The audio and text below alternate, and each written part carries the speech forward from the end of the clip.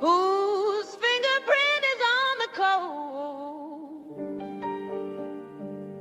whose breath inside the mold. $1 billion prayer answered in a petri dish. Tell me, is that heaven, or just a hostage with a halo?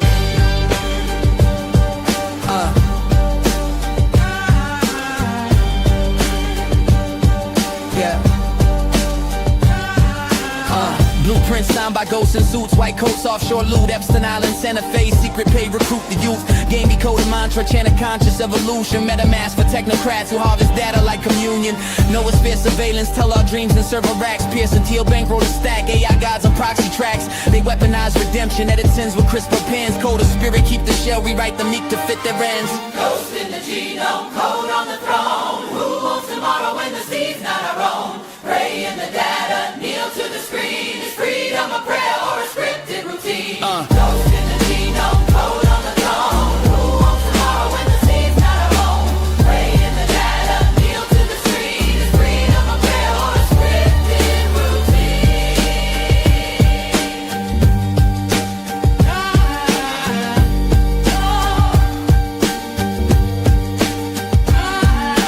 Talk prophets I love, but silence the devils they serve. Swapping our doubt for dopamine, selling the sky on reserve. Anti-rivalrous sermons mask the prophet in the plot, while drones carve halos in the air for those they chose to swap. Bypass pipelines, prime belief, influencers echo the creed. ID weave spinning the feed, complexity cloaks the greed. Edge foundation, last questions, answer the hidden labs. Paradise lost in an NFT, traded for server slabs. Upload the conscience, auction the flesh, legislate death through a silicone mesh.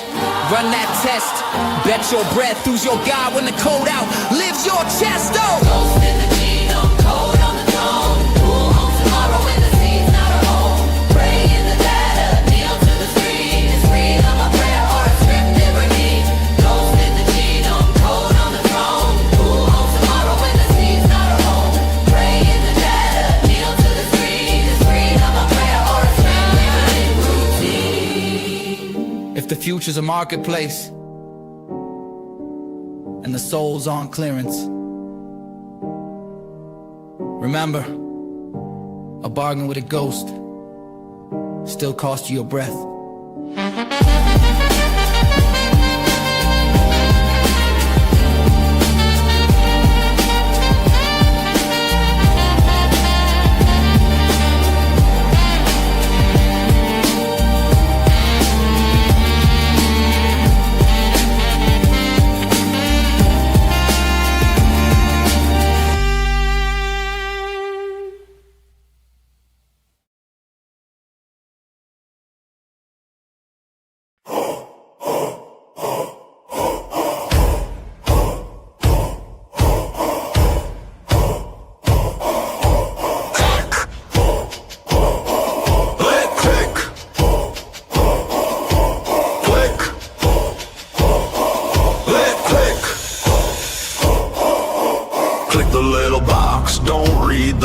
It's all binding, buddy, sign after sign. The devil's got a lawyer and he's working for free. You'll rent your own shadow for a monthly fee. Ain't no pen, ain't no face, just a phantom contract in a database. Agree, that's the key. You don't own nothing but the lock and the fee. Sign with a finger, blood on the screen. Terms and conditions in a corporate dream.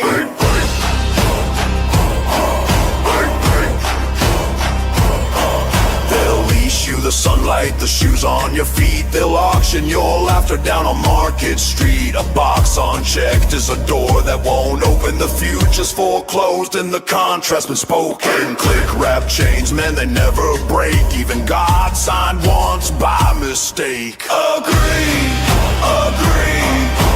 that's the key. You don't own nothing but the lock and the fee. Sign with a finger, blood on the screen. Terms and conditions in a corporate dream. Step right up, don't be shy. Scroll down the page, let your freedom die. No exit door, no midnight train. Just a click here, tattoo card.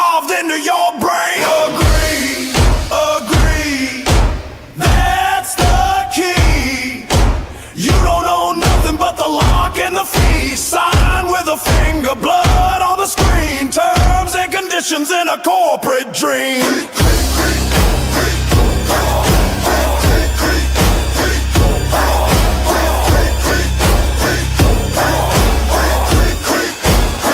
You're mine now.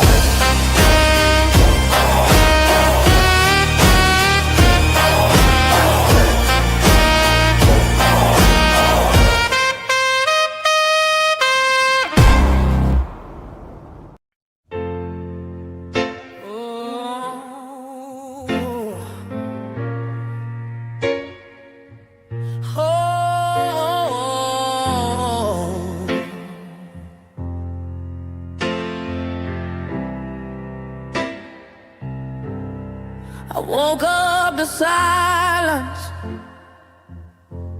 but the war had begun.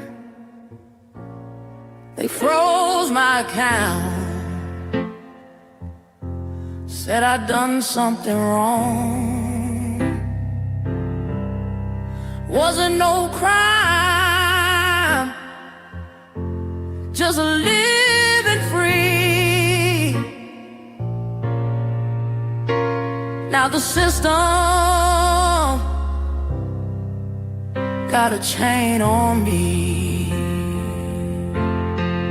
They took my savings, my future, my land, with a single code line and a government hand. Said it was safety, said it was green, but all I see is tyranny behind the screen. This ain't innovation, it's a trap in disguise. You'll own nothing, be watched all your life. Genius ain't freedom, reality ain't clear.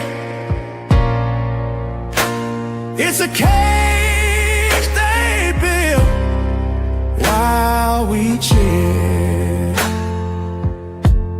I believed in the promise, the man with a plan, but the same old swamp just changed its brand. He banned the front door, opened the back, signed the bills that launched the final attack. This ain't innovation, it's a trap in disguise. You'll own nothing, be watched all your life. Genius ain't freedom, reality ain't clear. It's a cage they built while we cheer. Your gold, your guns, your voice, your name, they'll digitize it all, then shift the blame. Palantirizing AI chains, freedom dying slow in patriotic flames. This ain't about safety, it's control in disguise. With your ID, your face, your tears, your time, they wrapped it in stars, sold it with pride. But freedom's bleeding out from the inside. DEFCON 1, and they call it peace, but I still got breath, I still believe we can break the code, escape the scheme, turn this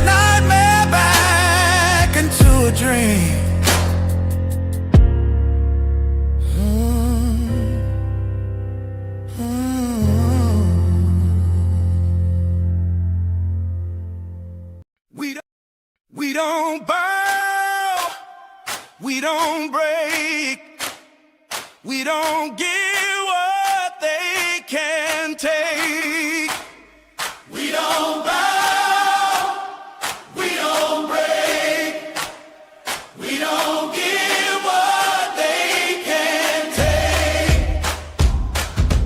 Roger stood with fire in his hand. We went built a haven on free land. Roman wrote the code they fear the most.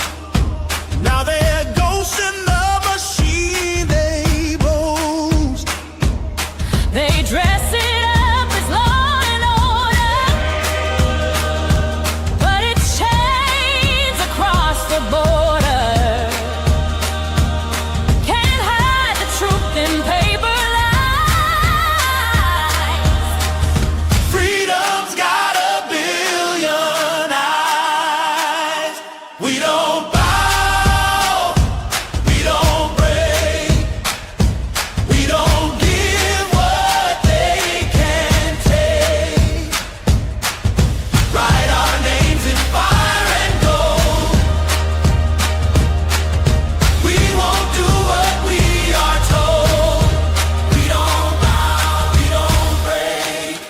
Hey, EO 14067, a law that kills the hope we're given. But paper crowns will wash away when the people rise one day. Roger in Roman's name. We'll sing 'em loud, we'll light that flame. Every cage they try to build, ooh, will break when voices won't be still.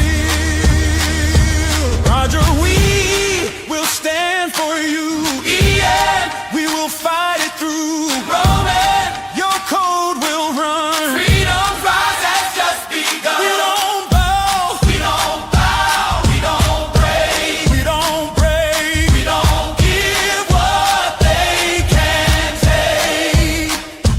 We don't bow, we don't break, we don't give what they can take.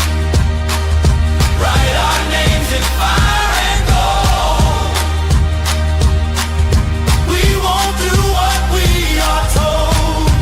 We don't bow, we don't break, we don't give what they can take.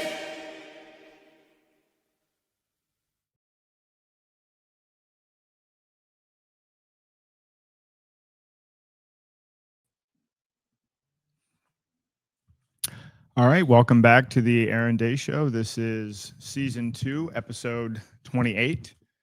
We have a pretty timely episode tonight, which is going to be current events through a technocracy lens. I'm also going to discuss a little bit about the new workshops that are coming up to defeat technocracy. I was traveling all last week, which you probably noticed if you watched any of the production quality from the podcast that we did from the road, but learned quite a bit, probably presented to 600 people, 700 people, and got a ton of feedback. Just had an opportunity to really interact with people and hear their opinions about what's going on. But also, one of the talks was a 90-minute talk specifically focused on solutions to technocratic threats. So, I mean, say 20 minutes of it was about technocracy. The rest was a huge high-level overview of the Xano ecosystem. And so there really is a ton of interest in people wanting to get hands-on involved and to really start figuring out how to use these technologies. And so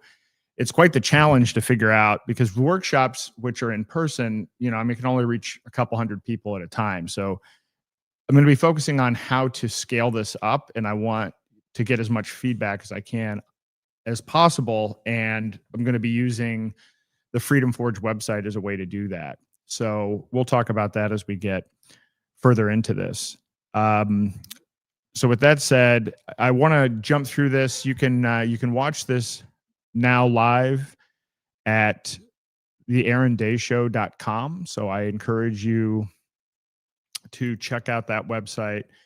There's going to be a lot of changes probably in the next week or so to even how live streaming works directly through that site. I'm actually going to begin hosting the site directly, so you'll be able to see the live stream, not just a pasted channel through YouTube, but you will actually be able to see streaming directly from my server. And then actually after the live stream, it will then be uploaded to IPFS, where it'll be decentralized, and it will be permanently available and completely censorship resistant. So it's a little bit cumbersome to do this, but I think it's important moving forward because essentially I think that the topics that we're talking about, as more people start waking up to technocracy and more people start moving to decentralized solutions, I believe this content will become even more censored and even more shadow banned. So I encourage you to check out theaarondayshow.com. And as I look at it, I'm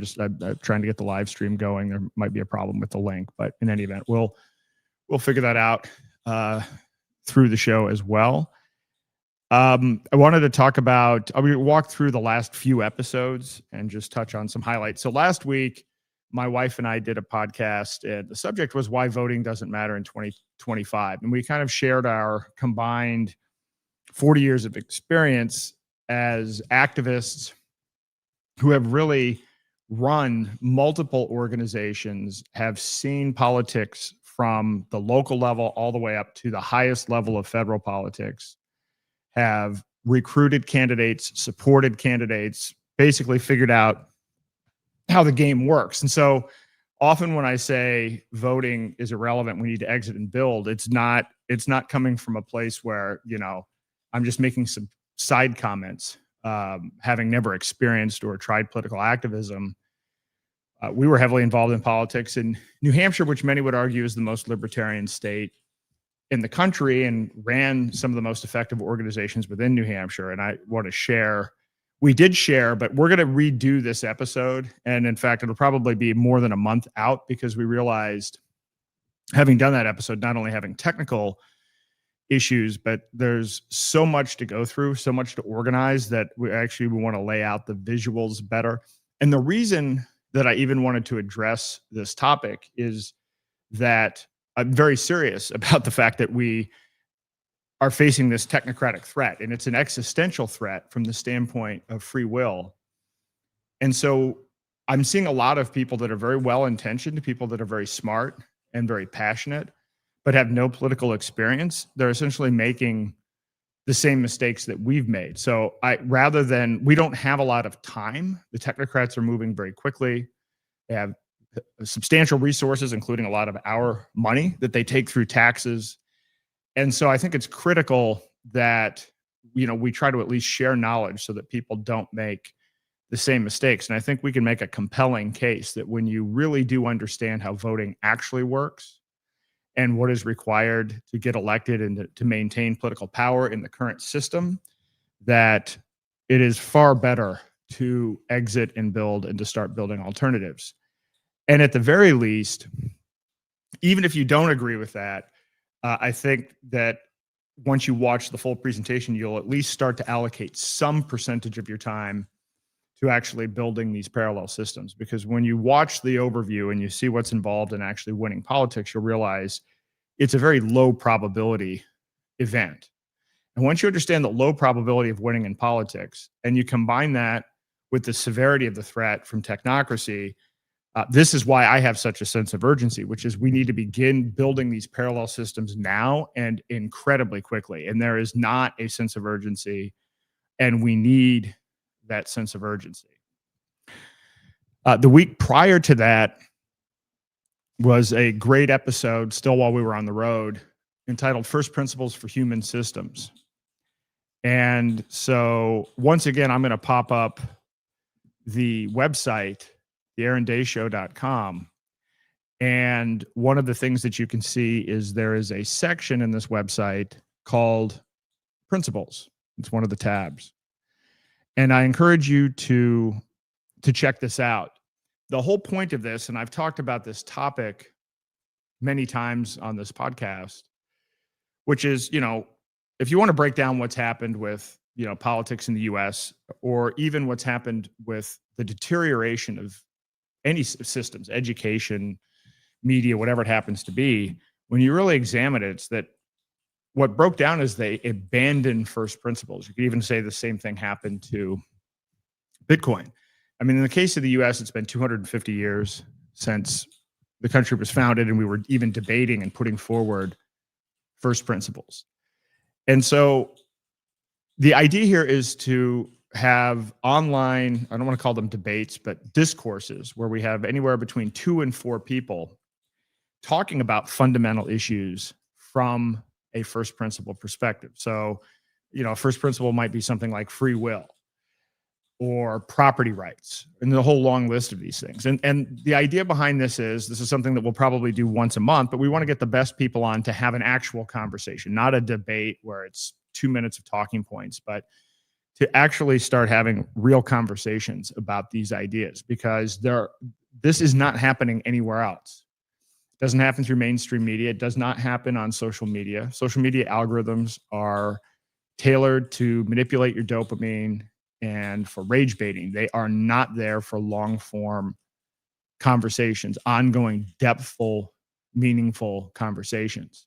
Academia no longer serves this purpose. It used to, but now it's even more profound indoctrination. And the higher you get in the process, the more and greater the indoctrination is. So this is going to be a long rolling process, but it's going to be community driven. It's not going to be me being the primary participant in these discourses. I'm going to be moderating the panel, but I will likely not be a participant in the panel. I'm trying to find people that are smarter and more knowledgeable about these topics, which are going to be numerous depending upon what the topic is. However, you can go to the aaronday.com show website, and you can register for a free account, and you can submit what topics you think are of interest, what first principles, when you think of, what are fundamental ideas that we need to think about moving forward in terms of designing these human systems, submit those ideas. And also nominate speakers, nominate people to participate in these panels. So it's not going to be driven from the top down by me. It's going to be driven by the community. And I did find that there was more interest in this topic than I thought. I'd given a talk on this over a year or so ago, and there wasn't as much interest in it then. It was kind of right prior to the election. But I found, talking to people afterwards, that there is actually quite an appetite. I mean, when I say an appetite, this will not be a mainstream topic any more than, the founders debating these ideas early on was a mainstream topic. The point of this isn't to generate maximum views, but it's to provide a framework for people who are interested in these ideas to have a platform to have these conversations. So I really do encourage you to check out the aarondayshow.com. And I am going to continue on every episode to push this site because, as I said, I remember when COVID first hit, and I went online and I did a series every day. I did a video. And the whole point of the video, each video segment, it was like 30 to 60 minutes each day, was trying to educate people on how to move to decentralized systems in advance of a crackdown and censorship from the government on COVID. So I saw in advance they were going to be cracking down on social media. I saw in advance a whole variety of things, including financial censorship. So I would, for instance, I would say, hey, instead of using SMS, move to Signal. Instead of using YouTube, use Odyssey. Instead of using your, credit card or your bank card, move to crypto. Is it introducing people to that? Instead of using Twitter at the time, and so on and on. And I did these things, but about 5 days in, I was shadow banned. So in the process of trying to educate people about a coming censorship and shadow ban, I was myself shadow banned.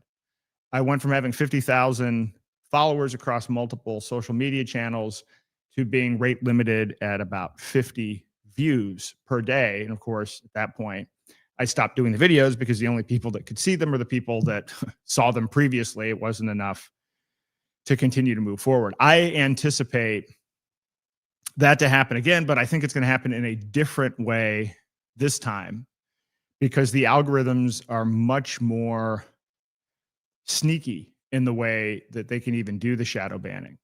Now, I remember when people first started hearing about shadow banning as a concept. I mean, that was not a term that people had been familiar with.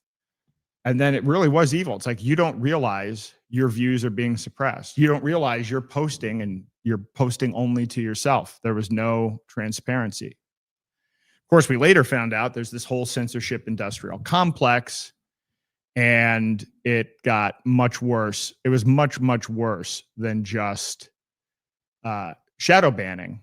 It was actually outright censorship. So anyway, I anticipate that moving forward. And I actually anticipate, I actually think that while I've been working on trying to talk about these ideas for a long time, I think within the next 90 days or so, the stuff that you're listening to on this podcast is going to become not mainstream, but it's going to become, people are going to start realizing, hey, wait a minute, this is actually the important issue.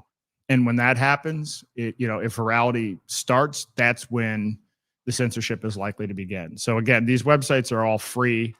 And so there's no money involved. So I encourage you to check out, I'm putting a link in the comments, theaarondayshow.com. This is one of 5 websites that I've either launched or am launching. And at some point, once they're all launched, I'll do an entire episode on why I put all of these things together and what the overall strategy is for all of this. So the week prior to that, I did an episode called Break the Grid, How the Xeno Ecosystem Can Defeat Technocratic Tyranny. This is a must-watch episode if you are really interested in starting to get hands-on involved in moving away from the system. And, I'll tell you, this will be a good time to talk a little bit about our experiences on our travels last week. So my wife and I left last Monday, rented a car. We drove down first to DC, where we sat in on a hearing, this Senate hearing with Senator Ron Johnson. And it was about vaccines. And he had a panel that included a Brownstone fellow, Toby Rogers, who's a phenomenal guy, great guy, who's been studying this autism issue, PhD, who's been studying this autism issue for years and has put together the most comprehensive research on not only that topic, but in the process, he kind of realized how big pharma works and how research itself works. And then Aaron Siri was there. I mean, I hate government, and I don't have a huge belief in political solutions, and I really don't like going to Washington, D.C., but this was the Super Bowl of Senate hearings. I mean, it was truly an amazing hearing, and I encourage you to check it out and to share the content. I mean, especially the stuff from, from Toby Rogers, from Aaron Siri, and Ron Johnson was absolutely great. And if more people can hear the information they were trying to share, then maybe individuals will take back some of their own power and stop using the healthcare system, which I think is our best way out. But, not hoping for a political solution, but in any event, the information that was presented in that hearing was absolutely phenomenal. So that was kind of the first event. Then we went to Polyface Farms, which is Joel Salatin's farm, also in Virginia, 2.5 hours away from DC.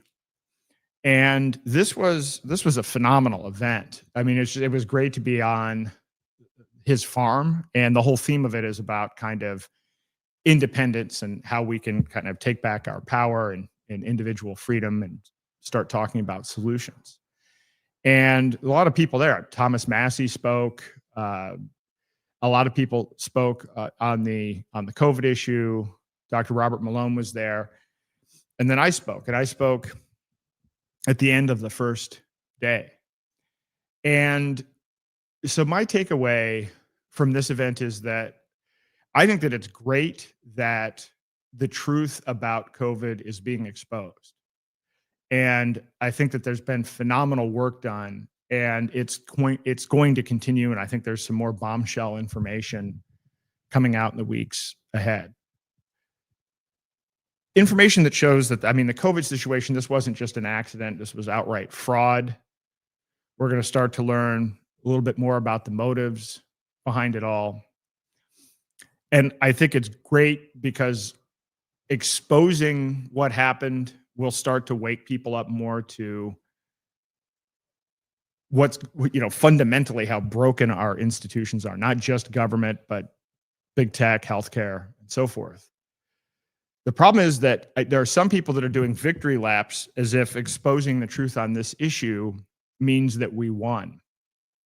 And I see this all the time. I'm watching Alex Jones. We've defeated the globalists. And none of that is true. The technocrats are winning, and they're winning at an accelerated pace. And because of the rhetoric and because of the way that this whole thing has been positioned, people aren't looking at technocracy. People aren't realizing or aware of the fact that while a year ago people might have said, look, I don't like Klaus Schwab, the WEF, the UN, Agenda 2030, all this other stuff. I don't want digital IDs, CBDCs, all of that. They think they've won, not realizing we now have implemented all those things. And in some cases, they've cheered it on. And now we're running out of time. And the interesting thing about the Brownstone audience is a lot of those people were new, people that I hadn't seen at other Brownstone events. And I think they probably got introduced to the Brownstone Institute because of the COVID issue. And when I explained what was going on with technocracy, literally I was watching people in the audience, their jaws dropped, because I laid down information that, people watch this show have heard quite a bit, but that is certainly not mainstream. It's not known. Nobody's talking about this stuff in terms of what's going on with technocracy, the links with Palantir, Peter Thiel, but more importantly, starting to dig into, and this is going to be the most sensitive issue and probably the hardest nut to crack overall, which is kind of JD Vance and I think more importantly, Elon Musk. So many people view Musk as a hero. They think he saved free speech by purchasing Twitter and all these other things. None of that is actually true, but more importantly, he had a specific technocratic agenda in mind from the outset. So revealing that information, there was that Charles Tart quote that I always talk about. When you present an idea that's one level above a person's consciousness, they are excited about it. 2 levels above, they fall asleep. 3 levels, they become angry, and 4 levels, they want to kill the presenter. And I think that's the case with technocracy in general. Most people are unaware of technocracy, and with Musk, you're going to get an even greater angry response. There are a lot of people that didn't. I've been talking to people about the Musk situation for a long time. And again, I don't dislike him as an entrepreneur. I bought the first Tesla in New Hampshire. I mean, I still use Starlink. The issue is not about not liking technology. It's about technocracy as a system of government that takes control out of the hands of the individual and puts it entirely in control of scientists and engineers picked by elites, which is the philosophy that Musk subscribes to. So he can be great at technology and that can be fine, but it's once you start moving into the realm of force, into the realm of using the state, and frankly, into the realm of going after people's free will, that's where I take an issue with it. So it's going to be kind of a long rollout. And I've been thinking a lot about how to present that. I will probably do a Musk-centered episode at some point, not now, but maybe a month and a half, 2 months down the line. I'm going to build into it because I know it's going to piss people off. This is going to be one of those level 2, level 3 issues for a lot of people, even people that I know. I told some people early on, I said, look, Musk is a technocrat. Here's the background. Here's what he said about UBI. Here's what he said about energy credits. Look at where his stance was on the COVID vaccine and everything else. And a lot of the response I got back was, well, he's changed, which of course is true. And by the way, everybody has free will. My point in this is not even to try to create division. It would be my hope that Elon who also has free will, changes and adjusts and maybe puts a little bit more emphasis and focus behind the importance of free will. So I'm not here to like divide and make more enemies. I guess in the end, the idea is to maybe try to get this information to Elon Musk and try to present this, because depending upon when he was indoctrinated with these ideas, he may not have questioned or examined these things and how early these ideas were introduced to him, because it seems like they've become foundational. But it's going to be very important to start noticing this. And the reason I think that there's now somewhat of an opening is around one key issue. I said, listen, Doge is never going to work. Do you remember this? People thought they were going to they were going to close the budget deficit completely, that Doge was actually going to completely wipe out the budget deficit. People believed this. People thought this was going to happen. And then when it didn't happen, there was this great little psyop where it was like, well, okay, Congress in Washington, D.C., and Musk continues to repeat this, can't be saved. I'm going to go off and form my America's Party. This is how we're going to beat this. Which, by the way, the platform for that is Technocracy. First talking about AI being used for the military, then AI used to make government more efficient. It's not about making government smaller in terms of what it does and the functions it performs. It's about making it more efficient. There's a big difference. But then what did they do? What did Doge do in this process? They handed over IRS information on all Americans to Palantir. And now Palantir is building a database of Americans. So the technocracy aspects were successful. And I would argue that Musk accomplished what he wanted to accomplish. But people are now looking to say, yeah, Doge wasn't successful. And now people look at it and say, yeah, well, you know, I am a little upset that my IRS information is now going to Palantir, which will then be tied to my real ID. So there are cracks that are starting to happen. I'm going to lay out the full case, as I said, at some point, maybe 6 or 7 weeks from now. But I expect it to piss a lot of people off, and it may lead to even more shadow banning. But that was my revelation. I mean, a lot of people, seriously, when the Brownstone talk, people came up to me, the response from a lot of people was, wow, that was really interesting information. I'm glad I knew this. You know, do you have workshops? How can I learn more? But I had some people come up to me to say, you scared the shit out of me.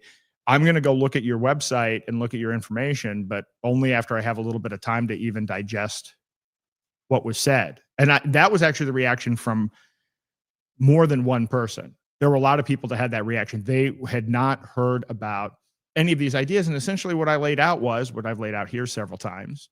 We already are 80% of the way to owning nothing because we've given away our rights and our information through online click wrap agreements. And that centralized tokenization, such as the Genius Act and the Clarity Act with stocks, bonds, and commodities, will make it so that the combination of us surrendering our rights through these contracts, plus the ability for centralized actors to be able to monitor, program, and censor all of our assets, not just our money, that is the 1-2 punch that allows technocracy to be implemented. So I'm preparing for a pretty tough road ahead based on the reactions that I've seen. Not a tough road. It is shocking. And my point, I don't want to scare people for the sake of scaring people. Like, this isn't I'm not monetizing clicks. There's no profit motive. In fact, the only way this is important or helpful is not if people become paralyzed when they hear this information, but that they actually start taking action. And from my perspective, I guess part of the reason that I want to do the thing explaining the 40 years of political experience is to say, look, yes, you now know how bad this is. Don't go now waste your time thinking you're going to fix it politically. We are at this late stage part of the process. It's time to start building parallel systems. I'll continue to talk about how we can build private, decentralized, peer-to-peer alternatives. So that was the second event. The third event was I went to Chris Martinson's event, Peak Prosperity, which is a great event. I went to this last year. And last year I did a workshop. I did not a full workshop, but I think I had like 3 hours. I had two different segments. And one thing that was interesting about it was just to see how much has happened in the last year. Because when I did that workshop, none of the stuff that I talked about in this episode 25 existed. There was no freedom dollar.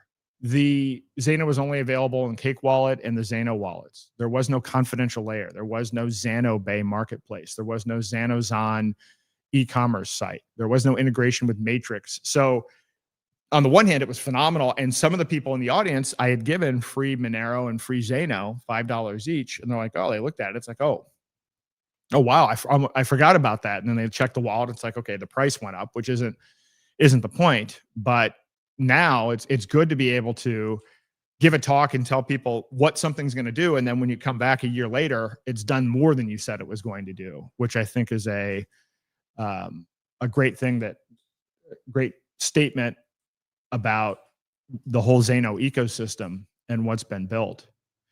But coming up after this, I was just surrounded by people after the event.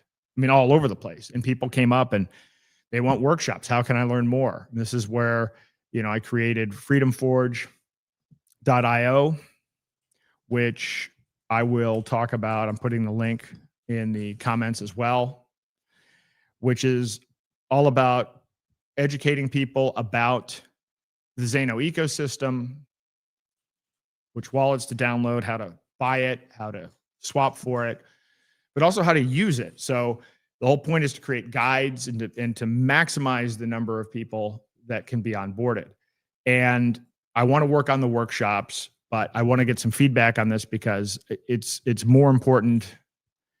I just want to get as many people onboarded as possible. And the workshops are really expensive and time consuming, and I will do them, but I only want to do them in the context of if it matters. And if I want them to be meaningful, like people that already are committed to building, right? Not just here's how to get a wallet, because traveling 1,000 miles or 2,000 miles to teach 100 people how to download a wallet is not a great use of time. But if we could get a bunch of people in a room and onboard merchants and get people who want to work on businesses together and brainstorm different ideas and different ways to counter these technocratic threats, I think that would be really helpful. So that was my takeaway from that is, and Martinson's group, these are people that are already kind of hardcore working on alternative solutions. These are people that are, already doing a lot of their own regenerative farming, already adopting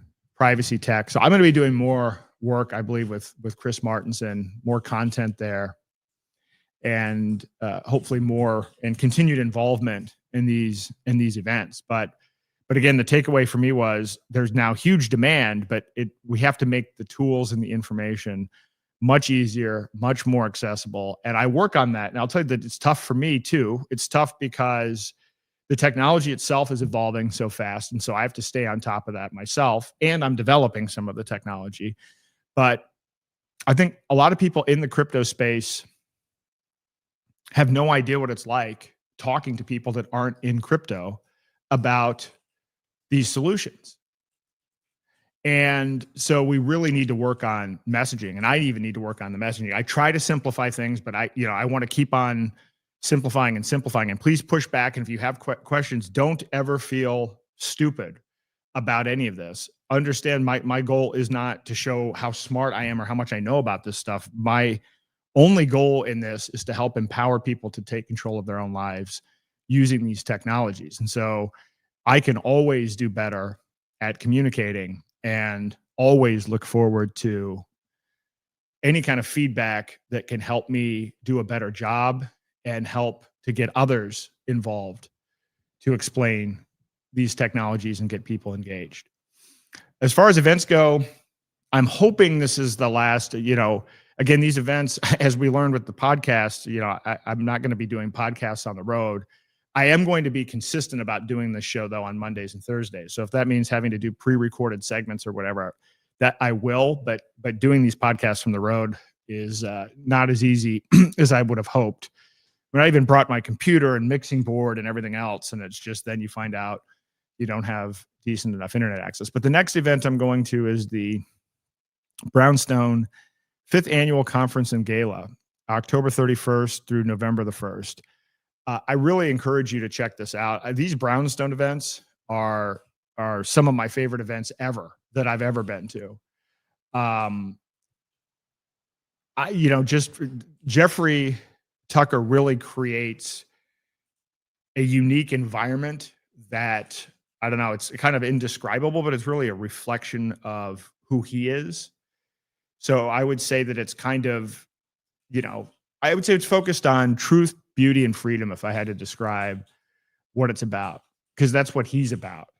You see him and he's wearing his cape or whatever, or one of the events, and he'll bring in, a string section or whatever to play beautiful music. He always picks beautiful hotels, but the people that are there are people that are there because, at least the speakers are there because they were punished for speaking the truth. And the people in the audience are people that are interested in the truth and, largely just learned, many of them themselves, that they've been duped. And then we've all learned this at, one way or another at various times based on different experiences. But these are great events. So if there are any tickets left, I encourage you to check it out. I've never spent any time in Salt Lake City, so I'm looking forward to it. And I'm looking forward to speaking as well. So with that said, I'll start moving on to tonight's topic. Is just as a refresher for everyone. The whole point of this podcast and everything that I'm doing is to highlight the fact that the war that we're in right now is actually technocracy versus freedom. Technocracy being scientists and elites making decisions for us using social credit systems, digital currencies, ultimately tied to energy credit. And what's at stake is free will itself. And I believe that the big battleground now at this point in time is tokenization, because as I said earlier, the way they're going to take technocratic control is use the surrendering of our legal rights, which we've already largely done, in conjunction with programmable digital tokens that they control and censor that represent all of our assets.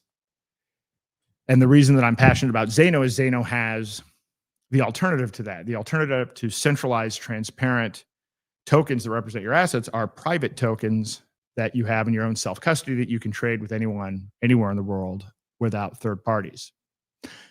And so I've designed and kind of structured what I'm doing into three different areas. One is trying to wake people up to technocracy. The other is trying to help people understand that they have free will. Many people don't even realize they have free will. They've been programmed to the point where they're kind of on autopilot. They still have free will, but the programs are kind of subconscious programs are taken over. So things that I'm doing in this area include, this website ownnothing.org, where people will be able to see what they've given up in terms of their rights through all of these online agreements. You'll be able to paste a link to a contract and we'll analyze it and we'll show you this is what you've given up in terms of privacy, ownership, 8 different dimensions. That's one example. And there will be other tools and other things to help people realize this. But people realizing that they do have control over their own lives and that they can shut off these systems and exit these systems is critical. If people don't start doing that, there isn't much hope. The good news is anyone can do this at any point.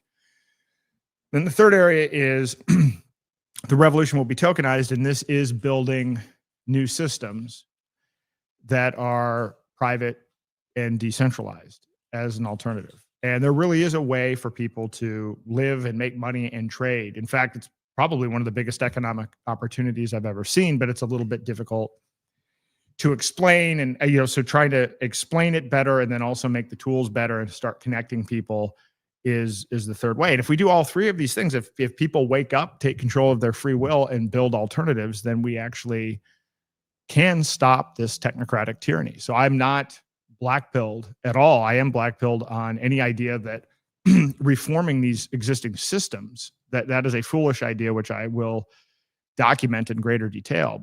But I'm very optimistic that we can do these things, and I'm very excited about where we are with Zano. So today's topic is really about current events decoded. So I wanted to, because what we're seeing, and I'm going to talk about Charlie Kirk, but not in a conspiracy theory sense. I'm not going to speculate on who did it.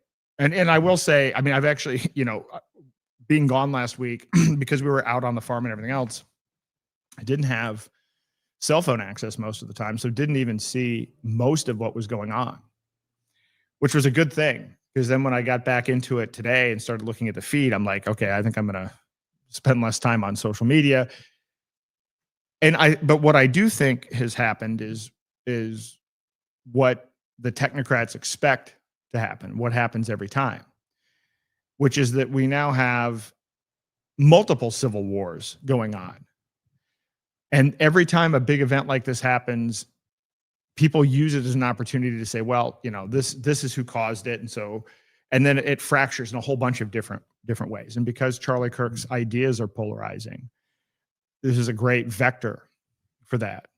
But I'm not going to speculate on who did it or why. It does matter, and the truth does matter as to who is behind this. But what I am going to talk about is how ultimately the technocrats are going to use it, because the technocrats have been, since probably 1973, using these crises to put in place more financial surveillance, more centralized control, and greater movement towards a one world government. And so again, we'll have the Q&A later. And if I don't really want to spend a lot of time on speculation, but I do want to use this as an opportunity to illuminate how the technocrats are using this. Now, today, JD Vance actually hosted the Charlie Kirk show. So I'm going to play a very short clip from that in case you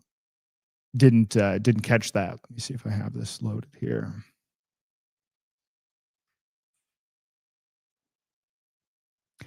Well, I thought I had it. Now, let me see. Let me load it up real quick. It's a very short clip. It's not even a minute, I think. Maybe it's only 45 seconds. It's basically just the introduction, his introduction of the show. I did not have enough time to actually watch the whole show today, but here's the clip.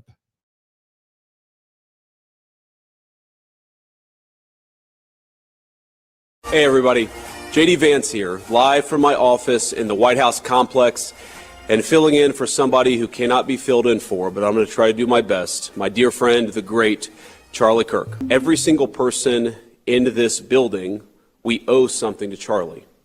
He was a joyful warrior for our country. He loved America. He devoted himself tirelessly to making our country a better place.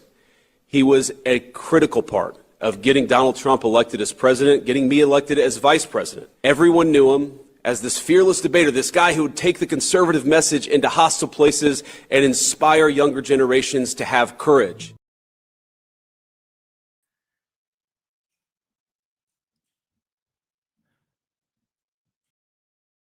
All right, so here we go. I'm not sure what happened to my video. Hold on a second.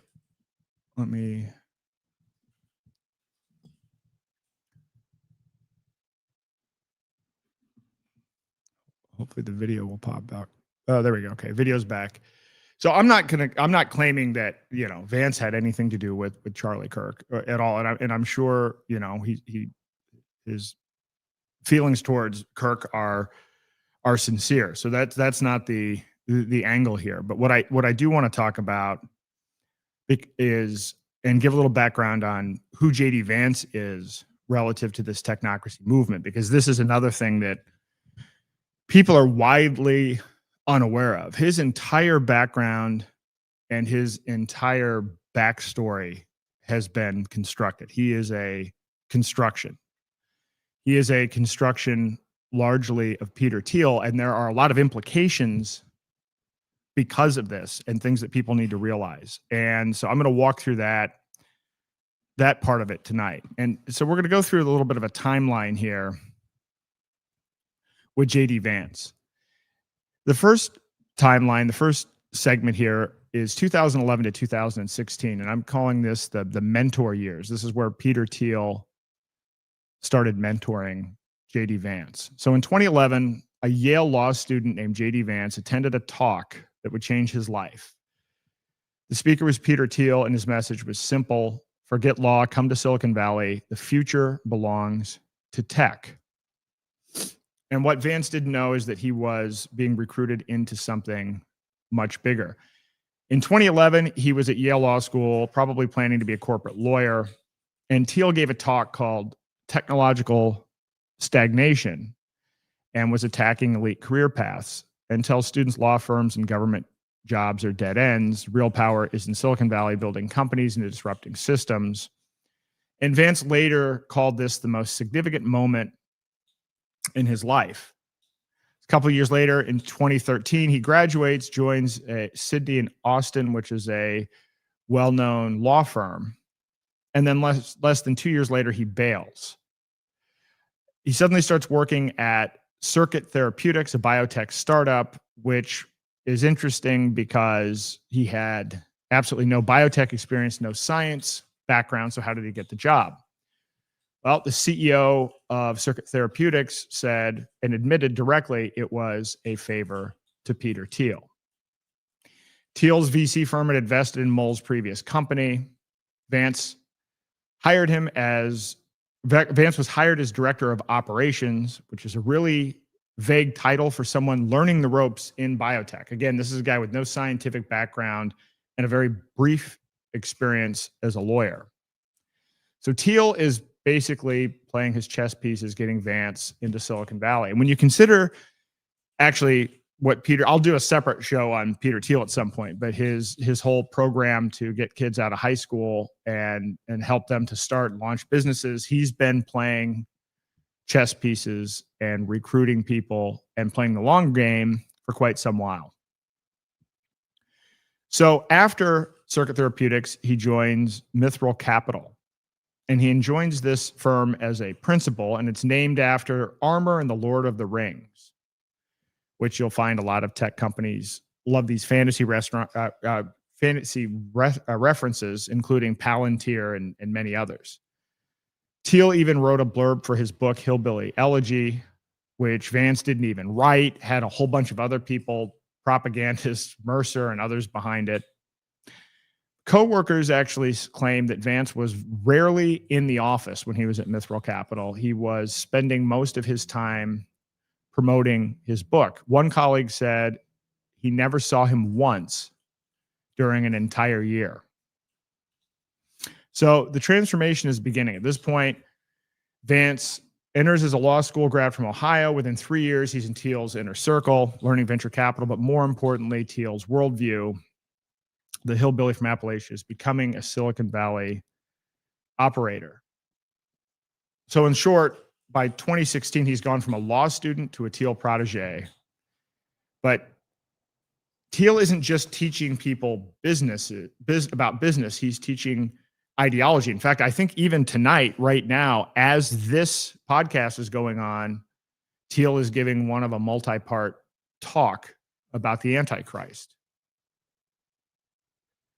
And again, the show on Thiel, which is going to take me a long time to prepare for, is going to be very interesting. And I think it will be eye-opening and horrifying for many. So that's phase one. Phase two is really all about building power. It's about building the machine. This is call it the investment phase from 2017 to 2019. Peter Thiel doesn't just make investments, he builds empires. And in 2019, he helped J.D. Vance build his own venture capital firm with nearly $100 million. This was not about making money. It was about building a political machine. So from a timetable perspective, now we're in 2017. Vance leaves Mithril Capital after a clash with the managing partner. He then joined Steve Case's Revolution firm, which I've actually examined that quite a bit. I didn't even know if that's still going on. Steve Case is a far left guy. And this venture capital firm was out of Washington, D.C., in fact. While at Case's firm, he works on Rise of the Rest, investing in middle America.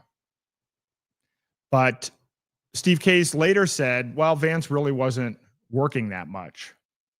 I mean, kind of like his role at Mithril Capital. He was out promoting his book, not really doing anything at Mithril Capital. Then in 2019, Vance announces his own VC firm in Cincinnati, Narya Capital. And I will tell you, I've met with, I used to be a VC for a very short period of time, firm called Industry Ventures, which is now a $3 billion firm. It was like $100 million fund when I was involved in, I don't know, 2001, 2002. Venture firms, you will not find very many venture firms in Cincinnati. That is not a critical place. In fact, that has to be one of the worst places on the planet to launch a tech-focused firm. I mean, when I say these guys are playing the long game, even Vivek running for governor and everything else, there are a lot of pieces that have been put in place here for a long period of time. You would not start a business in Ohio. I spend a lot of time. I mean, I wouldn't even start a business in New Hampshire. You always look for the best laws, the best taxes, and everything else. And Ohio does not come to mind for this. So he raises $93 million, a lot of money for a first-time fund. Who were the investors in this fund? Peter Thiel, Mark Andreessen, and Eric Schmidt. Eric Schmidt was the former CEO of Google, complete lefty, and absolutely a technocrat. These guys don't generally just invest in random first-time fund managers. This is Thiel building Vance's independent power base. Right? Now you have Vance in the middle with people like Andreessen, who's only recently, I mean, back in 2019, Andreessen wasn't even very political. So now Vance is being positioned right in the middle here of very powerful people, but that have kind of a full range spectrum of ideology. Then in 2019, same year, Vance co-funds something called Rockbridge Network with a guy by the name of Chris Buzzkirk. And at this point, he's starting to build out his conservative donor network, but not the traditional GOP. The mission here is replace the current Republican ecosystem. The funders of Rockbridge Network include Thiel allies and other tech billionaires. So this is where they begin building the alternative power structures outside of traditional politics. This is the strategic positioning. Narra Capital gives Vance economic credibility. Rockbridge gives him a political network, both funded and influenced by Thiel and his inner circle. Vance now has money, connections, and an ideology. He is clearly being positioned for something bigger. It's during this time he moves back to Ohio, but stays connected to Silicon Valley. So he gets the best of both worlds. He gets heartland credibility, but tech money. He's setting up for a political run. And even at that time, it was pretty transparent to people that something was coming. And it was reported at the time that Thiel was encouraging him to run for office. So in short, by 2019, the machine is built. Vance has the money, he has the network, he has the backing. Now all he needs is the opportunity. And in 2021, that opportunity finally arrives. In 2022, Peter Thiel did something unprecedented. He dropped $15 million on a single Senate race. Not a presidential campaign, not a governorship, one Senate seat in Ohio. Why? Because J.D. Vance wasn't just a candidate, he was Thiel's project going operational. This is a huge lot of, Thiel had previously invested $2 million in a super PAC supporting Ron Paul for president back in 2008, or was it 2012? Whatever. But Thiel has been known to put big money into campaigns, but putting that amount into a U.S. Senate campaign is absolutely unprecedented. So at this point, you've got to understand they've got a bit of a problem because Vance has a Trump problem. Early Vance called Trump America's Hitler in private messages. He said Trump was cultural heroin for struggling Americans. Well, this is a big problem if you're now in an Ohio primary, where Trump's endorsement is absolutely critical for winning. So how are they going to solve this? Well, it's a Mar-a-Lago solution. In 2021, in February, Thiel personally brings Vance to meet Trump at Mar-a-Lago. So this is a billionaire vouching for his protege. So literally, this is where Thiel introduces Vance to Trump. Trump had never met him previously. And it was at that meeting where Trump essentially brokers peace between Vance and Trump. Right after that, Vance does an immediate and complete 180-degree turnaround and becomes Trump's biggest defender. I mean, the transformation is so dramatic it raises eyebrows, and you may have seen some of the clips because there are numerous clips of Vance previously just completely bashing Trump in public. Truly was one of the biggest never Trumpers. So it raised a lot of eyebrows, but nevertheless, Thiel commits to $15 million to the Protect Ohio Values PAC, largest single donation to Senate race ever. But it's also not just money. It's a signal to other donors. And I've seen this. I've experienced this personally.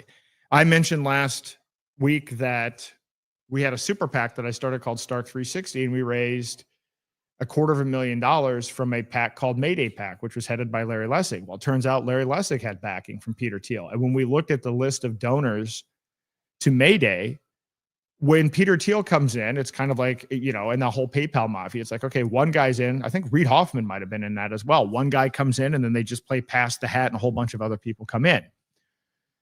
And so this is kind of a normal thing. And that's exactly what happened here. Thiel also steers another $200,000 through other dark money groups. And he recruits 10 other major tech donors, including David Sachs, our current crypto AI czar, who invested $1 million in JD Vance's Senate campaign. This campaign it involves Thiel's money funds a massive ad campaign, and Vance goes from unknown to frontrunner.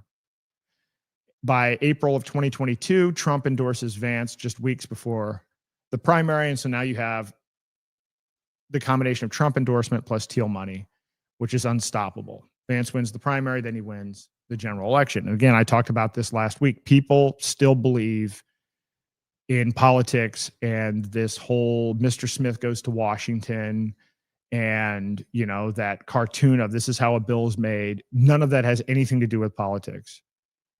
You know, it's said that in the Southern District of New Hampshire, you can indict a ham sandwich. You can elect a ham sandwich because the voters have almost no information. We're talking 0 to low information voters. Get out the vote is controlled by big data and AI. The candidates are pre-selected by the elites, and the whole thing is an illusion of choice. So again, in a month or so, we'll do one on, I'll show how voting works, how elections work, really work, not textbook propaganda work. But this is a great example of it right here with JD Vance. So now you can see the puppet strings. Vance offers a dinner with him and Thiel to top donors. Campaign explicitly marketed as Thiel-backed. The opposition even starts calling him a Peter Thiel puppet. And Vance doesn't even deny it. He actually kind of leans into it in a way. It wasn't hidden influence. I mean, at this point, this is one of these things, and this is a common thing with technocrats. They actually think we're so stupid that they don't even bother to hide this stuff. And they actually turn it into an asset. And people start actually, oh, wow, he's backed by Peter Thiel. This must be great. So that's where we are. So now Vance is a U.S. senator, bought and paid for. But Thiel isn't done. This was always just a stepping stone, because what's the value of having a single senator from the state of Ohio? Why would Peter Thiel even care about a single senator from Ohio? Did Vance even do anything to really push Thiel's agenda as a senator? No, this was always part of a bigger setup. So the next phase that we have is 2023 to 2024. This is where the coronation is essentially complete. In June 2024, at a San Francisco fundraiser, tech billionaires were asked who Trump should pick for VP. David Sachs, Chamath, I can't pronounce his last name, and others had the same answer. JD Vance. The fix was in. Silicon Valley was about to put their man one heartbeat from the presidency. So here are the key points. If you actually look at Vance's Senate performance in 2023, he immediately became Trump's most vocal defender. He attacks Ukraine aid, which is Thiel's position. He promotes tech deregulation. He begins questioning democracy itself, which I'm going to get into that in the next part of the presentation. I'm going to introduce Curtis Yarvin. On Thursday, probably, I'm going to do a whole episode on Curtis Yarvin because he's another one that people need to understand. He's absolutely critical to understanding technocracy, the right-hand path of technocracy. And so at this point, even with Doug Burgum in the room, by the way, they all say Vance. So to go back to this whole issue, but in any event, at this point, he's clearly not representing Ohio. He's actually representing Silicon Valley based on his performance in 2023. These are not positions, these positions questioning democracy, promoting tech deregulation, even attacking Ukraine aid. Those are not positions that are aligned with the people of Ohio. Those are not even popular stances there. I want to go back to a little bit this. So then the next step is there's a fundraiser in San Francisco. This is June 6, 2024. David Sachs hosts it at his mansion. They raised $12 million in one night. Trump asked the room who should be VP. Sachs and other tech titans say pick Vance, even with Doug Burgum in the room, as I just said. This is where JD Vance was picked by Trump as VP. June 6, 2024, at a $12 million fundraiser at David Sachs' home in San Francisco. Further to discuss Thiel's influence in all this behind the scenes, Thiel was making direct calls to Trump. He was also calling through intermediaries like David Sachs. Also, Jacob Hellberg, Palantir advisor, was pushing Vance. It was a full coordinated campaign by the Thiel network. It wasn't just endorsements. It was an active lobbying campaign. So in exchange for picking Vance, the Trump campaign raised a whole bunch of money. And then, as you can see, contracts to Palantir, people like David Sachs, a lot of strings being pulled and a lot of other people being put into place. So this fundraiser happens again, timeline June 6th. The selection officially happens July 2024. Trump announces Vance at the Republican convention. Elon Musk immediately endorses. Immediately. Excellent decision. We'll get back to that. This is also part of the technocracy. And also part of the fact that all of this is highly coordinated. The Thiel network celebrates. More tech money starts flowing. Promises of hundreds of millions of dollars. Silicon Valley has now officially bought this position. Technocracy has officially bought the VP. November 2024, the Trump-Vance ticket wins. January 2025, JD Vance becomes the vice president. The Thiel project that started with a Yale lecture is now complete. So let's follow the money. Because when you track every dollar from Peter Thiel to JD Vance, you see this is not about politics. It is a hostile takeover of American democracy by Silicon Valley billionaires and technocrats. Let's discuss the flows of money. 2015, Thiel gets Vance a job at Circuit Therapeutics, a favor to a portfolio company, an investment of Thiel's. 2016, brings Vance into Mithril Capital through direct employment. 2019, major investor in Vance's Naira Capital. 2022, $15 million to his Senate campaign. 2024, untold millions through various PACs for VP run. Total tens of millions directly traceable. And there's much more that's not traceable through 501c4s and a whole variety of other relationships. And Peter Thiel kind of pushing people and pushing favors behind the scenes and donations that show up as other people. The network effect of this is Thiel recruits other billionaires to support Vance. We already discussed David Sachs, $1 million to the Senate campaign, hosts the Trump fundraiser where Vance was ultimately selected by Trump. Mark Andreessen gets involved. Eric Schmidt then gets involved, even though he is a Democrat. The entire PayPal mafia is aligned behind Vance.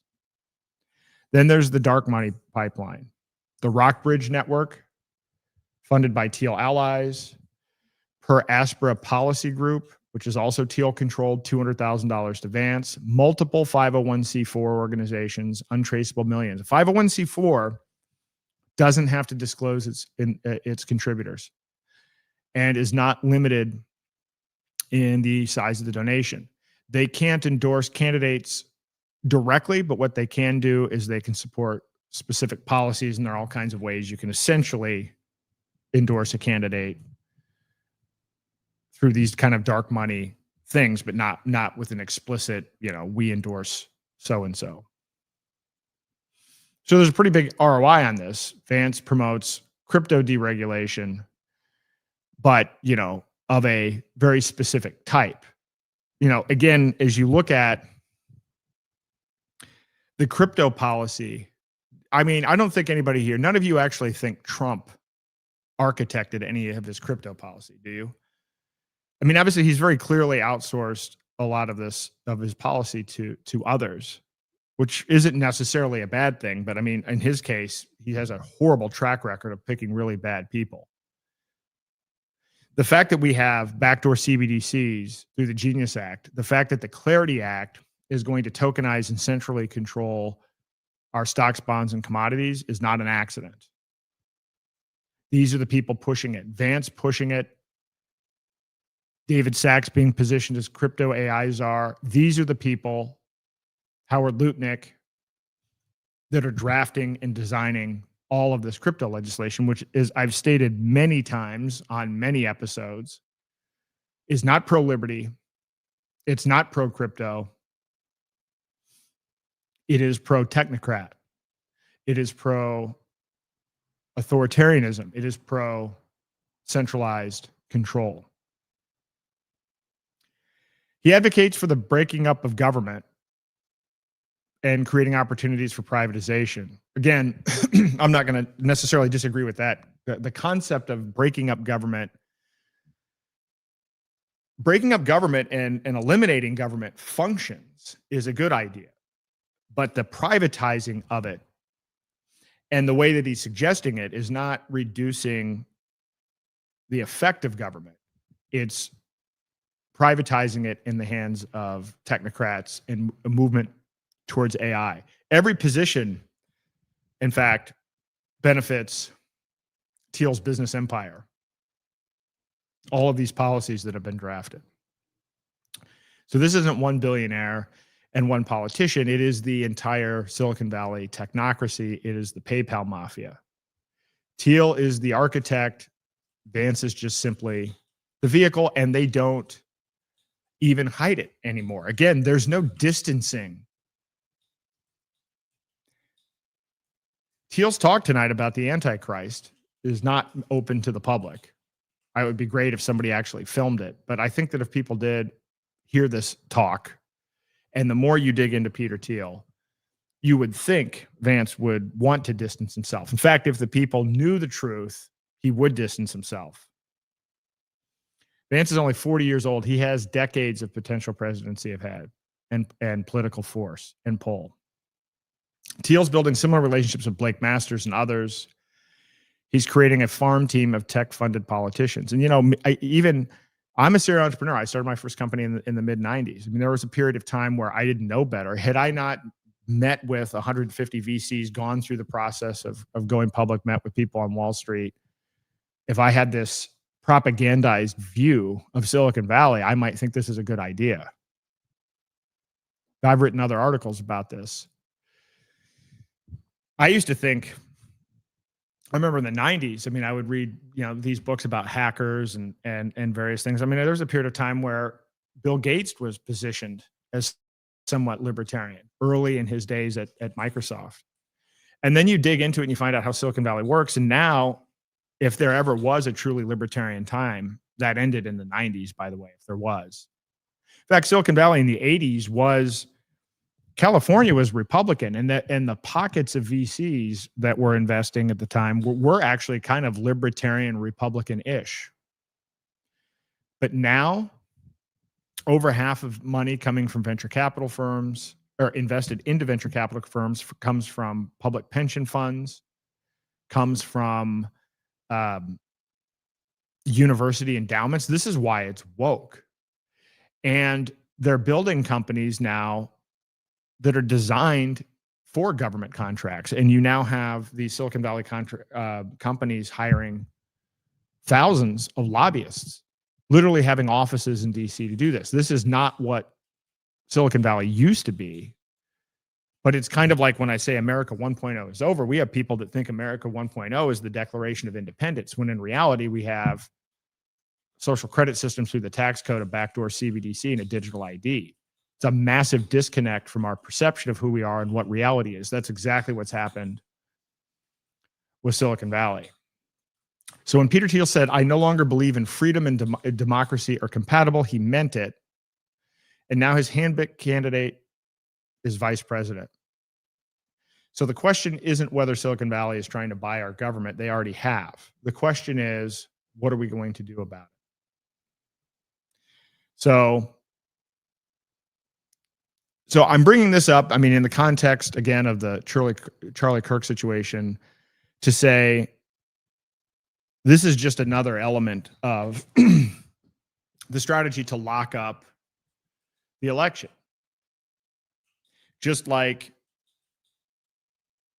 Vance ran in Ohio, trying to tie off of his roots, but was really representing Silicon Valley.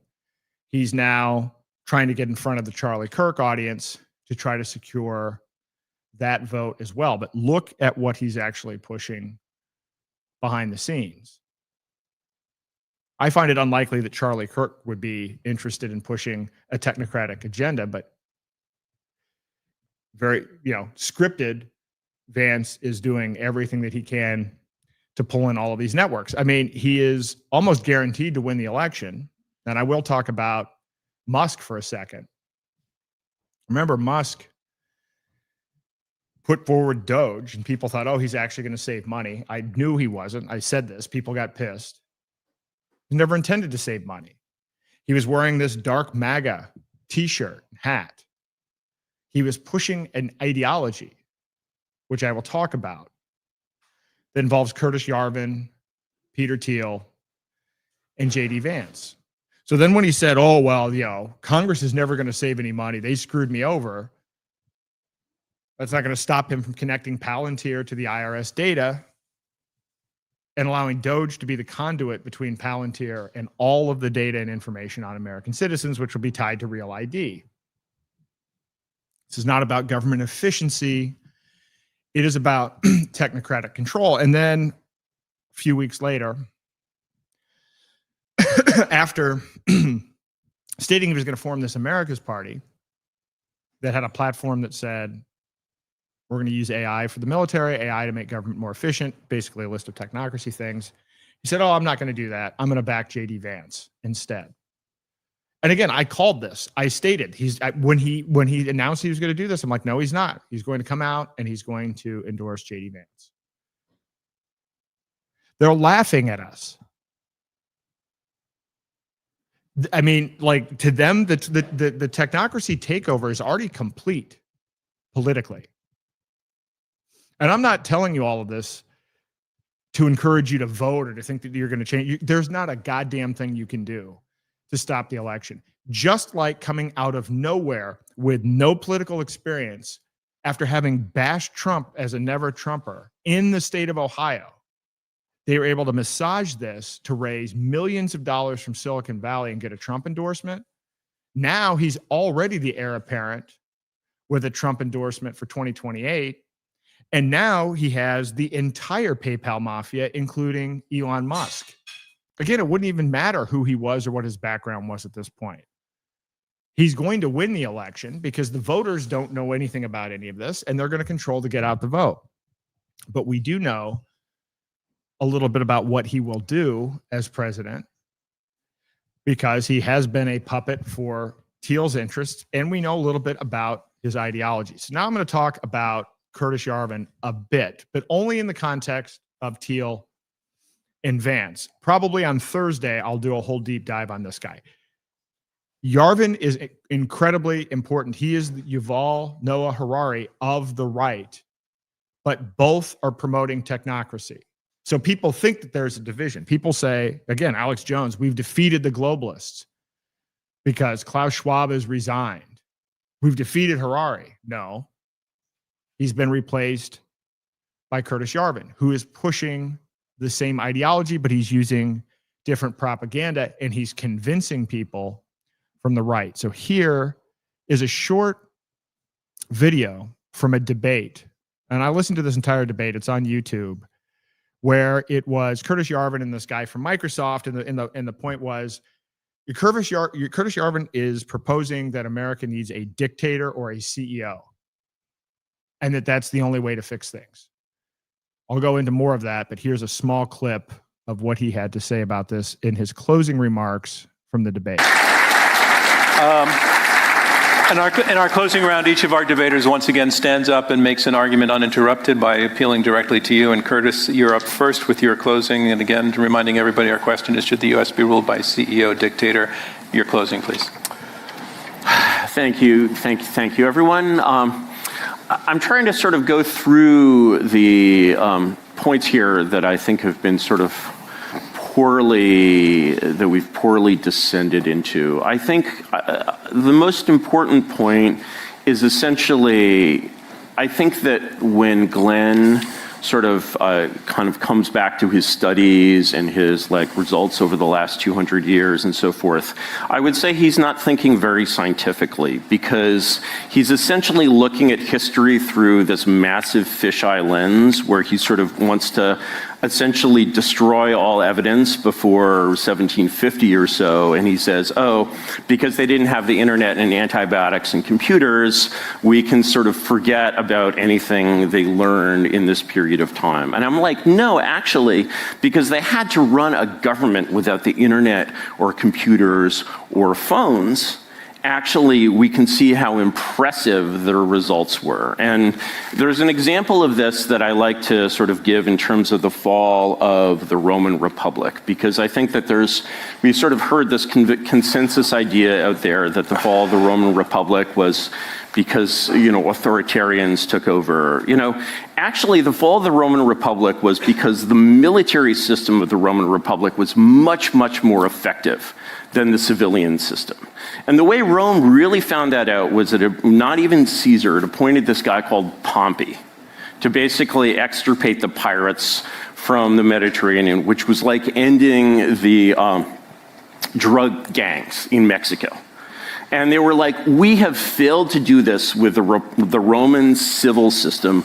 Let's do it in the military way. Top-down command, without any computers or guns or cell phones or whatever. As soon as they adopted the monarchical way of doing things, Pompey clears the Mediterranean of pirates in 3 months. It's very, very similar to Bukele in El Salvador. Here's a thing that basically people said couldn't be done, and it was just done. And people are like, wait a second, we need a new system of government. And that's what created the Roman Empire. And I think that if that hadn't happened, Rome would have been destroyed by the Gauls, probably in about 50 BC.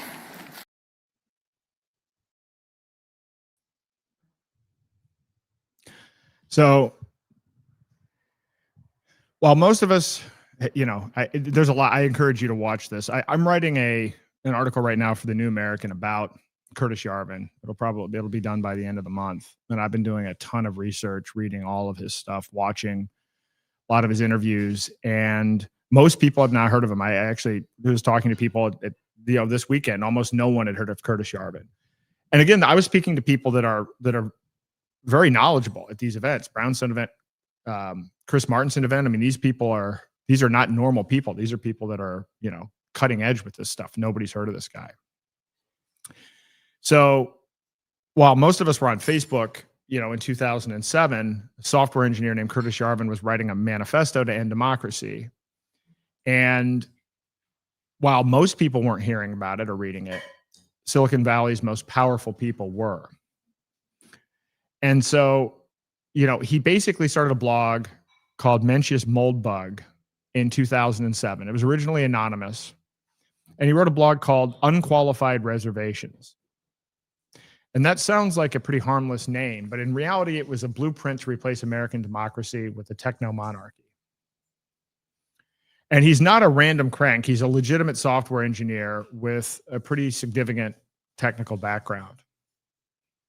So he introduces this concept called the cathedral, his term for media, universities, and government working together to maintain power, which, of course, a lot of his descriptions of the problem are accurate. It's his solutions that at least I disagree with. And I think the more people learn about them, I think most people would disagree with them. But he does do a good job of laying out what some of the problems are. His idea is that democracy is weak and inefficient, and corporations are a superior model. America needs a CEO, not a president, someone who can fire everyone and start over. And I thought this was interesting. He's the one who actually coined the term red pilling for politics before the alt-right adopted it.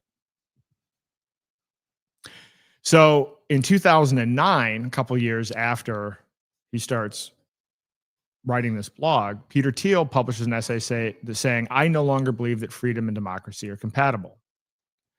Well, this isn't a coincidence. Thiel is already reading Yarvin. And again, Thiel's not just rich. He's connected to every power player in Silicon Valley. In 2012, Yarvin writes the RAGE manifesto. RAGE stands for Retire All Government Employees. And a quote from this manifesto: if Americans want to change their government, they're going to have to get over their dictator phobia. Again, if Americans want to change their government, they're going to have to get over their dictator phobia. It's not metaphorical. He's actually literally saying, fire every single federal employee. Now, by the way, I wouldn't disagree with fire every government employee. I just wouldn't replace them with anything. And that is not what he is proposing.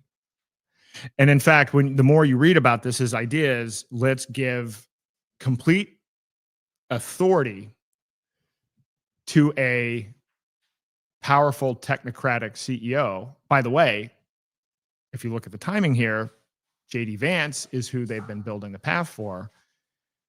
And then JD Vance is essentially the conduit to turn over government to AI and the technocracy. So he's trying to replace the people loyal, replace the current people in government to people or AI systems, I would add, loyal to the new CEO dictator. So in 2013, we know Thiel has already been following and amplifying Yarvin's message. Thiel invests in Yarvin's company, Telon, through Founders Fund. And Yarvin goes from being an anonymous blogger to a Silicon Valley insider. So by 2013, we have an anti-democracy philosopher funded by a billionaire who agrees with him, but they're missing one thing: a political vessel to carry these ideas into power. So now we're in the next phase of this. Thiel's dual investments. So Peter Thiel doesn't just invest in companies, he invests in people. And when he invested in Curtis Yarvin, he was investing in an ideology that would eventually reach the White House. The Telon investment, so Thiel's founder fund invests in Yarvin's Urbit project through Telon. And it's not just money, it's Thiel publicly backing a known anti-democracy advocate. Urbit is pitched as a decentralized internet, but really about creating parallel systems outside of government control, but not, this is one of those, decentralize in order to centralize again type of scenario. So in 2016, Yarvin claims he's been coaching Thiel. They actually watched the 2016 election returns together at Thiel's house. Yarvin calls Thiel fully enlightened, meaning that he gets the full anti-democracy program. This isn't just patron-client, it's an ideological partnership. So, in short, Yarvin is to Thiel what Harari is to Klaus Schwab, except that Klaus Schwab is just an academic that doesn't really have any capacity to execute. At the same time, in parallel, the Vance grooming is going on. So Thiel's been grooming JD Vance since 2011. Again, 2015, Vance gets a job at Circuit Therapeutics. 2016, Thiel brings Vance into Mithril Capital. 2019, backs Vance's Naira Capital. This is a 10-year cultivation project. And then in 2022, Thiel drops $15 million on the Senate campaign, also funds Blake Masters. And so now, here we are. Thiel's not only bought influence, he's actually at this point creating a movement. And every Thiel company becomes a recruitment ground. So PayPal Mafia, Palantir, Founders Fund, they're all connected. And now Mark Andreessen, David Sachs, and Elon Musk are all reading Yarvin. So here's where it gets interesting. In 2021, JD Vance goes on a podcast and starts quoting Curtis Yarvin by name. At this point, the philosophy goes public. So now we go from Yale to Rage. This is where the ideological transfer happens.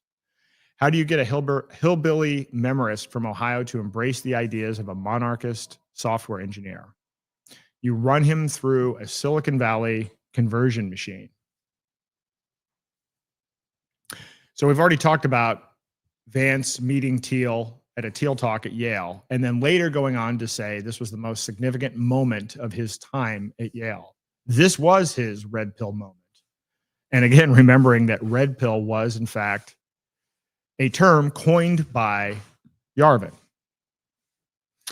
So the Silicon Valley baptism is from 2015 to 2017. Vance is fully immersed in Thiel's world, learns the venture capital game, begins learning the Thiel-Yarvin worldview, and surrounded by people who think democracy is obsolete. And again, democracy, I'm not a fan of democracy, but governments should not be corporations. The whole point of at least having a government is to protect rights so that people can create corporations. There's a whole fundamental flaw in, and even the purpose of government. The purpose of government is not simply to maximize profitability. There's a lot of flaws in Yarvin's thinking, but I'll address that when I actually address Yarvin specifically.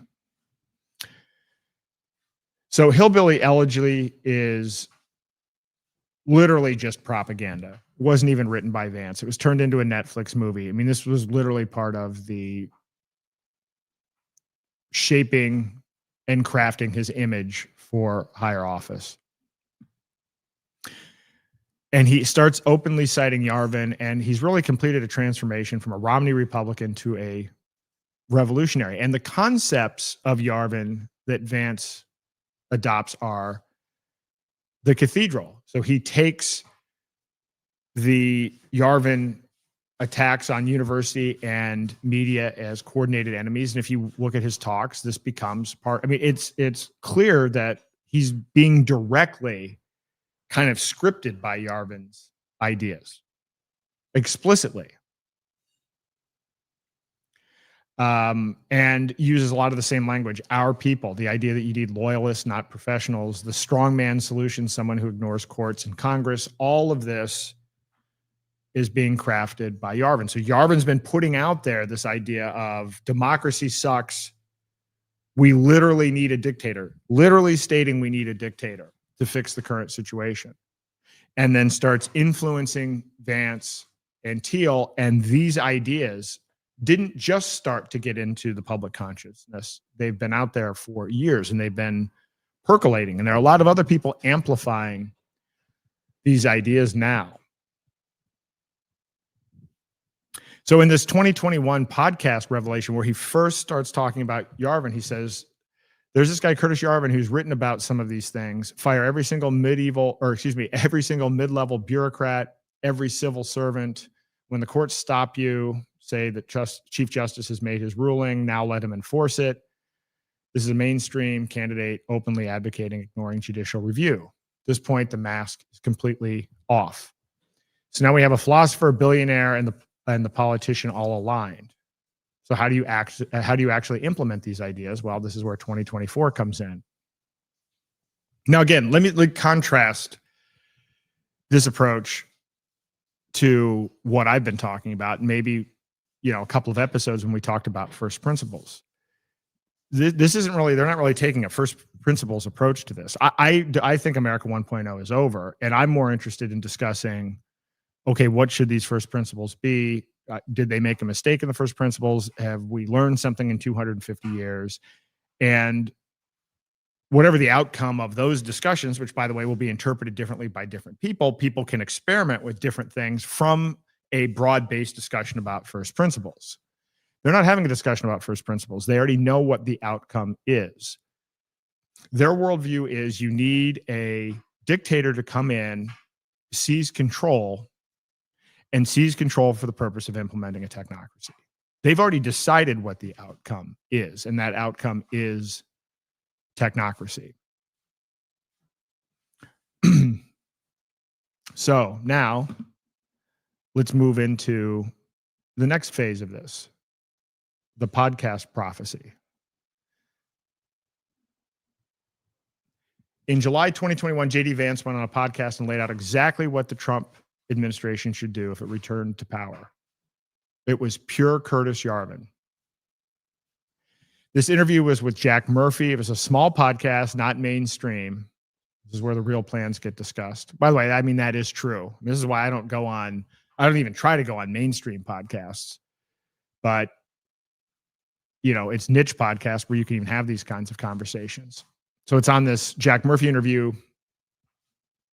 He thinks he's talking to friendlies, so he's candid and directly names Yarvin and lays out a specific plan for the Trump term.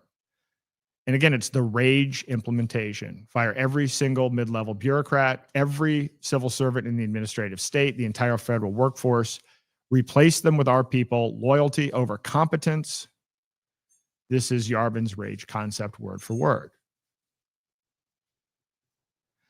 The constitutional crisis plan. When the courts stop you, he knows it's illegal. References Andrew Jackson defying the Supreme Court. The Chief Justice has made his ruling, now let him enforce it. Literally advocating for the president to ignore the judicial branch. It's the end of checks and balances.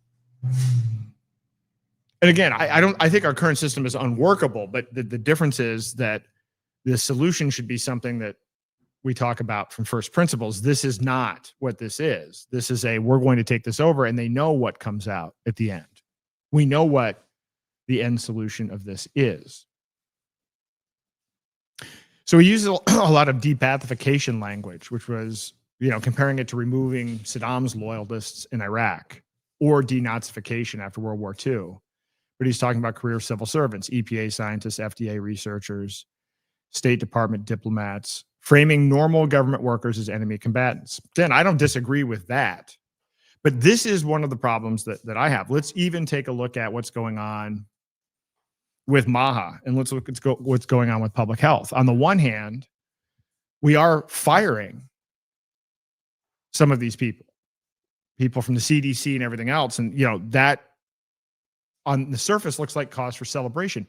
Who did we replace? They just fired the head of the CDC. Who did they replace it with? Somebody from Peter Thiel's operation. What is being talked about now, which was not talked about on the campaign, which was definitely not part of MAHA. I know a lot of MAHA people. I have never heard people talk about AI mandates and the integration of tracking wearables. I know a lot of these people. A lot of the hardcore MAHA people, a lot of the people that before it was called MAHA, but the people that have been in the medical freedom community for 20 years, you will not hear them talking about wearables or AI. That was not part of the conversation. So here's what happened. And this is going to piss a lot of people off. MAHA was hijacked. This was an opportunity in a way to take all of the medical freedom people, put them behind Trump, but they're implementing this strategy that Vance talked about on this podcast. Yes, they are going to wipe out a lot of these shitty people from the FDA and the CDC, but they're going to replace them with their people. And their people are Silicon Valley people, and their people are AI people. And I've said this time and time again, replacing Northrop Grumman with Palantir is not a flex. Replacing big pharma with AI in Silicon Valley is not a flex. And it's certainly not medical freedom. And that's exactly what's going on. I fear that everybody that's well-intentioned and spent a lot of time and effort, poured out their hearts and all of their time and money to push medical freedom are going to end up with AI and medical technocracy and complete medical tyranny. And in fact, that looks like it's already happening. So I'm sure that's going to make some people upset. Watch what's happening. Look at who the people are that are being put into these positions. So again, I cheer the concept of getting rid of civil servants, but I promote the idea of replacing them with nothing. Not AI, not people that are loyal to you, but nothing. It's 2025. Why do we need these functions? What are we getting out of these captured regulators? We're taking captured regulators and replacing them and capturing them with different organizations. That is not, in my view, the role of government. And that's certainly not something that's going to promote or defend free will. So this is being accelerated. 2021, Vance makes these statements publicly. 2021 is when he stated these things on a podcast. 2022 wins the Senate seat with Thiel's $15 million. 2024 becomes the VP nominee at a $12 million fundraiser at David Sachs's house. And 2025, he's second in line to presidency, recently coming out and saying, kind of oddly, like it's kind of like he went out and said, well, you know, if something should happen to Donald Trump, I want everybody to know I'm ready to take over. Kind of an odd thing to say. So here we are, 3.5 years from podcast to power. And this brings us to January 2025, where all three men converge at the inauguration. Philosopher, the billionaire, and now the vice president. I think I actually skipped. I think I skipped one of the slides. Actually, that was supposed to be the slide that we covered. Anyway, nevertheless, now we're at the inauguration. So at Trump's inauguration, Curtis Yarvin was treated as a, quote, informal guest of honor. The anti-democracy philosopher who started as an anonymous blogger is now being celebrated at the highest levels of power. Yarvin attends an inaugural gala, not hiding it anymore. Politico reports his outsized influence over the Trumpian right, although, you know, it's Politico. He's described as an informal guest of honor. So everyone knows who he is at this point in time. The Vance encounter. Yarvin claims Vance called him a reactionary fascist at a party, but Yarvin said he doesn't think he meant it in a bad way. This is how normalized these ideas have become. They're joking about fascism at inaugural parties. So the implementation began. Trump immediately starts firing federal employees, attempts to end birthright citizenship by executive order, ignoring court challenges, exactly as Vance prescribed. Doge also pursued Yarvin's efficiency ideas. Schedule F to reclassify federal workers, making them fireable. And again, those aren't even bad things, right? Again, there's, I mean, the problem that we have is this government actually can't be fixed. So I don't even take issue with some of these proposed solutions. It's just that you have to understand that they're doing it for a reason. The intention is to replace it with something. The people that are loyal to them are people that are loyal to Silicon Valley. These are people that are loyal to Palantir. These are people that are loyal to big data and wearables. So at this point now, there's a Yarvin victory lap. He's now writing openly about the CEO dictatorship model, to the point where that clip that I played of Yarvin is from a debate from 9 days ago. They're literally having debate topics where the topic is him defending why the United States needs a dictator CEO. He has 57,000 subscribers to his newsletter. He's been referenced by Tucker Carlson. He now appears on major podcasts. Ideas that were fringe in 2007 are now mainstream on the right. Democracy itself is now openly questioned by major political parties. But this isn't about Trump. And again, it's not about Trump at all. Trump is literally just the vehicle. Trump is a very easy vehicle for them, right? They manipulated this enough. I talked about this in another podcast. I mean, Thiel intentionally put a whole bunch of money behind people that he knew were going to lose in the midterms, but he did it just because they were loyal to Trump, and so that he could help repair Vance's image and help tighten his relationship with Trump. Thiel had already backed Trump in 2016, and actually Palantir had helped Trump in the 26 campaign. And so this whole thing has just been, Trump's not that hard to manipulate. If you have a lot of money and you stroke his ego, Trump is a pretty easy guy to play. Trump is not a visionary. You can say a lot of things about Trump. He is not a visionary. He is motivated by ego, and he's motivated by money. He's a great target for Silicon Valley. He's a great target for technocrats. So this is about replacing democratic government with corporate authoritarianism or technocracy. Yarvin provides the philosophy, Thiel provides the money, Vance provides the political power. This isn't even being hidden. Project 25 incorporated many Yarvin ideas. Supreme Court already weakening checks on executive power. Tech billionaires are increasingly embracing anti-democratic ideas. This is a coordinated movement to end democracy as we know it, and they're telling us exactly what they're going to do. So when someone tells you they want to end democracy and install a dictator, believe them. When they get billions in funding and reach the vice presidency, prepare to fight them. This isn't a conspiracy theory. It is their openly stated plan. And what are we going to do about it? And again, more to come on that. My solution is, my version of fighting them is exit and build decentralized systems. But if you're not starting to understand that this was never about efficiency, it is always about taking technocratic control and power. I will be documenting this more when I go deeply into Yarvin, deeply into Thiel, deeply into Musk. This isn't about entrepreneurial heroes trying to save free speech and save America. This is ideologically driven. And to not understand that it's ideologically driven, you will get rug pulled every single time. You'll be one of these people, I was shocked. I really thought Doge was going to save money. Go look at my feed. I told you Doge was never going to save any money. It wasn't intended to save money. So with that, I mean, the whole theme of this was supposed to be looking at current events through a technocratic lens. So I wanted to give the backdrop so that you could understand a little bit more maybe about what J.D. Vance was doing hosting the Charlie Kirk show. And more importantly, let's take a look at what the response has been in the last 48 hours to the Charlie Kirk assassination.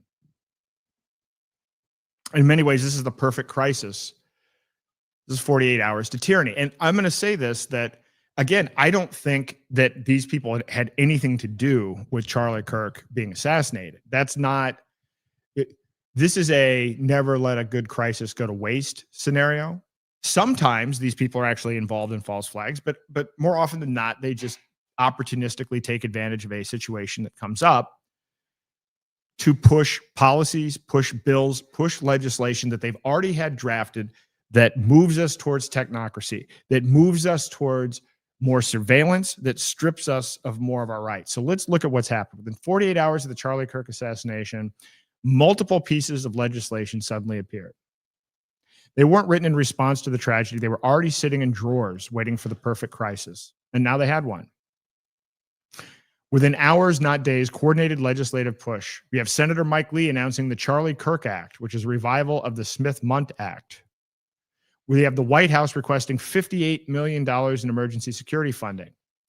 We have Marco Rubio announcing a visa revocation policy within 24 hours. We have Texas Governor Abbott creating campus speech committee the same day. Too fast to be organic.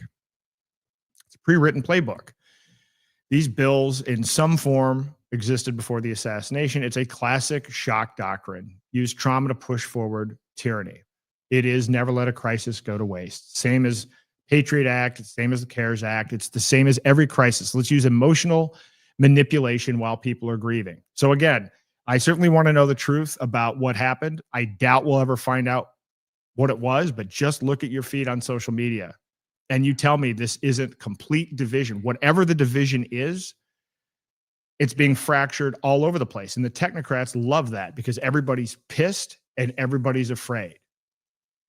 And now even people that are supposed to be all about freedom, all about free speech, all about a whole variety of things are encouraging a whole bunch of different behavior. And this is happening at the federal and state level. It's Republicans and Democrats pushing the legislation. The media amplifying need for emergency measures. There's no time for debate. We must act now. $58 million is tied to a November 20th shutdown deadline, creates artificial urgency. Pass it or government gets shut down. No time to read the bills. No time for public input. Vote while the emotions are high and while logic is low. Let's look at the first piece of major legislation, the so-called Charlie Kirk Act. They're literally using his name to destroy the very free speech he championed. It's actually shameful. Charlie Kirk spent his life defending free speech, and now they're using his death to destroy it. The Charlie Kirk Act is not honoring him. It's betraying everything that he stood for. So let's talk about this. The Smith-Mundt Act was an act passed in 1948, originally to ban government propaganda domestically. It was weakened under Obama, but now it's being restored, but with massive expansions. So the idea of banning government propaganda sounds like a great idea, and they're using a piece of legislation that sounds like it's banning propaganda as a good thing, but you actually have to read the bill, just like the Genius Act and all these other things, the backdoor CBDC, and they managed to twist the whole thing into people thinking that this is about promoting innovation and not about financial surveillance, and the Federal Reserve's the bad guy, and there will be no financial surveillance, even though it's Congress that actually pushes the financial surveillance. They're doing the same thing with this Mundt Act. Under this new Charlie Kirk Act, it's the government that defines what misinformation and incitement is. So there will be fines for media outlets and platforms, but it's vague language. Anything could be deemed incitement. So today's protected speech is tomorrow's crime. And even again, if you like this idea because of this particular situation, if you're a Republican, imagine how you'd like it if it were Obama that was pushing this. Because again, imagine this is giving more power to government with vague language over what can be controlled and what can be fined. Republicans think that it targets radical left rhetoric. Democrats think it will control right-wing extremism. Both sides are cheering their own censorship. Government doesn't care about party, just cares about control. Once the power is granted, it will be used against everyone. Trump has shared a viral video supporting it. His supporters don't realize they're next. Just like the one big beautiful bill and the $150 billion that's going to AI surveillance and the militarization of the police. Oh yeah, we're going to crack down on the border. It's going to be used against you the next election cycle. And none of this will be taken back. Power you give Democrats today, they'll use tomorrow. There's no limiting principle once censorship starts. Kirk fought for campus free speech. He challenged mainstream narratives. He would have been censored under this act. Using dead patriots to destroy their principles. It's emotional manipulation at its worst. At its worst. Mike Lee, you're an asshole for doing this. But censorship is just the beginning. They need surveillance to enforce it. So this is where the $58 million security package comes in. Now let's move to this.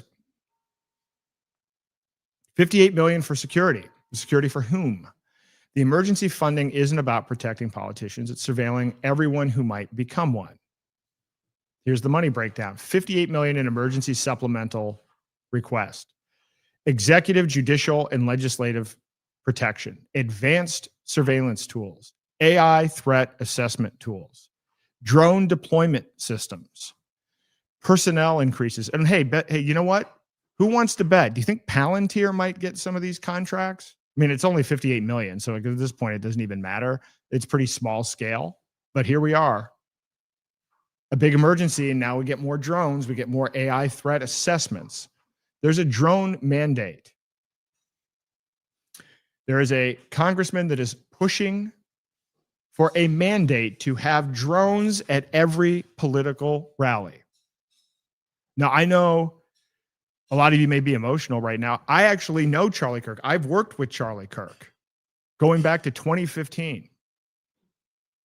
I'm certainly not happy about what went on, but I know, and he certainly knew, the last thing he would want is a mandate for drones at every political event.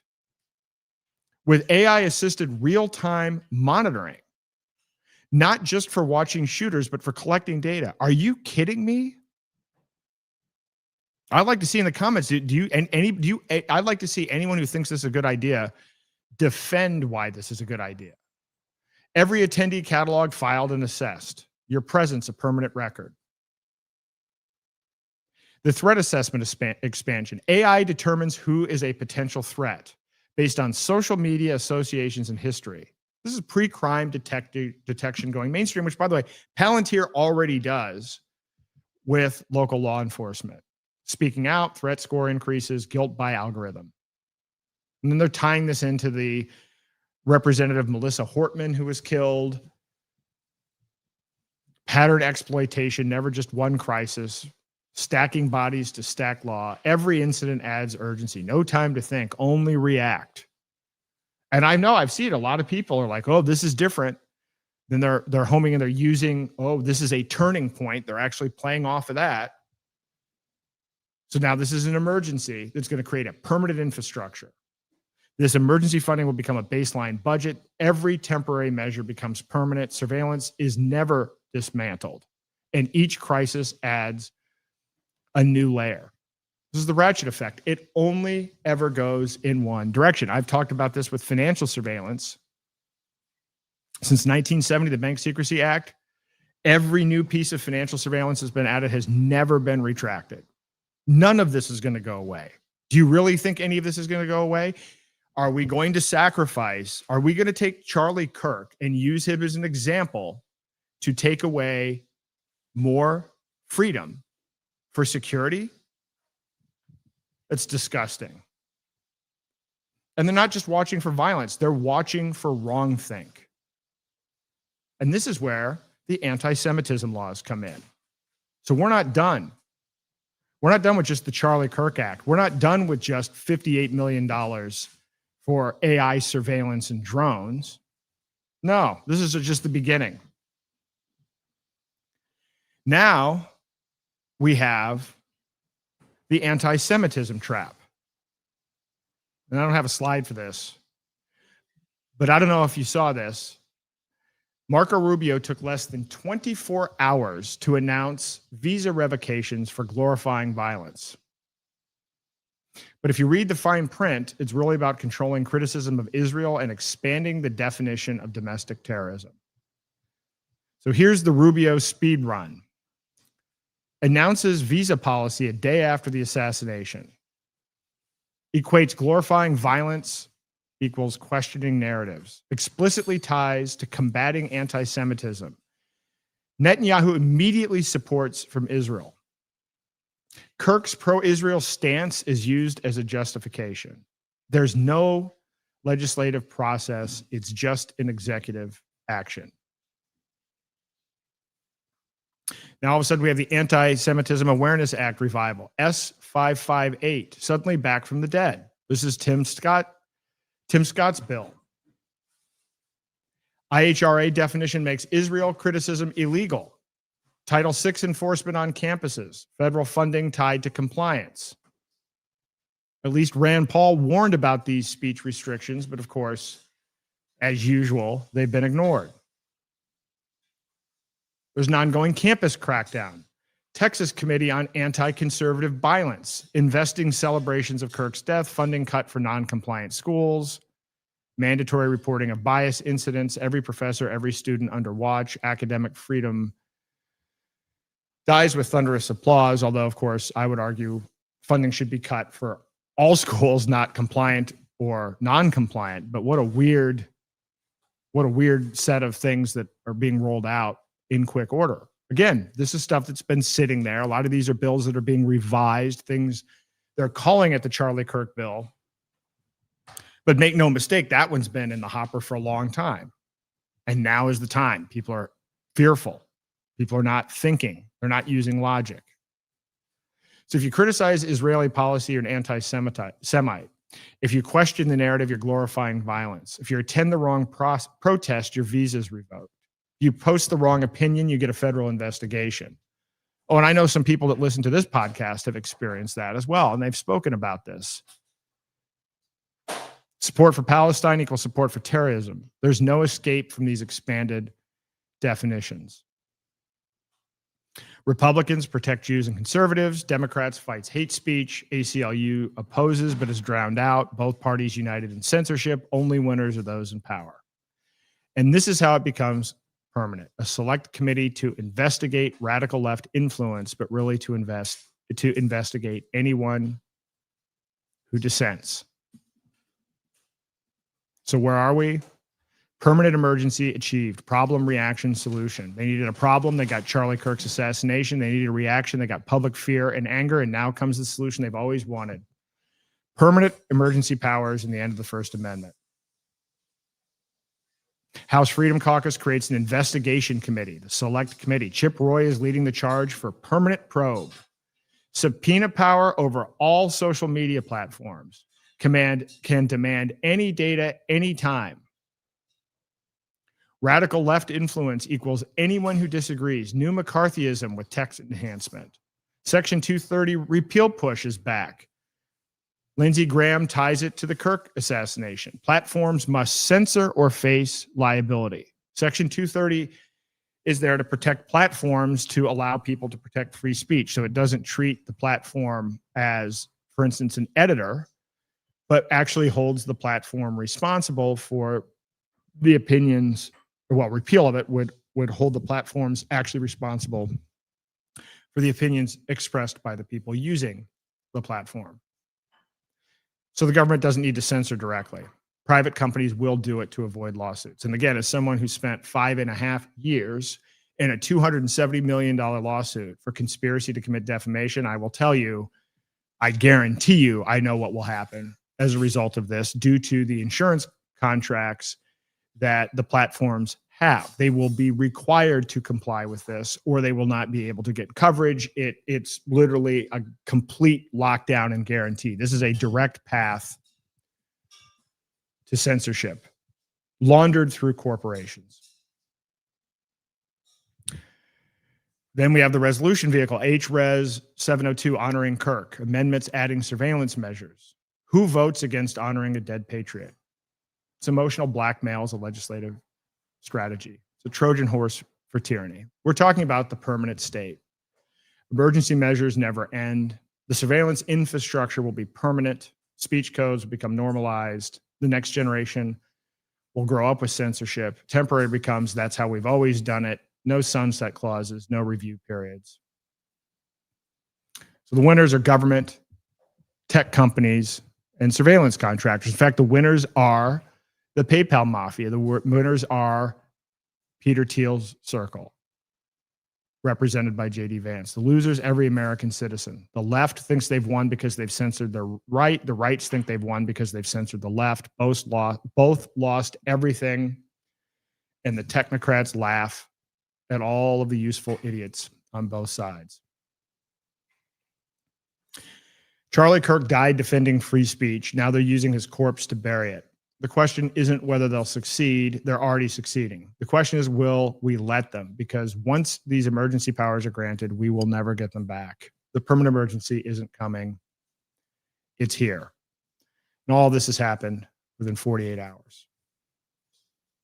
So again, I'm not going to talk about or speculate who assassinated Charlie Kirk, but what is happening in his name is indefensible. And this is what there should be outrage about.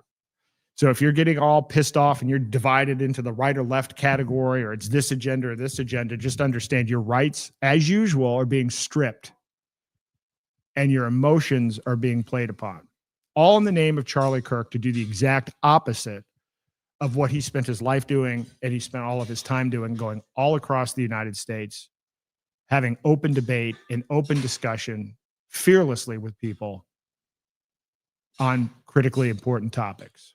Imagine going from that to drone surveillance and AI analysis of people at these public events. Shameful. So that's what I wanted to talk about. Current events through a technocratic lens. It's getting a little late in terms of the part of me talking. Usually I would bring people on. I'm going to skip through some of this. I do want to talk about freedomforge.io. In particular, because I continue to make updates. It's still in the alpha stage, but coming off of the experiences that we had in my talks and hundreds of people that I spoke with over the last week, I want to bring back these workshops. So I'm going to focus on specifically the part of the website at freedomforge.io that is regarding the workshops. So I will pull that up right now so you can take a look at that. You can go to freedomforge.io and click on workshops. And what I really want and I'm looking for here is feedback. So once again, you can join this site and set up a free account and participate. There's an area here for you to suggest additional workshop topics. So here's at a high level what I'm trying to do. My goal in all of this is to, as quickly as possible, onboard as many people as possible to using these private decentralized solutions. And that's not just getting a wallet and having a privacy coin that you can use to buy and sell things. This is building out an entire parallel infrastructure. So again, everything that the technocrats are creating, centralizing stock markets, tokenizing all of everyone's assets, further taking over control of healthcare, further taking over the food supply, because that is what's happening. I'm sorry, you're not getting medical freedom. You're getting JD Vance bringing in Peter Thiel's people to push AI through the force of the state. You will not get medical freedom. Wake up. I can't say it any differently than that. That is what is happening. And you can get mad about it, but you know, I get sick of, you know, saying, "Oh, gee, I was right," and then everybody's lost that much more freedom. So I get no solace in being right. This is now time to build. And this site is a resource, one of many resources that can be used, but I hope the most effective resource at building counters to technocratic threats. So with respect to these workshops, so again, on this site, I'm going to have online guides that will guide you through, that already guide you through how to download a wallet, which wallets to download, instructional videos, and I'm going to always make all of that information available for free. My goal with this is not to maximize the amount of money that I make. I don't make money on any of this, but I want to become more effective at getting this information out there. With that said, I will tell you, and for those of you that are maybe already digital natives or who have been in crypto, you have no idea what it's like talking to somebody that's never been in crypto before in terms of the level of knowledge and understanding. We do a horrible job of onboarding people, and a lot of our tools and resources that we may think are easy to use are not user friendly. And a lot of the terminology is very difficult. So some workshops are needed. I can only do so many workshops because there's only so much time. And frankly, I'm balancing trying to educate people about technocracy, which isn't just me educating people about technocracy. It's more, I want to onboard and bring in other people. Like I want to help amplify Patrick Wood and Courtney Turner and other people that are doing much better work than I am and have a lot more information, but they need to be amplified. So that's part of what I'm trying to do. But the technocracy thread is one part of it. And then actually building some of these things myself, in addition to trying to help others build in a couple of areas where I have specific domain expertise. So I'm trying to, within that context, balance and make these workshops effective. So these workshops can be online. And what I have found, by the way, is the live interactive part is crucial. I mean, I've written books with detailed instructions before and as many guides as I can give, and that will get some people, but there are a lot of people. I mean, I met a lot of people this weekend that are actually incredibly wealthy, incredibly ideologically aligned. A lot of these people have been working on parallel systems at the local level. But this information is just above their head in terms of the way that it's been communicated. That's not their problem. That's our problem to solve. And so I want to do this through workshops, but I have people all over the country now, again, that want me to come out and do workshops. But if I go out and do a workshop with 20 or 30 people, I mean, this is my wife and I going out and traveling. I mean, it's expensive. I mean, it's going to cost us a few $1,000s actually just to travel out there. But then the opportunity cost, because as we saw last week, my ability to do podcasts, these podcasts reach thousands of people, increasingly larger numbers of people. So then I have to now balance the trade-off here. So these workshops cost money, not that I'm making a huge amount of money. We broke even on the workshops that we did. This was not a profitable excursion. I could have charged more money, but again, my purpose is to maximize the number of people that we onboard. So I've outlined here the subject areas for the workshop. When I did the 4-hour workshop before, the first half of it was about technocracy. And again, I even may make online courses available as well, in addition to webinars. There may be a combination here where it's all right, take this online course and then there's a live Q&A. So in other words, we can maybe get thousands of people to watch the online material, but they will still have questions. So then there's a live interactive thing. I mean, I'm open to many ideas, but these are the areas that I want to focus on. I don't want to spend 2 hours on technocracy. I don't want to spend any more than a half an hour in a live workshop talking about technocracy, because that information can be consumed. That information doesn't need to be consumed live. I mean, we can play pre-recorded versions of that. In fact, maybe even have as a prerequisite that you watch such and such before attending. But it is useful to have a 30-minute, all right, here's what's going on right now, because it happens so quickly. Again, in the talk that I did yesterday, I mentioned the fact that, hey, Elon Musk just tweeted, he's like, well, we're not going to have universal basic income. It's not going to be basic. It's going to be much bigger than basic. The amount of stuff that's coming on in real time. I mean, again, now that you have Curtis Yarvin willing to go out and host debates about why America needs a dictator, I mean, the mask is completely off. And it's shocking. So the ability to show people, hey, here are 5 things that were said by these people in power last week is helpful. And it's necessary to understand the sense of urgency. But beyond that, the workshops are about helping people achieve financial independence. This is what people are interested in. How can they build wealth in businesses that operate outside of the traditional financial system? So this is going to be talking about, here are the kinds of things that you can tokenize. Here's how you can accept Zano, Freedom Dollar, bridged Bitcoin and Ethereum and other assets for your business.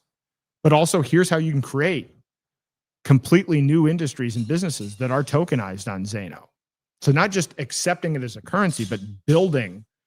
I always bring up as examples, but we're probably going to incubate it ourselves to start, my wife and I, the global food marketplace and global healthcare marketplace, using tokenization and ultimately escrow systems and reputation management systems. So many things and businesses that can be created. So I want that to be a part of the workshop. I want people to come to the workshop and come away thinking about, oh, this is how I can start building my complete life in this other system, because the fear works and they trap you with these systems and they trap you with these mandates, but there's so much opportunity available. Teach people how to master their privacy, which should be a big one. And it's not just about shielding your information from the government. It's about shielding your information, frankly, from other corporations, these big tech corporations, and shielding your information from other bad actors who might find out that, hey, you have $1 million worth of Bitcoin and they come to your house with a gun, kidnap you, force you to move your coins, and then murder you anyway, which happens. Talked about that yesterday. And then discuss how to build parallel systems. And so this site goes into some detail with the ideas that I have in the topic areas. I'm going to actually ultimately give the ability for you to kind of rate each of these individual items up or down if you're a registered user.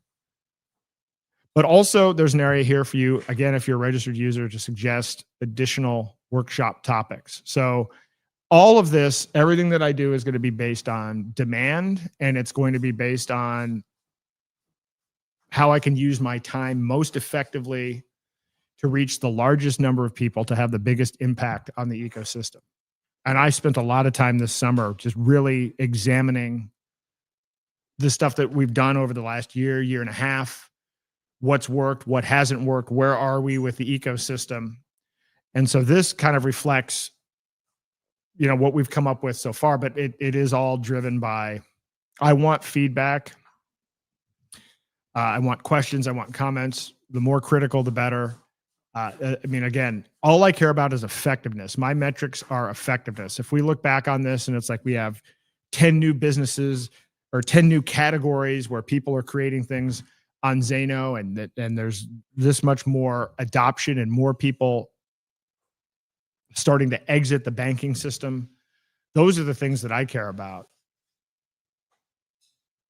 So, you know, again, I'm sure however this is structured, the in-person events will be structured so that, you know, at least they're break even. And if, you know, any extra money that I make, I'm going to pump into investing into incubating other projects. But this is not a profit center. This is one of the least easy ways to make money, but I'm doing this because this whole thing is about optimizing freedom. And my wife is telling me I have a very wonderful and understanding wife. Who's in this with me, yes. So freedomforge.io, please check it out. Please log in. Somebody says, what's the best way to send feedback, ideas, and workshop questions? So you can go to freedomforge.io and go to the workshops tab, register your account, and then once you register an account, there's an area for you to submit your ideas. And if there's anything wrong with that, I'm approachable. Just reach out to me on X and send me a note. Again, all of these sites I'm building myself. They've been I work on all of them a little bit each day. I'll do probably a separate talk on how I'm doing all of this, because AI is an interesting thing. Again, could be a force for tyranny, but it's also amazing in terms of how it can enhance your ability, particularly with respect to coding. I mean, I've been able to code all these sites myself, and, you know, I have administrative dashboards. I'm like designing these. It's been helpful that I've run tech companies before, because even though I'm a mediocre coder, I've actually run tech organizations with developers and DBAs and everything. So that actually gives me an ability to use the AI pretty effectively. And I actually want to share that knowledge with people as well, because I think we can actually incubate a lot of these projects very quickly. But anyway, you can do this at freedomforge.io workshops, set up an account, submit your feedback, or just reach out to me directly if there's anything wrong there. So with that said, gab.com lost its ability to process foreign payments. Yeah, I mean, look, isn't Andrew Torba from Gab creating a parallel system? I don't know. He might be. You know, somebody commented Bitcoin's still working for them in those counties. Look, you know, again, I'm I'm focused on privacy. Bitcoin is completely transparent. I mean, it may be better than being debanked in some cases, but we really need privacy-based alternatives to stop this. There's no, and I don't know what the Gab guy's doing, but I will tell you this, if you're doing it as a corporation, it's dead in the water. I was actually at an event where somebody was working with Donald Trump Jr. on, he used the word parallel system. And then when I looked into what it is, it's like, okay, they're trying to create like a shopping club. And their pitch is that, well, it's not Amazon.com. You're basically buying products through us, but you're still using credit card. That's not a parallel system. Creating a competitor to Amazon is not a parallel system. Creating something that doesn't require government and that doesn't require banks, that's building a parallel system. Those are the parallel systems I'm interested in. And by the way, on the Freedom Forge site, I list, you can also submit ideas if you register for business ideas, projects that you would like to see built. And I will be developing this out because my whole point is not to build these projects myself, but to help connect other people, to connect investors, to connect developers, and to really start taking just the idea of tokenization and turning it into reality, turn these into businesses into parallel systems that are real counters to technocratic threats. And I know it's difficult. I've actually put a couple of other ideas on that I'm going to experiment with myself, see if it's difficult to code. There's something called XMR chat, Monero chat, where when you're doing, for instance, I'm using StreamYard right now, and we have a comment thread. You could actually send me a tip using Monero. If you go to XMR chat, I'm going to see how hard it's going to be to build something, a Zeno chat, where you could actually send a super chat message using Zeno or Freedom Dollar or bridged assets through confidential layer. That's one idea. Zeno Fund, a crowdfunding system. That's another idea. Potentially bridging Ravencoin into Zeno. That's another idea that I think could be useful for creating a parallel system for tokenizing equities.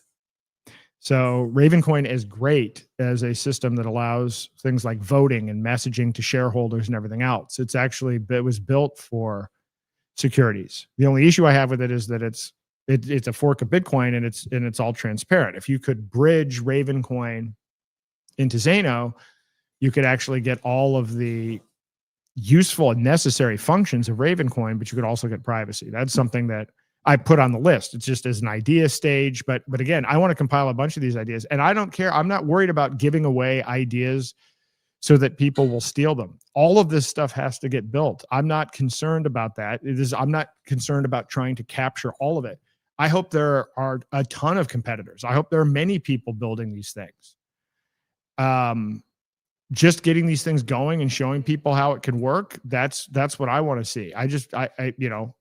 It's actually a bit of a loss if I have to build some of this stuff. Although in the healthcare and food freedom categories, those are areas that my wife and I have a particular passion and interest and knowledge about. So those are ones where if no one else is going to do it, I absolutely will do it. But if somebody else that is even better wants to take a crack at it or wants to partner, great.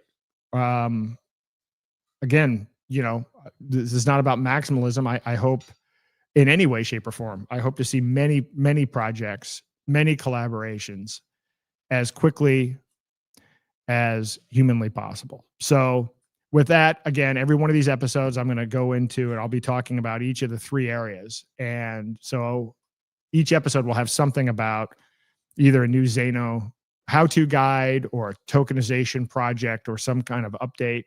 These sites will all be improved. I am accessible. I want to get the conversation going. If you have questions, again, there are no stupid questions with this. I know sometimes, a lot of people are like, wow, he knows a lot about this. And it may sound intimidating. I don't want it to sound intimidating. I want questions. I want to learn how to communicate this stuff more effectively. And I've been in front of a lot of audiences and different crowds. And for those of you that are already in crypto, I'm telling you, sit in front of 150 or 200 boomers that have never used a crypto wallet before. And when you see what their questions are, you realize how much work we have to do to make the stuff easier to use. We will only be successful in this at the end of the day, if we can build products that are as good or better than the technocrats, and understand these technocrats are not government.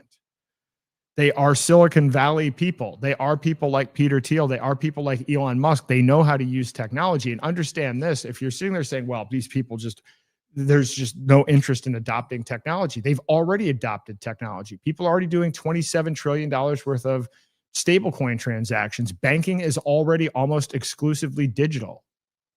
That is not an excuse.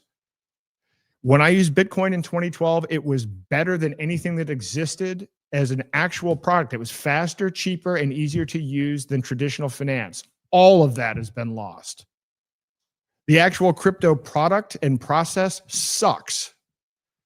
We lost based on so far we've lost because we haven't built good products, because we formed niche groups that want to outdork each other on how unusable their shit is. I mean, just very candidly, we have to actually compete with technocrats.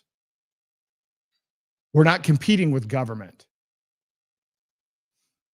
So this stuff needs to be easy. Ernie Hancock talks about this all the time, the grandma just button. You have to make this, that should be the goal. There should be passion about how easy we make this, not about how hard we make it. So it's an ongoing process. And by the way, for me, the more I'm in on this, the more time I spend on it. I mean, great. Now I'm coding every day. That makes it harder in a way for me to be able to communicate some of this stuff. It's very easy to get caught and go into the weeds. So anyway, I'm looking for your feedback, and I am encouraging a sense of urgency. This Charlie Kirk thing is being weaponized in a horrific and disgusting way. But there should be a sense of urgency, but not a sense of fear, a sense of urgency that hopefully motivates building. We can have a better future. A lot of these events too, and a lot of talking to people is a lot of people are like hunkering down, like it's going to be Hunger Games. It's going to be really bad. You know what? If you put your attention towards it being survival, you're going to find yourself in a position where you need to survive. If you put your energy towards creation, I think we can come out of this where everything's better. In fact, the more you examine how things actually work and how, already 80% digital slaves we already are, I think we can come out of this better. And it isn't about, I got to be honest with you, this idea, I'm going to grow my own food and sew my own clothes. That's bullshit. Voluntary trade is a good thing. We don't have to throw out the idea of voluntary trade just because trade has been captured by technocrats and the state. Voluntary trade is a phenomenal thing. But we need to take it back. And we need to make it real voluntary trade. And we need to make it something that's private. We need to make it something that we own and that we choose to do on our terms. So with that, this has been a long, series of rants, but I'm going to open this up now to Q&A. Talk about anything. Certainly would like to kick it off by talking about these topics, what you think of my assessment about Charlie Kirk being hijacked for Technocracy. Be curious to hear your opinions on that. Curious to hear your opinions on freedomforge.io and Technocracy. Freedomforge.io is a counter to Technocracy threats. What you think of the site, what you'd like to see in the workshops. In fact, by the way, Leah, in your comment, what's the best place to send feedback? You can send feedback right here now also. Or you can hop on if you want to hop on. I know a lot of people don't necessarily want to do the live chat. You don't need to show your face. If you just want to speak, that would be fine. I've never booted anyone from here. So far people have been have kind of followed the general rules of just human rules of being considerate. I like the live interactive stuff better. Actually, sometimes even sending messages in a forum or whatever, it's hard. And with some of this, because it's technical, I know it may be even difficult to frame a question. I know for me, sometimes it's easier to talk than it is to write, or I can write, but then I find myself endlessly editing. Whereas, you can just shoot off a comment or jump in live. And that would be great. So happy to see that. Work together, setting up your food supply. Torba was from Silicon Valley and been setting all this stuff up you were talking about. It would be great. Great. I'll take a look at it and we'll reach out. I know I signed up for Gab at some point. I don't want to be, I don't want my impression of using Gab to necessarily be a reflection of the possibilities of working with this guy. But I will say, there's a Silicon Valley. There are a lot of approaches, and a lot of people want to work within the existing system. And this has been a source of, it's not frustration. I understand it. I get it. Like a lot of people just want to, they're actually just trying to maximize fiat, or they think that we've got to bridge. We do have to bridge the existing system with these new systems, but I kind of look at this the way Apple did. Apple's kind of like, we're going to stop adding all of these ports. We're just going to design products that are easy to use. Whereas PCs were like, well, we're going to keep all of these ports and keep all of this stuff open because these people might want to use this or that. And I mean, I think I liked Apple's approach better on this, but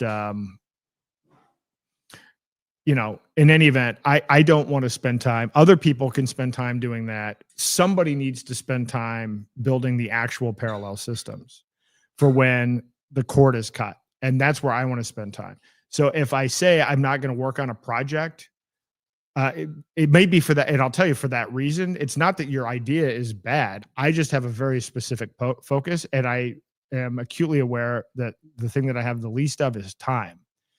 So I will try to make that clear with the language, because I know a lot of people come to me with certain ideas. Understand, I'm trying to counter the threats of technocrats, and we need to build those systems. And I'm not seeing anyone building those systems. I'm seeing a lot of people build some alternatives. Frankly, in crypto, I'm seeing a lot of people build nothing, and who think that holding on to a hijacked non-fungible digital surveillance gold, if they hold on to that long enough, the world will change. That's unfortunately a waste of energy of people that could be building things, but it is what it is. I'm just very focused on this thing. I certainly will recommend other projects in the ecosystem, and I'm happy for people to be developing anything, but I'm looking for people that want to build these parallel systems and that have this passion about it too. And then understand we're not going to comply our way out of technocracy. For some reason, the live chat open panel is grayed out. Where is that? Where is the live chat panel grayed out? Is that on? Yeah, I don't know. Let me see. Yeah, I was having problems posting links earlier as well. This is hard for a 68-year-old to follow. Yeah, I appreciate that. This is why I'm trying to refine this, and you not only make the explanations better, but also work with whoever the developers are on the various projects to make the UI better and easier. And that's part of why I haven't done the workshops in a while. I stopped doing the workshops because, and I could actually understand, or I don't regret having stopped the workshops for a while, because when I did this peak prosperity thing, a year ago, we gave people the Zano wallet and the Cake wallet, and I gave them some Monero and gave them some Zano, and most of them hadn't done anything with it. But now they're intrigued by it. Now that I was able to present, oh, look, now we have Freedom Dollar and Confidential Layer and all of these other things. Now everybody's even more excited. Now there's much more interest from people that attended both years to go deeper. and to really start using this stuff. So now we're at a point where there is actually an ecosystem. There's still tons to build out, which shouldn't be looked at negatively. It's actually opportunity for people. There's so much for people to build. There's so many opportunities. It's hard to even express what all can be built. I would send you the email he sends out if I could. He's solid on free speech and is building the parallel system. Yeah, sure. I mean, you can send here. I'll put my email address. Well, I'll say it. I don't seem to be having luck. It's ard@daylightfreedom.org. You can send that email. I mean, again, we're looking for people to build a lot of to build out everything. And you don't have to work with me. You can just build. But certainly, I know that it's difficult with a lot of these projects. People are spread out all over the world. The development team and the people on the project are all over the place, and so. Sometimes it's hard to get people connected, and I'm hoping we can facilitate that through the site and through the podcast.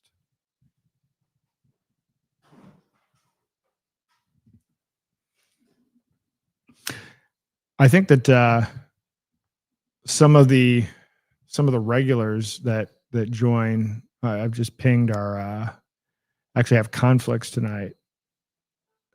Let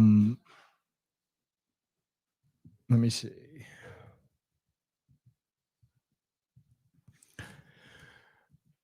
What I'm planning to do, so I have not yet consistently done I've only had 1 week where I actually did it on time on Monday and Thursday, this podcast. So I don't think anybody knows this time. I've actually only had this podcast once on a Monday at 6:00. I might start structuring these open discussions more where I have at least one or two dedicated people that are scheduled to come on instead of, and what I actually do is I put together the talk. Usually I work on it a few days beforehand, but often the topic is timely. So like I spent all day today working on the talk today because it was focused on the Charlie Kirk issue, but in an interesting way, through this technocratic lens. So I'll spend all day doing that, but we won't know what the topic is. People don't know what the topic is, and so it's hard because I'm not going to be able to schedule things in advance. It's kind of like I'm saying, I know we're going to do another one on elections a month out or so. I know we're going to have our first discourse on first principles at some point, but somebody said I first saw you as a guest with David Knight. Oh, great. That's I hope he's doing well, by the way. I haven't heard the update. I understand he had a medical situation. I hope he's recovering well and hope to see him back on soon. He's a great guy. I enjoy his work. I followed his work for a long time, and very thoughtful guy and very knowledgeable guy, very principled.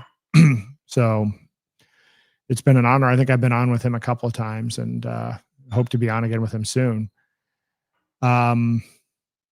Leah says, once people have the basics, they would be hooked. I think that's true now. And by the way, I actually think one of the things that is going to hyper accelerate adoption, just based on my trip, and I didn't mention this. So I use the Zbeck MasterCard that you can load directly with Zano and I believe Freedom Dollar as well. I haven't tried Freedom Dollar yet. I use that almost entirely on this trip.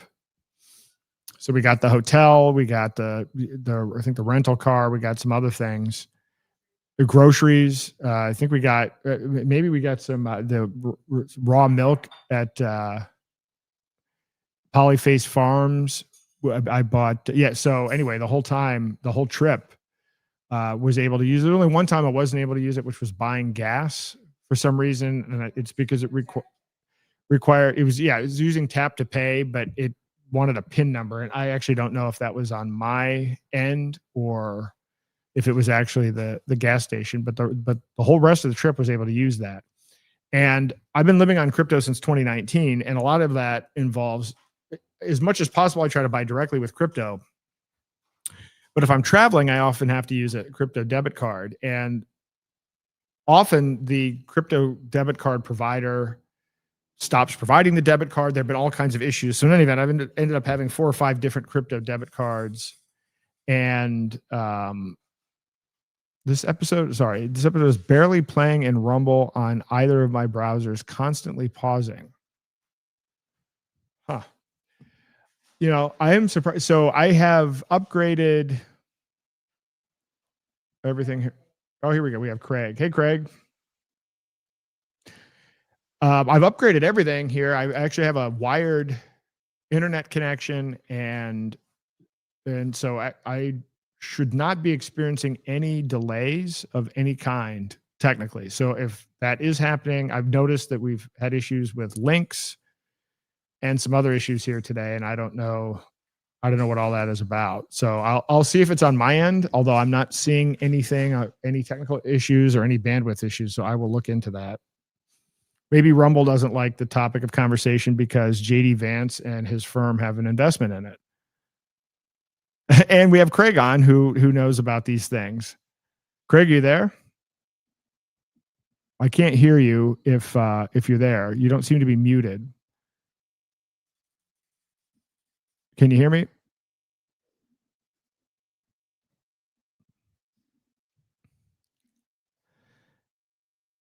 I think he's got some issue with the audio. Oh, you can hear me. I can't hear you.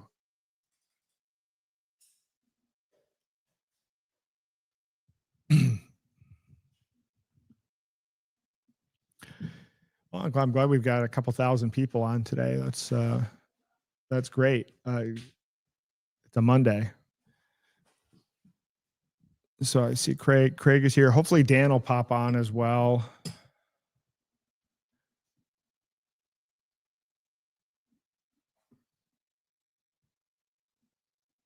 Let's see here.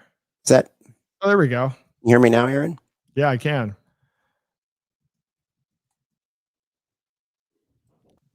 Oh, I could hear you.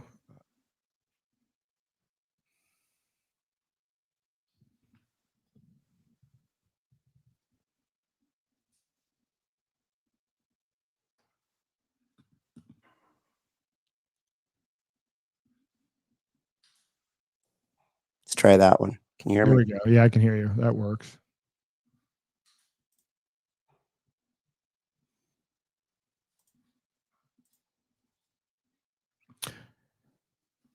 All right, this episode is barely playing in Rumble. All right, there we go. A little bit delayed. I can hear you. You got a delay? Might switch over to this.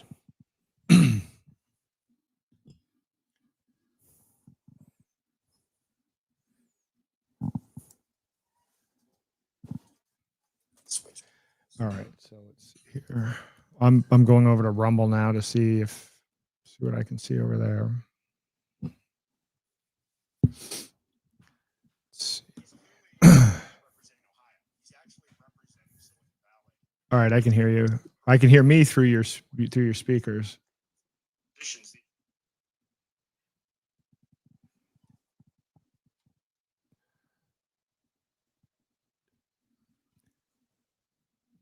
All right, let's see.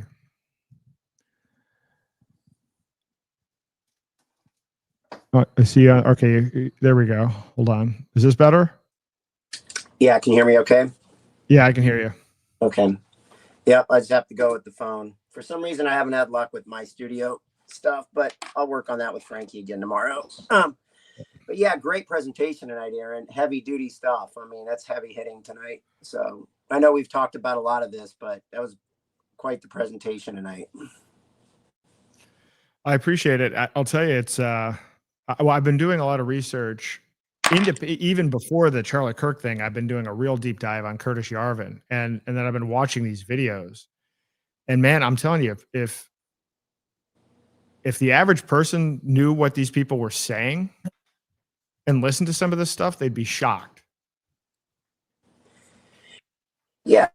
I mean, I've done a lot of the work, and the way you went into the legal stuff that was already stacked up tonight, and before the assassination, that's very concerning because I didn't know about, and what we were saying, the Smith-Mundt Act is, what's that going to be repurposed as? What's the new name for it that they brought it back? The Charlie Kirk law or Charlie Kirk Act. Yeah. Which is absolutely disgusting. I mean, again, when you think about who Charlie Kirk was and even what he was doing, the idea that you would give the government the ability to define what is misinformation and so forth, and then define companies, it's 100% going to backfire. So you repurpose something that sounds like it is a good thing, stopping domestic propaganda, but then you repurpose it in a way that's the opposite of what the original thing did, and you use the name of a guy who promoted free speech, which is a typical government thing, right? It's like the Genius Act is a backdoor CBDC for stable coins. And yeah, the more I dig into all of this stuff, and again, the problem is that though we know this, right? We talk about it all the time. We talk about problem, reaction, solution. And yet, even though we know, and even though they know we know, it's still going to work. Yeah, that's the frustrating part. And reading between the lines, I mean, you didn't say it, but from the way I understood when you went through all the laws and all the stuff that they were rolling out, Mike Lee and everyone else. And I'm going to have to go back and write some of that down because I'm going to use it in my show as well. So thanks for doing all that research on it. But the point is, if I read between the lines, Aaron, this was planned, right? I mean, they already had this stuff ready to go. I mean, you can't repurpose laws off the shelf like that quickly, can you? I mean, am I reading too far between the lines, or is that too big of a I don't think they had it ready in the sense that they knew Charlie Kirk was going to be assassinated. I think they had it ready and they knew something was going to, at some point there would be an emergency that they could take advantage of. So I don't want to read into this that this was the Charlie Kirk thing was created and fabricated to make this happen. But I'm saying they had it ready to go. And this is a perfect vehicle for them to push it through. I mean, because you look at all of this legislation, it's not like the CARES Act they created from scratch. They had pieces of that various aspects that they wanted to push through, and then they just cobbled it all together. There's no way you could put together that kind of legislation that quickly. These are things that they've wanted for a long time. Now they're going after Section 230 again. And, again, it's about free speech. Even the anti-Semitism stuff. Like, why is that coming up now? What does that have to do with this? And then you see both sides of this. You see people claiming that Kirk was assassinated because he was starting to question Israel. And then you have other people saying that it was Iran.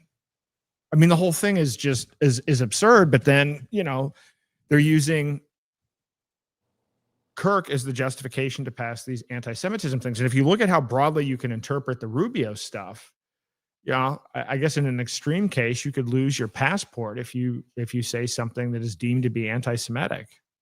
And why are they doing this? Well, and so quickly and so fast, right? I mean, this is, it's without. Look, I just listened to your presentation, and it just strikes up all kinds of research to be done, but. This reminds me of how I met Courtney is, I watched these NACs go through, and they did it between Christmas and New Year's when everyone was home enjoying their families, and they try to set up this situation where they can essentially, I guess it's basically a precursor to tokenization is what they tried to pull off, right? Yep. I mean, is that a fair classification? I mean, that was essentially a precursor to tokenization to basically steal the anything 6 inches below the soil, air above it, so forth, the water, whatever. I mean, it goes right out of riparial rights. You just blow past all the laws, all the precedent that's been set. And, it's just a takeover. And it was our own New York Stock Exchange, our own SEC. And, this just has that feeling. I mean, JD Vance coming out and just coming on there today on Charlie Kirk's show and solidifying the fact that he is, it's hard to break your case down. What you're saying is hard to tear apart because we see it with our own eyes. And I sat there today, just wonder what is going on here today with JD Vance on here and watching, and boy, I just hate to, I hate to jump too far, get over my skis on this, but it's very, very concerning what I watched today with JD Vance and who he paraded through there, and Tucker, and I don't know, it just raised all kinds of red flags with me, and what do we watch for next? I guess that's the thing. I always say, okay, we got a lot of dots that we can potentially connect. What do we watch for next? What would we perceive would happen next? To solidify what you're talking about. I mean, so actually, when I started out with this, I started working on the presentation, and I hadn't done the research on all the bills because I was gone last week. I was out on a farm, didn't have internet access, so I started the presentation with, well, here's what we would look for.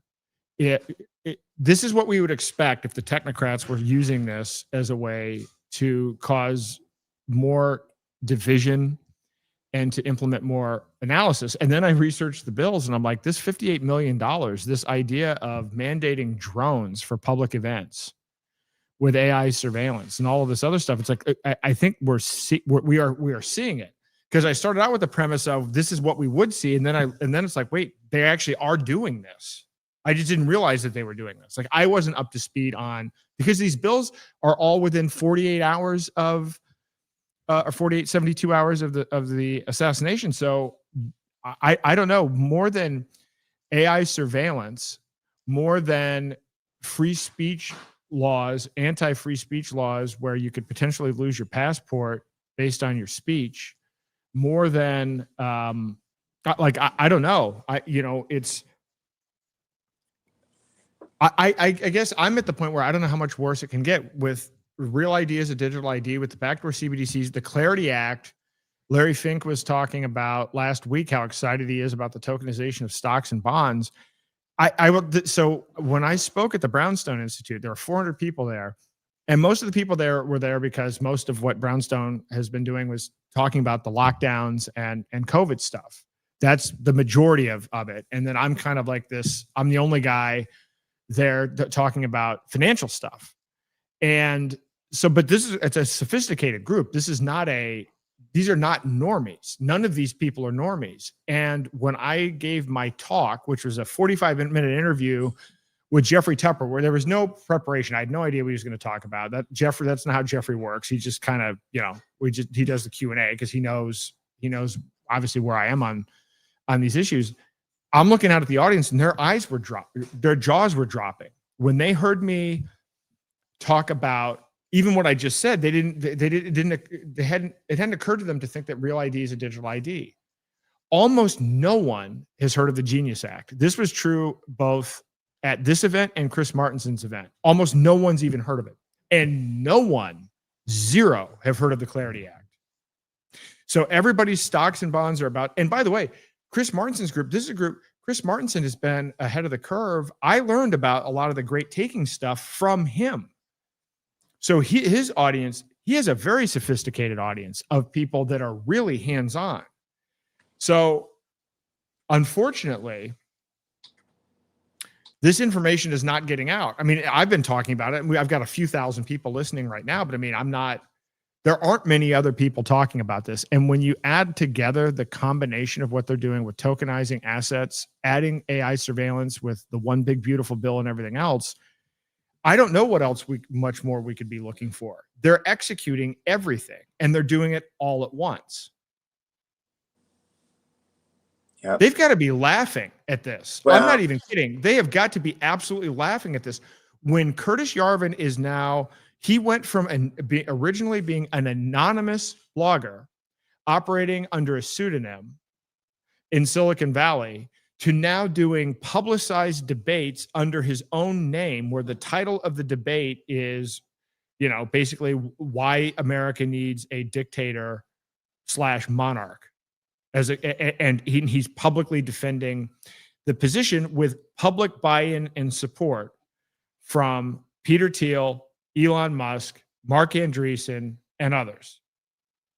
That's how blatant it is. So I don't know what the next signal could be. I mean, I think it's all here.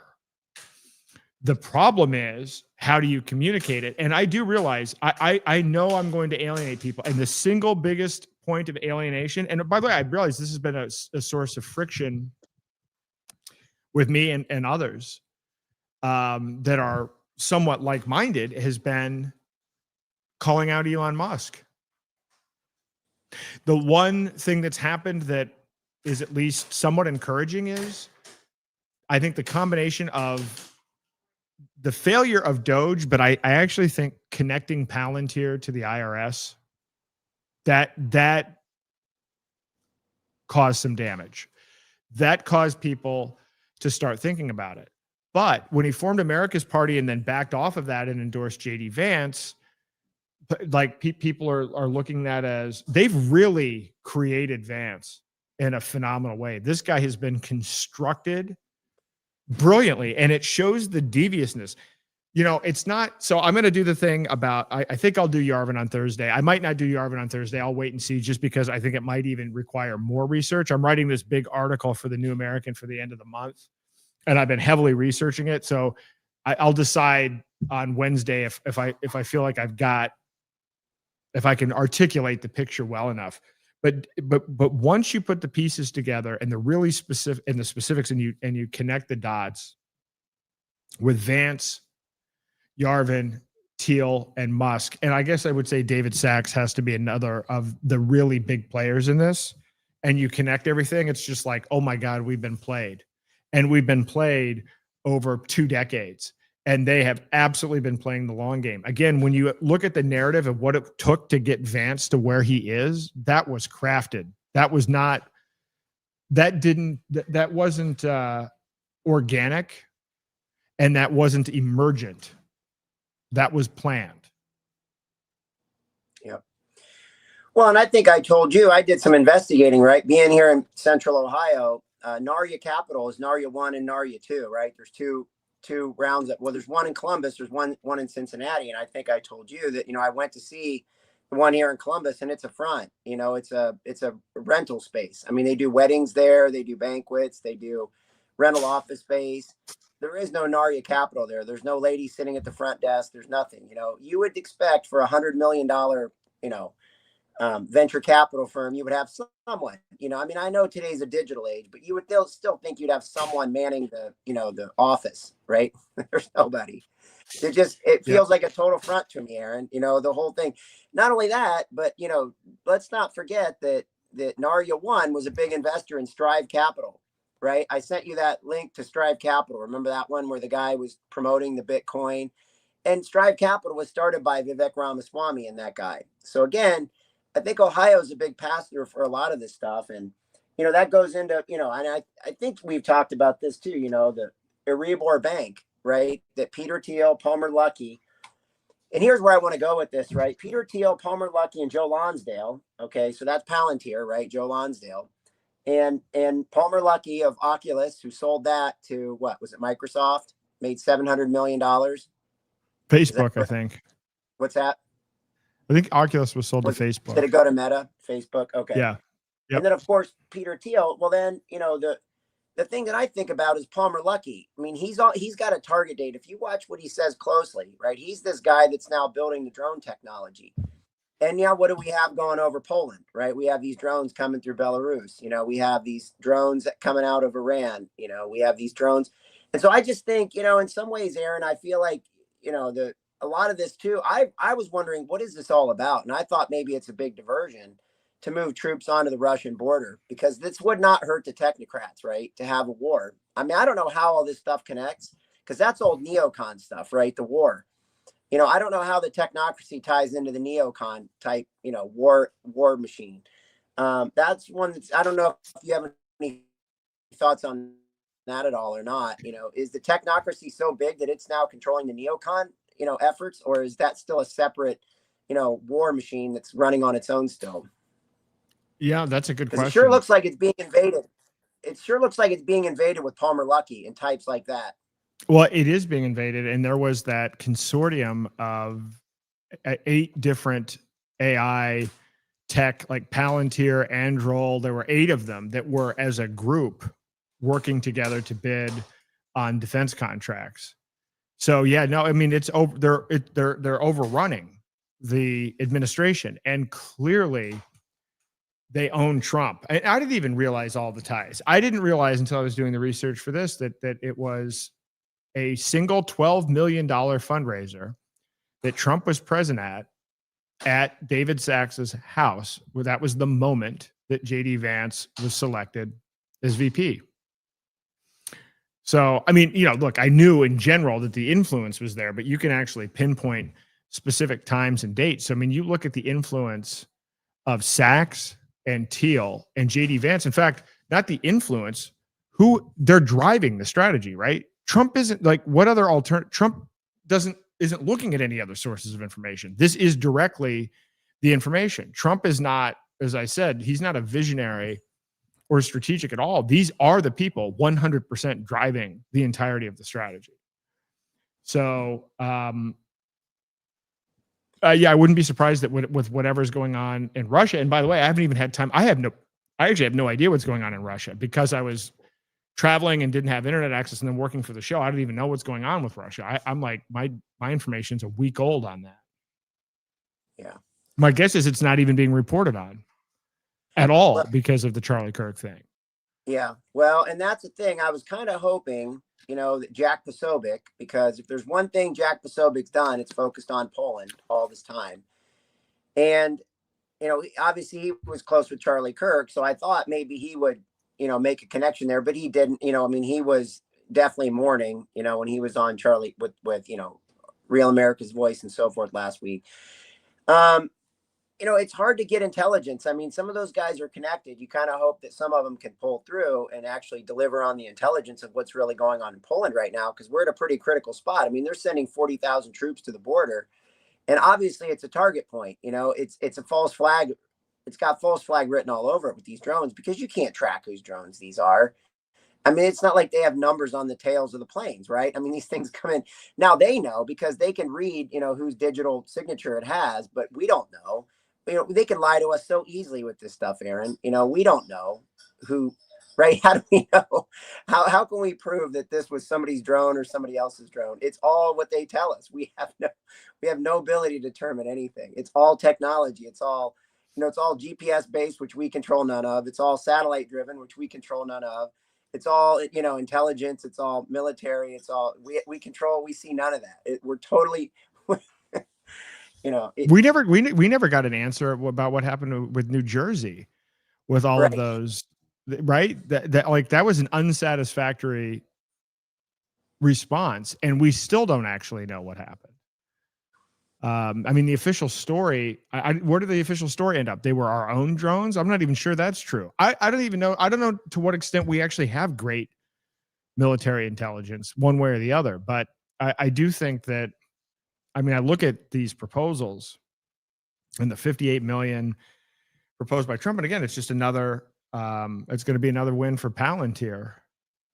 And I will tell you, I mean, this podcast is going on the same time that Thiel's giving the first of his Antichrist talks. But the more you dig into, so I now want to look into what was the name of Thiel's program for kids out of high school, where he was trying to suggest that, don't go to college, I'll fund your idea. Oh, yeah, what was yeah. it? Thiel? Yeah, he's funded quite a few people like that dropped out. So now, which by the way, again, so some of these on paper, I don't even disagree with these ideas. I mean, that does make sense. I mean, I think people going to college, smart people shouldn't go. Well, I mean, nobody should go to college at this point, but he was basically targeting the smartest people in the country. And based on the way that it looks like what's happened with Vance, he invests in people, not particular projects or ideas. Yeah. Thiel Fellowship programs. Yeah. Thiel Fellowship.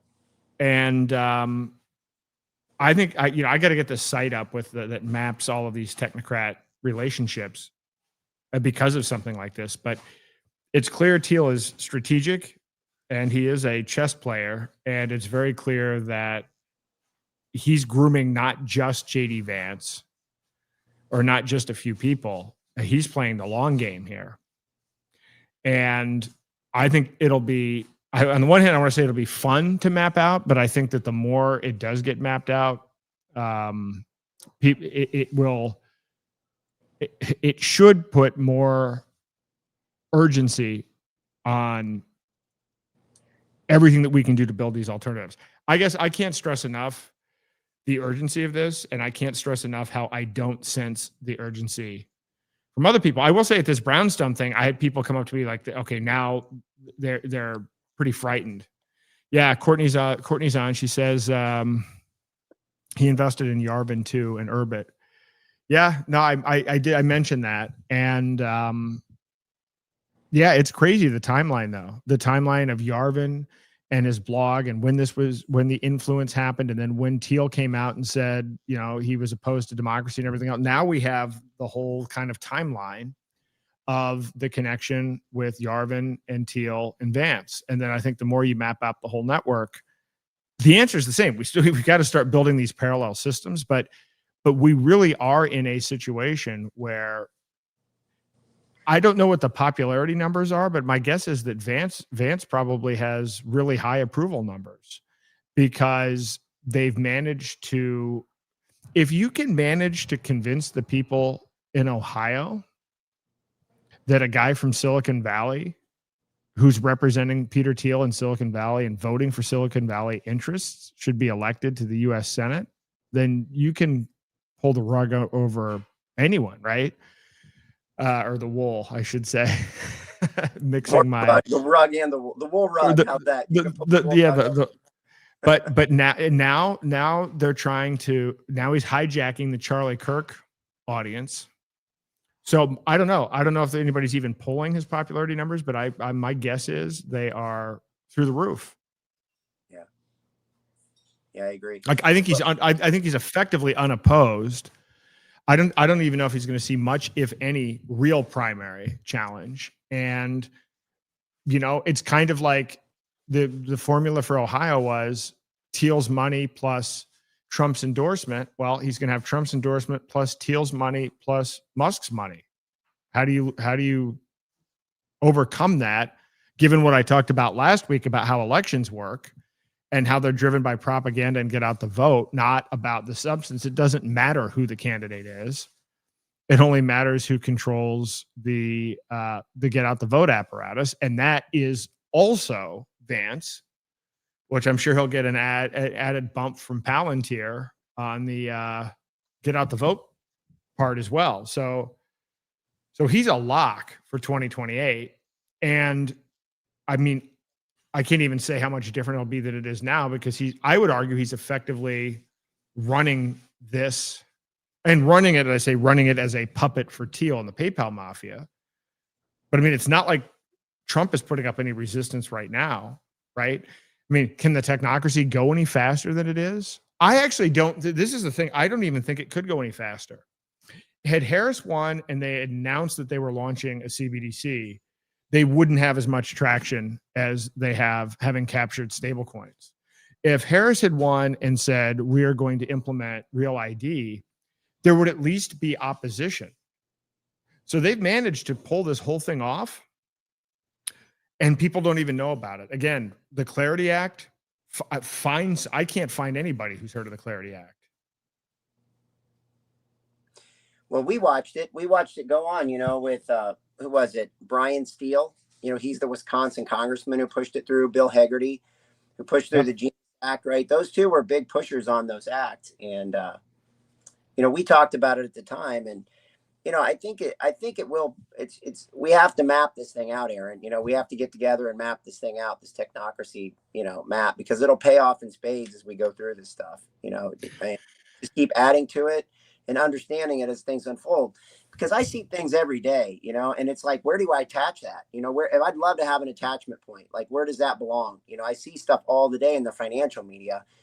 The problem is nobody's really fighting this on the financial front. You know, like, you're so swamped by, you know, Bloomberg and CNBC, and you can read through the lines. I mean, you'll see people come on and they will say things that you're like, wow, like, I can't believe he just said that. The problem is, where do you attach it? There's no place to attach this stuff. You know, you know, it's like writing a book. But it's you know, like I would love to work with you on that, right? Getting that the map out on the technocracy, because I just really think it'll help make a clear picture, and people, it makes it a lot easier for people to understand it. Like you say, with onboarding people with these different platforms, same kind of a thing. If they understand how this technocracy works and they can see the picture of it, and you can lay it out and make the connections. People don't have to understand the whole picture, but certain things they've spent time with, or they understand and they see the connections, and they're like, okay, I get it. I'm on board. You know, I understand. Yeah. Well, and again, the thing that I've learned is that if you expose it, but you don't have an alternative, then actually you're contributing to the demoralization. And at the Brownstone thing, I had so many people that came up to me that said, "Oh, wow, I'm not even kidding. Jaws dropped." And they're like, "Wow, this was horrifying. I had no idea." And so, and this is not these are not normies. So that means we've got a lot of work ahead of us. And I think, again, I think Musk is a white knight. I don't think Thiel is necessarily as much perceived as a white knight, but Musk still has the white knight vibe going on largely.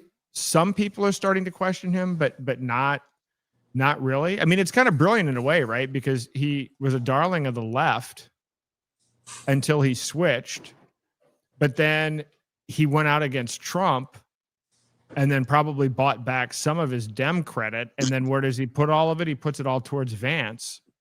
So that's going to be the biggest challenge. And then I would love to be able to show algorithmically, look, I have found the social media thread to be unwatchable, and I can only imagine how they're tweaking it for rage bait. And in fact, all you have to do is look at what Elon himself is posting to see that he is directly engaging in rage baiting.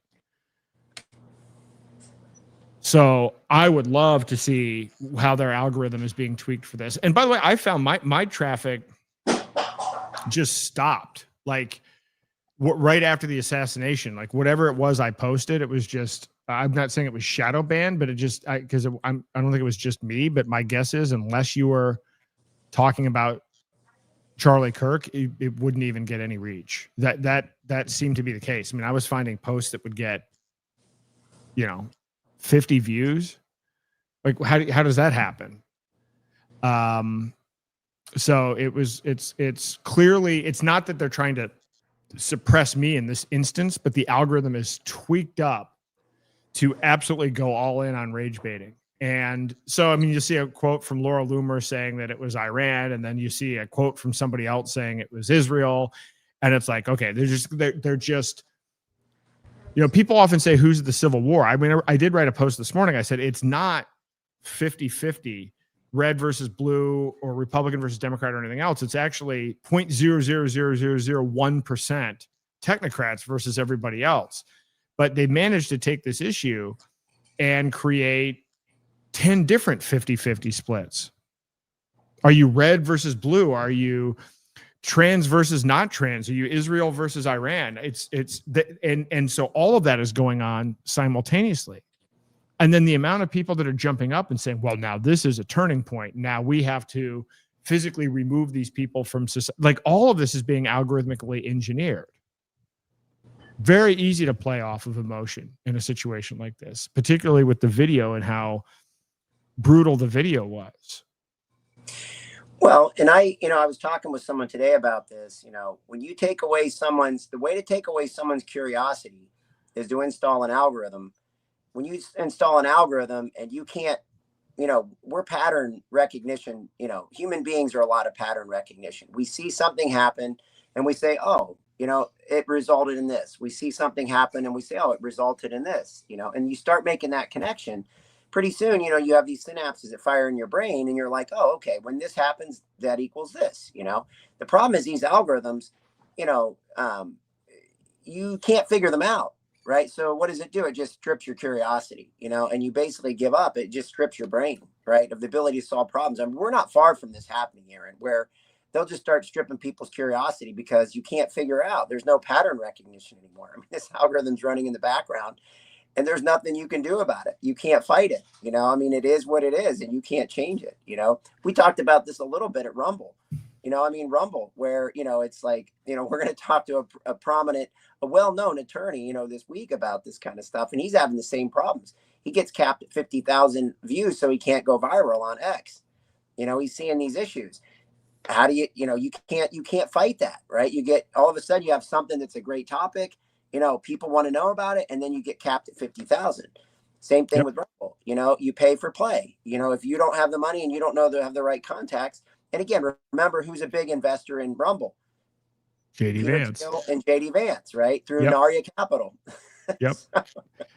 Yeah, I mean, I think you're right mapping this out. So I was doing the Technocracy mapping last because it's the hardest to do. And so as I'm doing these other sites, I'm becoming more efficient at development. That's why it's been delayed. So I've launched the Aaron Day site, the Freedom Forge site, the Own Nothing site. So I am going to do it, but it'll actually end up being faster because I will be more proficient by the time, I get to focusing on that. But you're right. People don't know that. People do not know that Teal investors. People don't know that Truth Social uses Rumble, right? Like there's just so many of this that, again, when you see, don't forget our buddy Howard Lutnick. Don't forget Howard Lutnick, how he ties into the whole thing. I know. The thing is, it was really easy for one of the things that the right or MAGA, or whoever you want to call it, would glom onto is, oh my God, Hunter Biden was on the board of Burisma, and look at Nancy Pelosi doing insider trading.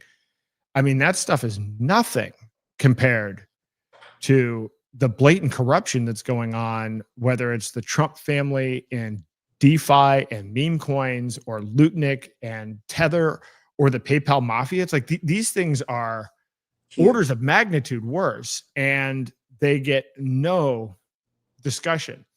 Now, some of it is that it's more complicated, and that's a problem. Like when I did the interview with the Daily Mail, it was like 5 hours of back and forth, and they had to talk to a bunch of lawyers and then somebody from the New York Times financial press or whatever. It's like, so that's an advantage they have because these are technical topics. And so the media can't cover it because they don't know how, even if they wanted to, which they don't. Yep. Well, I'm all in on helping map that out. I definitely, the sooner, I guess I could do my end, and then whenever you get your part ready, we can just plug it into that. But I would love to lay that out and confirm it with Courtney and confirm it with Patrick and confirm it with anybody we can get, information on. Have everybody check it over, make sure that it checks out, and then put it up for test for the public, right? Let them pick on it, let all the viewers, all your viewers, so forth, pick on it and see what they can contribute. I mean, it's a group project, right? It's just the more we can involve the group. Yeah. Yeah, it's a group project, and the whole point of it is to crowdsource and to even indicate the what percentage confidence that we have in these connections, and to have that be something that changes over time. And as you get new information, in other words, if you've mapped this thing out and you've made 10 different links, but then you find out one thing is false, then that changes the whole picture. So the idea here is that you've got a dynamic picture that's changing in real time, and that your confidence changes as you get more information. And that's the best way to approach it. So it's certainly not, I'm just trying to seed it with a bunch of data and then make it as useful as possible for people to contribute to. But I mean, in fact, I'm even kind of calling it's an open source Palantir to fight the technocrats, right? I mean, they have all these tools using our money to track us, and we don't know anything about them. We're sitting here in ignorance of this, and it's completely inverted, right? I mean, the government's not supposed to have this kind of information. But anyway, we have a couple comments here. Donald says you can only join the dots if they're visible. True. But I'll tell you, it's so complicated. We need to start, and some of it is visible, and you never know, right? Wikipedia did a pretty good job. I mean, not Wikipedia. WikiLeaks did a pretty good job of exposing stuff. I mean, there is the ability to get this information. So many people just are acting in fear or not acting out of fear. And, at some point, it really doesn't take very many people to come forward to start filling out the puzzle pieces. Sarah Gold says, Well, and the other thing too, go. Yeah.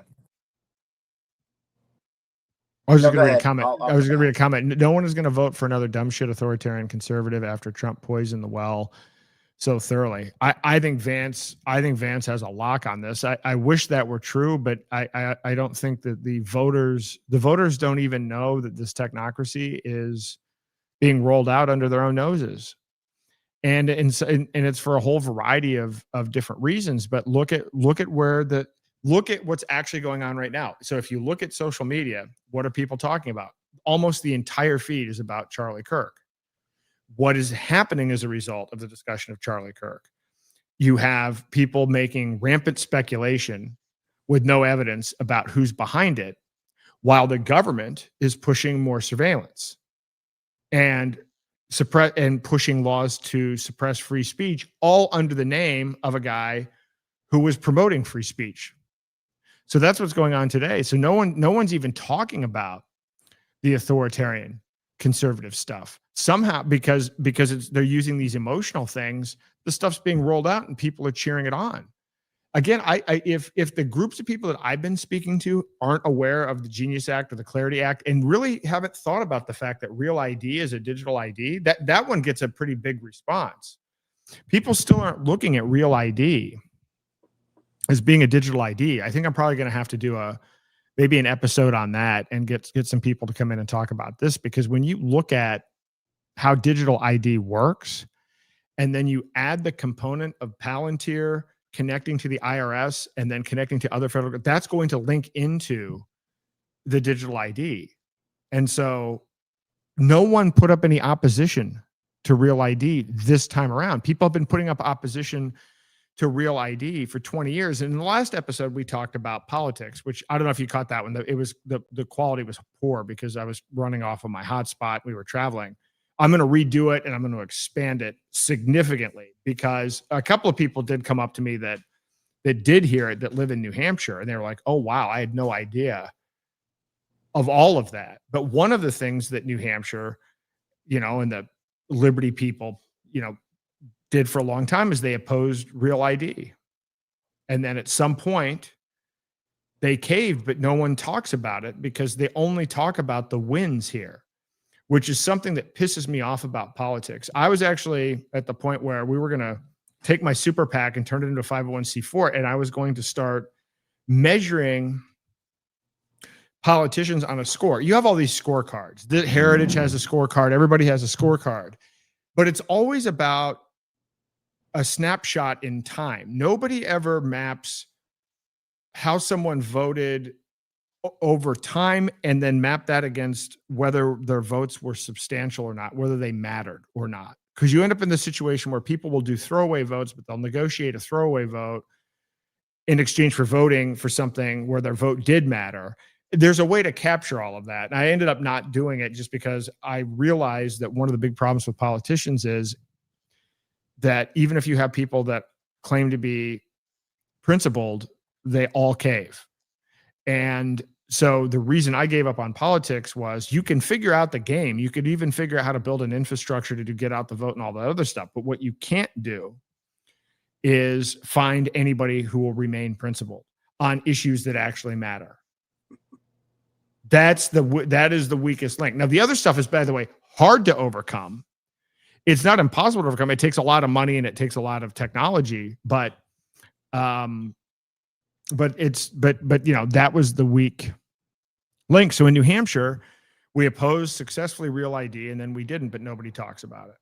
We put up a fight against Medicaid expansion, and then when we got into power, the same people that signed a pledge to oppose it, some of those same people who got elected opposing that issue co-sponsored legislation to make it permanent after it failed, even worse than anybody could have possibly imagined in terms of expenditures and increase and size and scope and scale. So anyway, Yeah. I Well, I mean, think there's a lot of misdirection, and I think people get worn down. And then at some point, the real ID just goes through. You know what I mean? It's been pushed this way, that way, this way, that way. And then all of a sudden, it's just the pathway's clear for it, and there it is. And so look, I don't want to, I've got some theories on that. I don't know if it's really worth talking about, but I think the one thing that really is important is the, I don't want to lose my train of thought here. Anyway, I'll just leave it. There was something else I had on mine, but I've kind of forgotten it, but it'll come back here in a minute. Yeah. Yeah, I'm trying to, I'll tell you, it was an intense week. The traveling, I know what I was going to say. Yeah. Yeah. So I think the other thing too, Aaron, with doing this technocracy map, this is what I was going to say, is that I think it invites whistleblowers, because if you can map this out, people can understand where they fit in the whole picture, so all of a sudden they say, oh, you know what? I got caught between here and here, and that's something I know something about. You know what I mean? And then they maybe step up and they're willing to talk about it. But if it's too hard for them to connect the whole picture, they're afraid to step up and be a whistleblower, because they just don't understand. They don't understand enough to say, oh, I actually play an important role in this. I saw this and this and this go on. They're willing to vouch for it, and they've got facts on it. But if they don't see the picture, it just gets washed away, right? And I think so. Whistleblowers, that's got to be huge. And the other thing too is, I think when you lay this out, being in Ohio, I think there's going to be, if you can find the right people, around Vivek Ramaswamy, around this Narya capital, around this bank, right? This Erebor that's going to be coming, the one that's going to be the Peter Thiel, Palmer Luckey bank. There's going to be people who know about this stuff, right? That are going to talk, and I think you just have to find them, right? And they're going to be willing to say, yeah, this is just, there are moral people that, but it's tough to walk away from a big job, right? A lot of people have a hard time walking away from, unless they know that it's just morally wrong, and they understand the picture and they understand where this is headed too.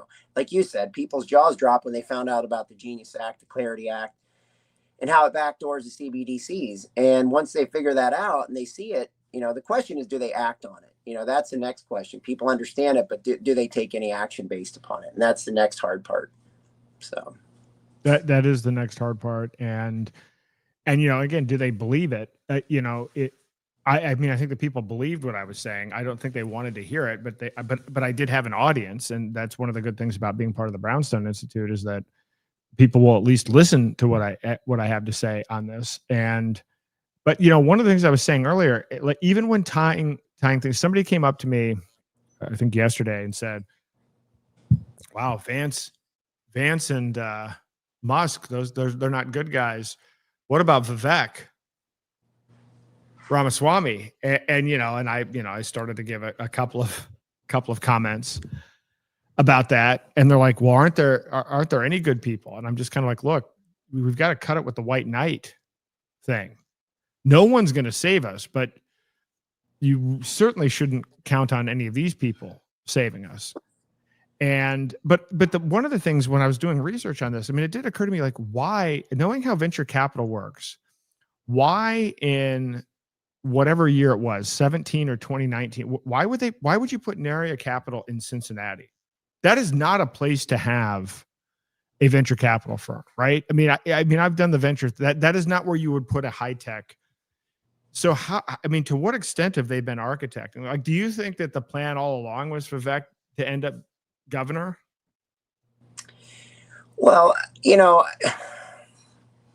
I don't know. The way I understand, the election between Obama and Hillary Clinton was, and this, people might shoot this down, but you get the Bilderberg group, and they chose which one was going to be, the candidate that year, right? And I mean, didn't they have back-to-back meetings? You remember? I don't know. What are your thoughts on that? You remember that they paraded one in, and they paraded the next one in the next day. Yep. And I think the decision gets made, who's the right one. Well, I mean, look at Obama. I mean, he's head and shoulders above Hillary. You know what I mean? In terms of selling an idea, I mean, he can sell ideas over her all day long, right? So that wasn't a tough decision. And I think the same kind of a thing potentially with Vance and Ramaswamy, right? I mean, Vivek, look, the guy was very opportunistic. He knew that Trump is a wild card, and he knew what happened in the first election when the whole thing comes out on the what was that thing where Trump 3 weeks before the election, and he's like, oh, you just grab him by the right, that whole thing. Yeah. And Vivek's sitting there probably saying, look, I just need a position behind this guy because I could just get lucky, you know what I mean, and just slip right in there. I could be the Republican candidate. I think after that, ultimately though, was it ever going to work for him? Probably. Could you have ever had a Vivek Ramaswamy as president and J.D. Vance as vice president? I mean, could that have been the deal? Peter Thiel's like, well, I'm picking the vice president for 2028. Here you go. Let's just attach him to Vivek. I don't know. Aaron. I mean, it's sort of funny to think about.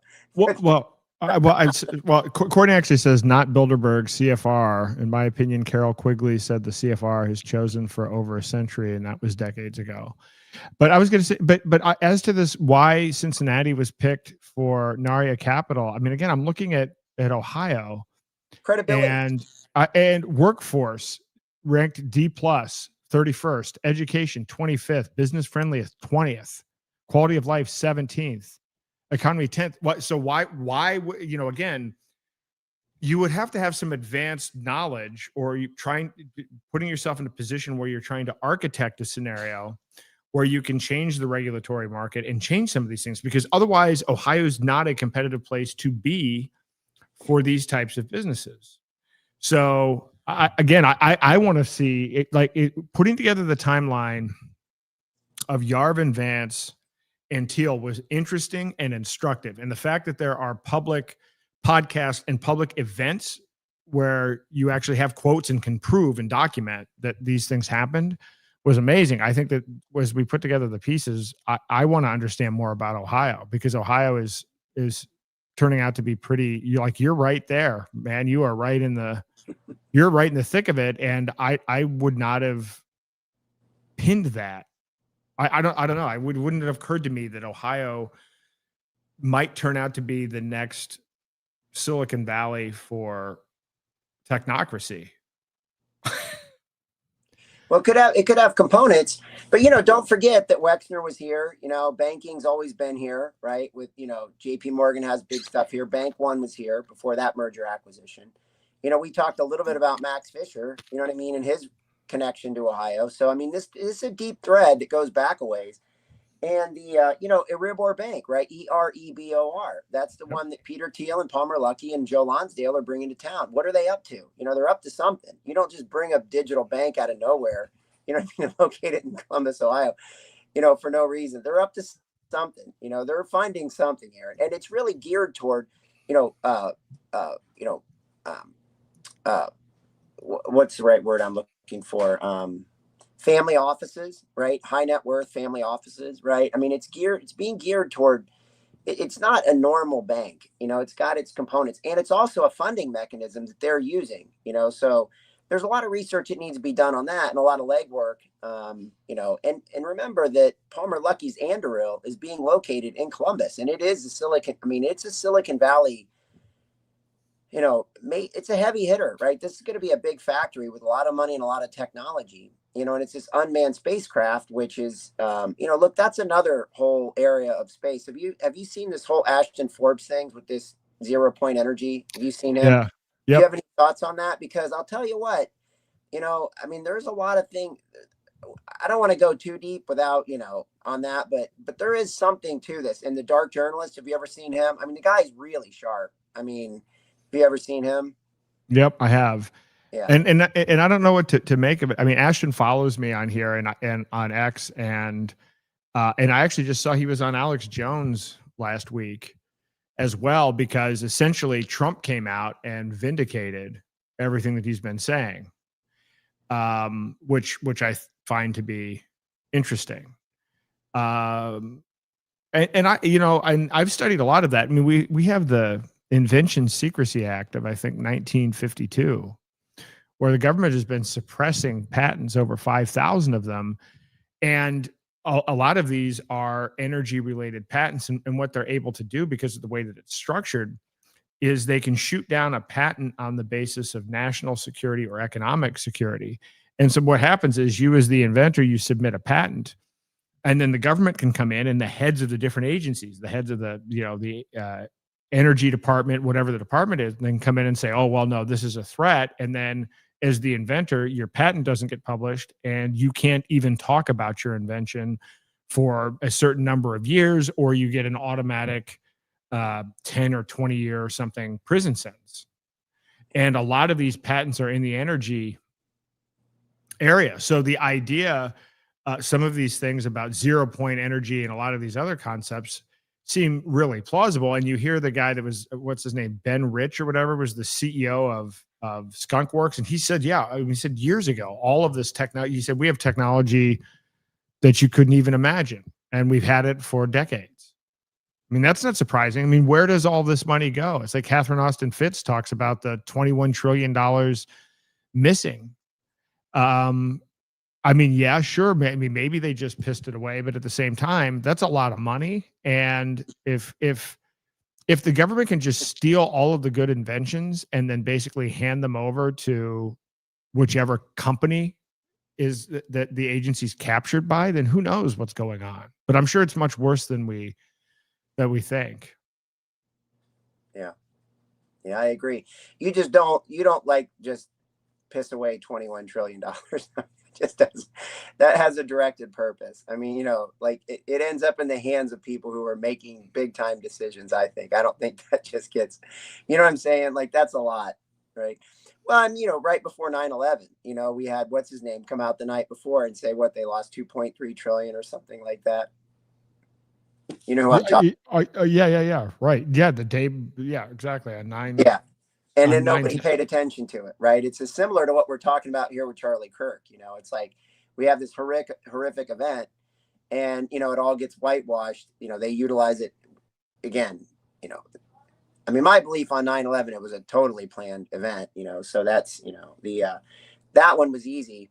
With everything that fell out after that, all the legal, Patriot Act and so forth. But I think that 21 trillion has been used for a lot of these, energy is a good one. I mean, all kinds of technologies that we just don't get a look at. And we don't, and the question is, when do they unleash this stuff? What is the trigger point for them to unleash some of this and just shock people's minds? Because, and how does that get rolled out, Aaron? Like, seriously, if we have 0-point energy, how do they expose that? I mean, the Dark Journalist talks about this, how they're going to roll that out.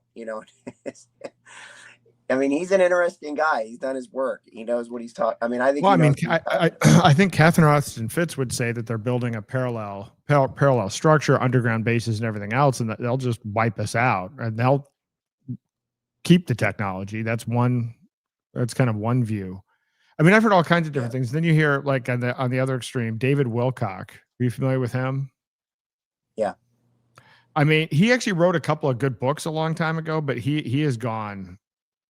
It's almost like a pattern. Somebody puts out a book that puts out controversial information, but that's true. He wrote this book called, I think, the Source Field Investigations or something, and it had all kinds of true things. I mean, this is where I learned about the guy who invented the, a water-powered car, and he had a whole variety of things that were referenced, and I view the references. But then all of a sudden, at some point in time, where he gets, some popularity around this, but then all of a sudden, he's starting to talk to insiders. And then he's like surrounding himself with all of these people that are completely not credible. And then I remember during COVID, he started making all of these predictions about the white hats and the intergalactic this and intergalactic. And none of it came true. It was all false. Everything he said about politics was wrong. And then every time he said something that was based on an unknown insider. So his credibility is just dead. And then that affects the perception of the book and the material that he did a long time ago that was actually well researched. That seems to be a pattern, right? I've noticed as well. But he actually had a lot of very good information in there. I mean, there's even been, claims about some guy from MIT was talking about cold fusion and, was about to do an interview where he was going to unveil something and, mysteriously was murdered at his home in Connecticut under mysterious circumstances. There's a whole bunch of, There's a whole bunch of things. So we don't know anything. The one thing I know is we really don't know anything, but it does seem to be this, the more you know, the worse it gets. Right? Like it's never there was some noble cause behind all of this, and there was some reason that they couldn't tell us, and it's for our own good. That isn't it. Yeah. Yeah, that you're right. That is not it. That is not it. But this is concerning. The Vance thing is really concerning. The more you see how scripted, and by the way, I just touched on the surface of it tonight. I mean, you could do a thing on Vance. You could do a 10-part series on Vance. I just wanted to cobble together, some of the high points that might be of interest relative to what's going on. But I mean, it's crazy how sculpted this story is. And then roping the thing in with, but yeah, Ohio needs to be understood. Because yes, I know Andrew's there, but looking at this, it's not an ideal place to start a bank. If you're going to start a bank, you'd start somewhere where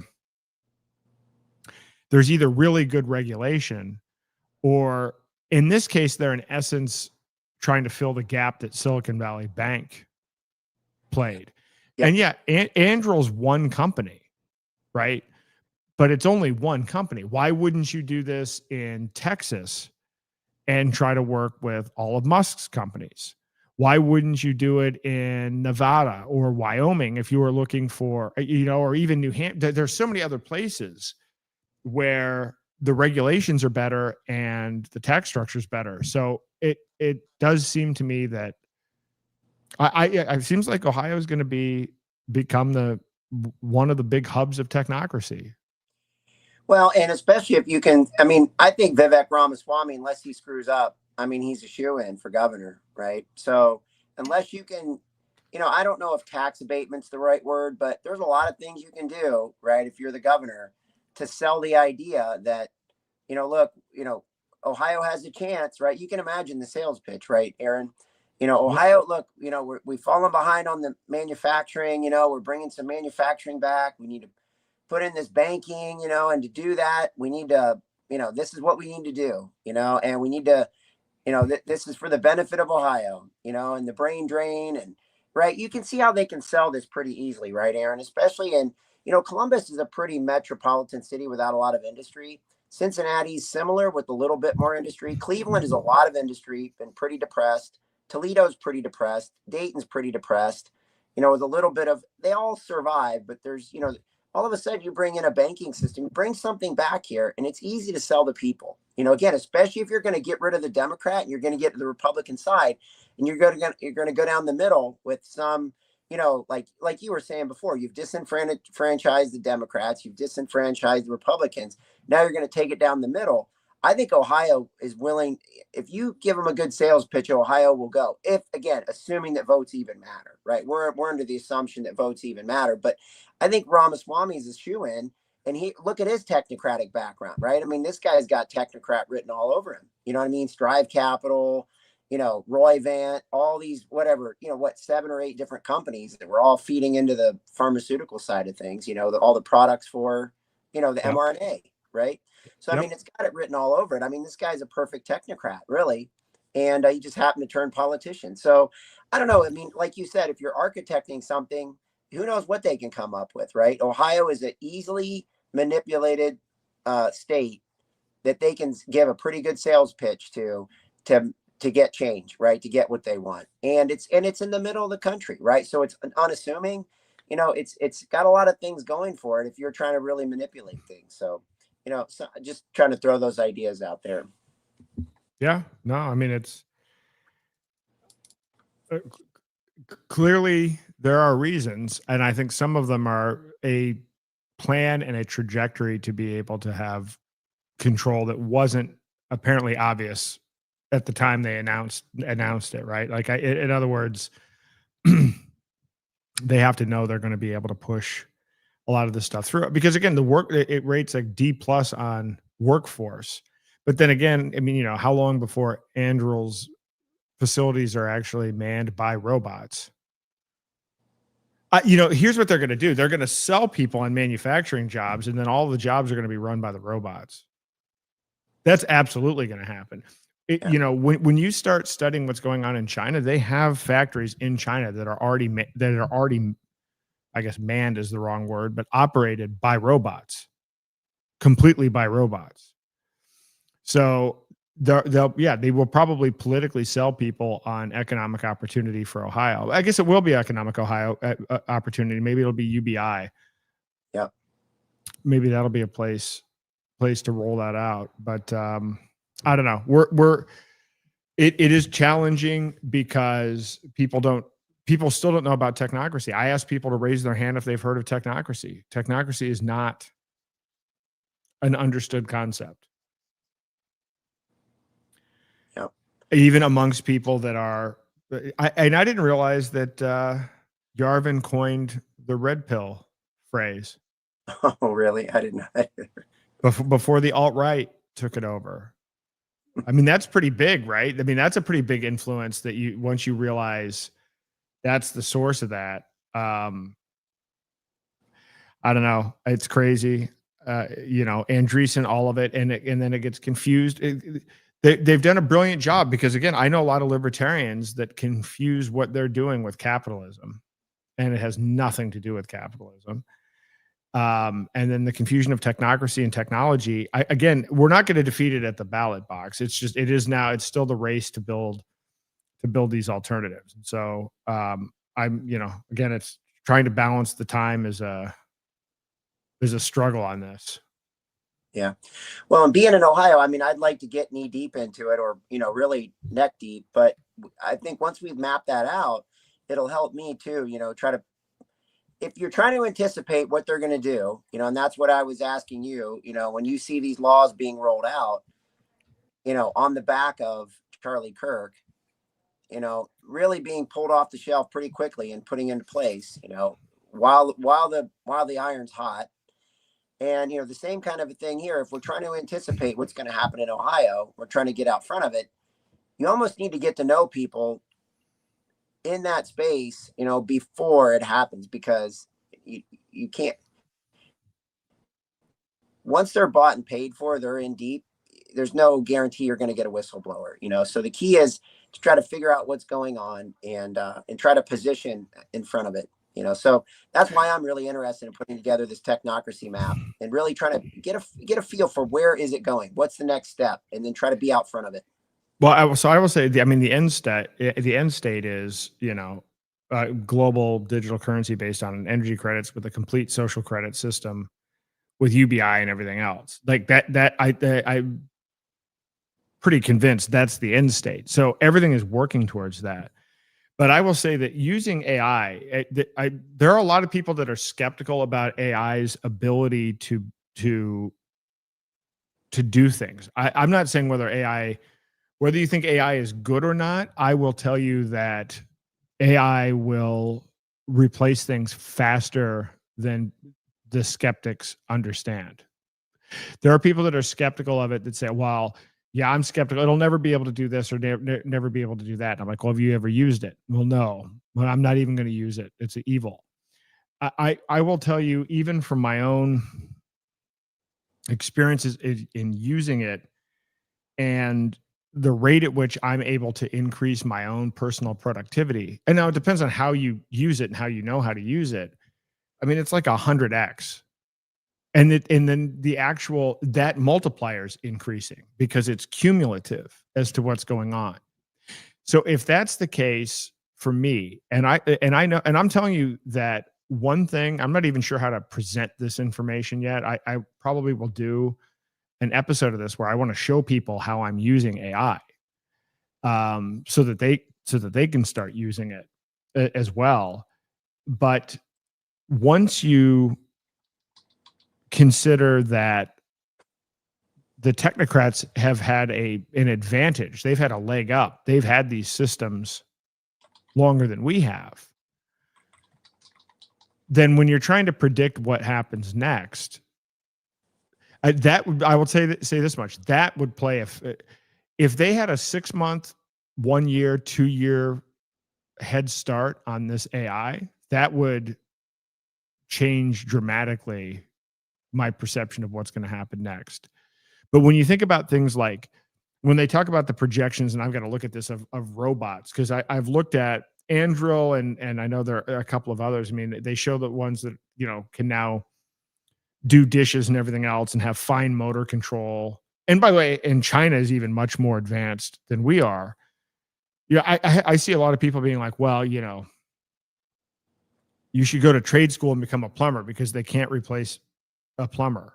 You're not studying the technology. They can, in fact, replace a plumber. A robot could replace a plumber.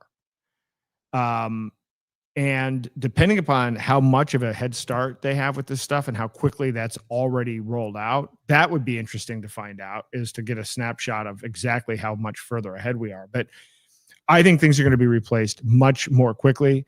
The implementation of robots, I mean, I'm at the point now even where I'll start a project and I'm like, all right, here's a simulated management team where I take actual people. And I'm like, all right, if I were to build a dream team, here's the dream team, here's the advisory team. And then you can simulate decisions that they would make. I mean, and Courtney talks about this. She talks about, you know, having a digital twin, but I will tell you, I've done this. I've structured this. So from the standpoint of I've run companies and I've had management teams and advisory boards, and then I'm simulating doing this. And in some ways, simulating it is better because you actually get the best parts of what their thinking process would be like without the politics and without any kind of sabotage. But now it's to the point where you can use agents and start automating tasks. And I'm at the point where I could incubate a project and it's almost faster to automate the project than it is to train someone on how to run the project. And I say that because it's a genuine concern that I have about, like, I see there really is going to be a fracture. There are going to be people that are 100,000 Xing their productivity. And then there are people that don't know how to use AI. There's the gulf in productivity is going to be, and probably actually already is, unprecedented. And the people that aren't using AI are simply, they actually don't have much to contribute economically. And I'm telling you, this has happened over like the last 90 days. And even when I'm doing something like coding, if you stay on top of what's going on with the models and then you figure out a breakthrough to connect this thing, you can get a 10x multiplier over 30 days just by following what's going on. Yeah. I mean, and now it's to the point where it's like, oh, if you wanted, you could replace, I'm like, all right, I was building the website. I'm like, I'll just build my own dashboard. I'll build my own CRM system. I'm not even going to use Salesforce. Then you're like, all right, I'm going to simulate what a sales team would look like. And it's like, oh, you could create an avatar. They've got another thing that you could use that can actually go out. I think it's a company called Pine or something, where they have bots that you can use where you basically use a voice or whatever, and it will call and negotiate things for it. Like if you need to dispute a medical bill or change reservations for something, you can actually program this AI to do it. And the person on the other end doesn't even know they're talking to an AI. So you take all of the phone calls back and forth, all of everything else. It's all being done now by an AI. Then you can string all of this stuff together and basically create maps where it's like, okay, I want this email to be sent out, and then here's the logic for this, and then plug into this and plug into this. And people are creating diagrams and automated scripts that take entire workflows and automate it. Every aspect of a workflow. This is here now. Agentic AI is what it is, and it's here now. So the rate here, so there is, if people are like, well, it can't replace what humans do in this regard. Like these are some general statements that are not factoring in how these things work. And they're not factoring in the ability for the systems to be able to interact with each other and to begin doing some error correction. I'm not saying that all of the stuff is perfect or that it's all great, but what I am saying is the productivity gains and what they're going to be able to replace in terms of what humans do is not a 5 to 10 year thing. I see people saying, oh, well, this is going to go away in 5 to 10 years. What's interesting, even in the realm of coding, is it's actually the higher end developers that are getting wiped out first. It's completely it's flipped what people's expectations were. It's going after some of the higher end positions. I mean, there's one now where you can have it. There's a prompt. It's like, all right, simulate a $300,000 McKinsey market research report, right? And you write out the prompt, you engineer the prompt properly, and it's like, yeah, like what's the use of McKinsey at all? McKinsey could be completely replaced with a prompt. So I don't know. I don't even know if this is the right place to talk about this, but it does need to be talked about, because I know a lot of people have just dismissed it, and they're in for a rude awakening. And I also don't know what the implications of it are, because again, it's not necessarily a bad thing, but it depends on who controls it, like every other technology, right? If we're now going to use this Charlie Kirk thing to get rid of the Section 230 repeal, and we're going to do all this other stuff, you start applying this same kind of thinking to AI, and it's a real problem. This stuff could become tyrannical right away, or it could be something that does, propel us forward. Yeah. Well, one of the things I've noticed, and I have a couple pretty high-end programmers that work for me, and I noticed this happening with OneDrive. So Microsoft has their cloud OneDrive. So you can put Microsoft Excel on there, you can put PowerPoint, you can put different software that they have on this OneDrive. And the nice thing about it is, you could use it, I could use it, we can both use the same thing, from different locations, and it's pretty good, right? You can edit it, I can edit it, I can see where you're at, you can see where I'm at. We could be in this different cells right next to each other in Excel, and it would be just fine. The key though, Aaron, is it's very hard now. They've changed something in it where it's very hard to actually save Excel spreadsheets to your desktop, to your hard drive. They're pushing everything they can to the cloud. They want everything. And I thought I was just me. I thought, oh, something changed. They did an update, and I'm just, I'm decent like you. I'm an okay programmer. I can get through stuff, but you have to understand it, right? I'm more of a developer mindset, and then I, help the programmers put together the end product. And so that's kind of my thinking, and I understand enough SQL and so forth, different software to get through things. But the point is this: I asked some of my coders, have you noticed this? And they're like, yeah. And they were upset about it, right? It's even hitting them. I mean, these are the kind of guys that are like bulls, like I was saying to somebody, like a cornfield. It doesn't slow them down. They just blow through this stuff, but it's actually frustrating them, right? How much of this stuff is being pushed out onto the cloud. And I think where they're at, Aaron, is, we saw Mark Benioff at the World Economic Forum this year talking about agentic AI, that they had it, they were using it, they were ready to roll it out, and then they backed away from it. Somebody must have made a last minute call, or they were teasing, basically to extract the last little bit of information, right? Force us to put our stuff out on the cloud and be able to absorb it, gather it all, feed that into their AI, you know what I mean? Extract the last little bit. At some point, right, they're squids, right? They're trying to suck the last little blood out of us, before they basically cut us off. We don't know where that cutoff point is, but that's what I think is going on, is they're forcing us to get as much stuff out there on the cloud as possible to feed their AI machine, their engines. And then at some point they will just flip the switch, because Mark Benioff said it. They already have the agentic AI ready to go. And that's how I sense things going right now. And I've, again, it's a small little control group, but when my programmers tell me that they're having the same problem, like it's not just me making a mistake, right? That's a pretty collective effort.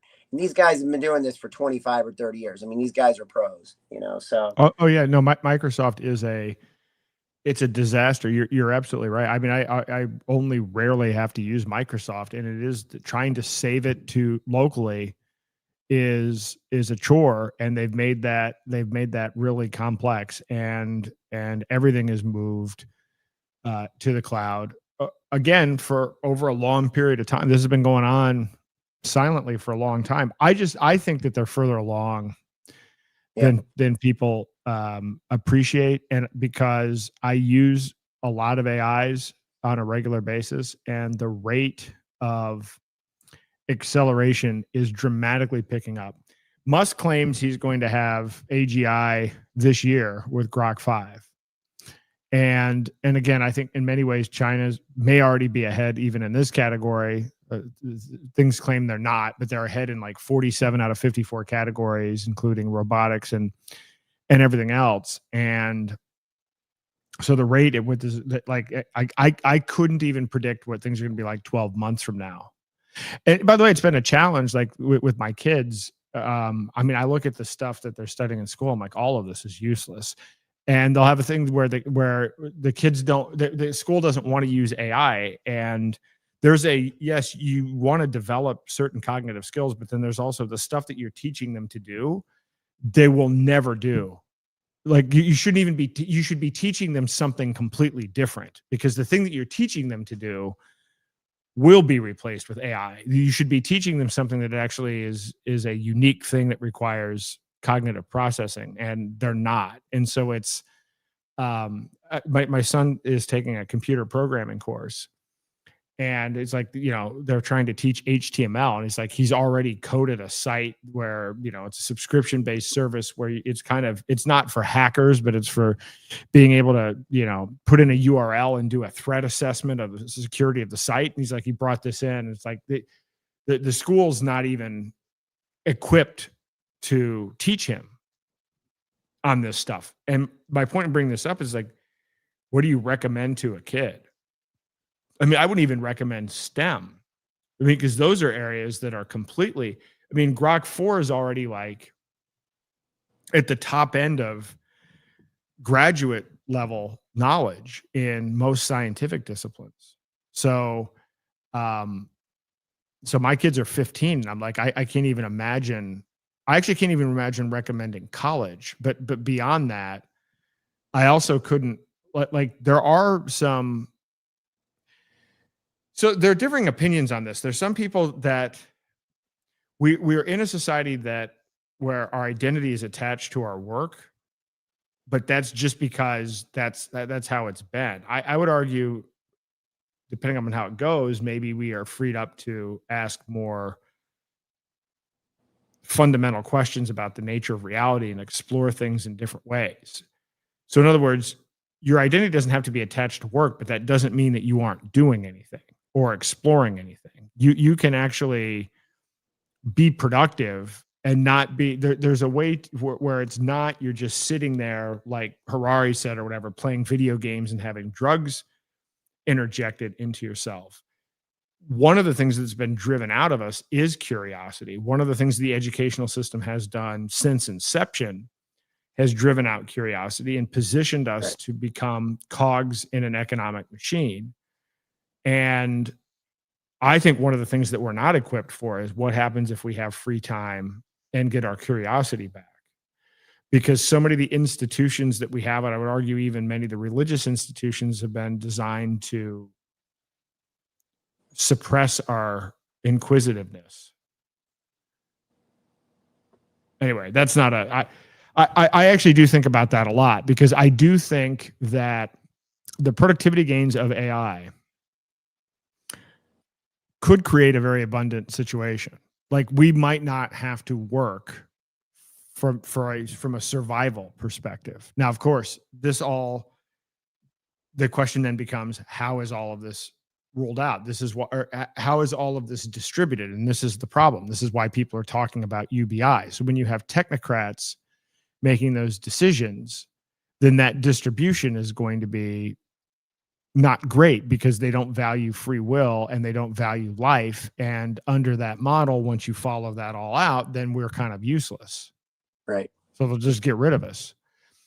But let's say you didn't take that viewpoint and you were free will first, and you were, human centric, but you still had those productivity gains, and you still had a situation where people didn't have to work. You still have a whole set of problems and discussions that need to be had about how society operates. Anyway, I guess this goes back to why we're doing this first principles thing. Yeah, that's what I was thinking. That's exactly where you're headed with that. It circled right back to the first principles. And it comes back to good versus evil and assessing, how do you assess, a good debate? How do you keep a good debate?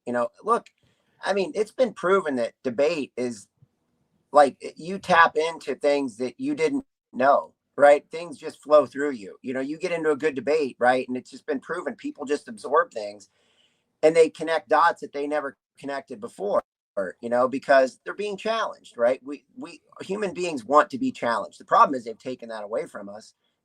Like you said, just turned us into economic cogs, you know, cogs in the economic wheel. And, you know, these are all interesting questions. You know, I just think that they've already proven that, you know, I mean, I was watching today, one of the things Charlie Kirk said, how much has education improved since the 1960s? You know, even though we've thrown $4.3 trillion at it or whatever it is, you know, and it hasn't, it hasn't improved. So they've already taken all that stuff for their own benefit, you know, so we already know where they would take us. If we, again, this is why we're talking about these, you know, parallel systems, alternative things. It's why, you know, I like what Mike Adams is doing. I think his effort is, you know, not even a pin drop, you know, in the ocean, because he doesn't have the Blackwell chips, right? He doesn't have these different things, but he's doing a very nice job with his AI, you know, and that he's giving us a model by which to run from. If we don't do what he's doing, like you know, if good people don't do what Mike Adams is doing, we're done, right? I mean, we're going to get eaten alive by these people because they will not share this. My belief is evil. These people want to live forever, right? They want to take everything they can get. They want to live forever. They don't believe in, you know, God, right? They have very little. I mean, what's Peter Thiel talking about tonight, right? I mean, that tells you all you need to know. What's he talking about? When you have people like that in charge of things, Aaron, and funding things, that's a bad deal. That's headed in the wrong direction. That's a guarantee. It is headed in the wrong direction. But the problem is, there's nothing they do run things, and they also have momentum. The accelerationism is definitely towards technocracy and towards these technocrats. And the problem is that what's happened here is, again, even libertarians and other people think these people are heroes, and they confuse this with the free market system. There's absolutely nothing that's going to stop them politically. And the question is, given that they also control most of the social media, as we've discussed, Rumble, X, and everything else, how are we even going to get the word out? I mean, we have a lot of challenges here. It's not that it's insurmountable, but you know, we have to compare. A lot of times people like to say, well, you know, hey, we're making progress in this area. Like, I think we're making progress exposing COVID, but is the progress that we're making at a faster rate than the technocrats are expanding? And I would say absolutely not. I would say that we're doing better than we were in terms of getting the word out, but it is probably not even 1/10 the rate at which they're accelerating. And that's the actual gap that has to be closed. We have to compare ourselves against what's actually going on in the competitive landscape, not just benchmarked against ourselves, which is a common complaint I make against crypto, which is that people in crypto compare themselves against other cryptos, not against traditional finance and not against CBDCs. And that mindset has put us in a position where we're taking what was a significant advantage and an opportunity to actually defeat the centralized system to one where we are now absolutely playing complete defense and completely behind. And yet most people, even within the industry, don't recognize that yet. Yep.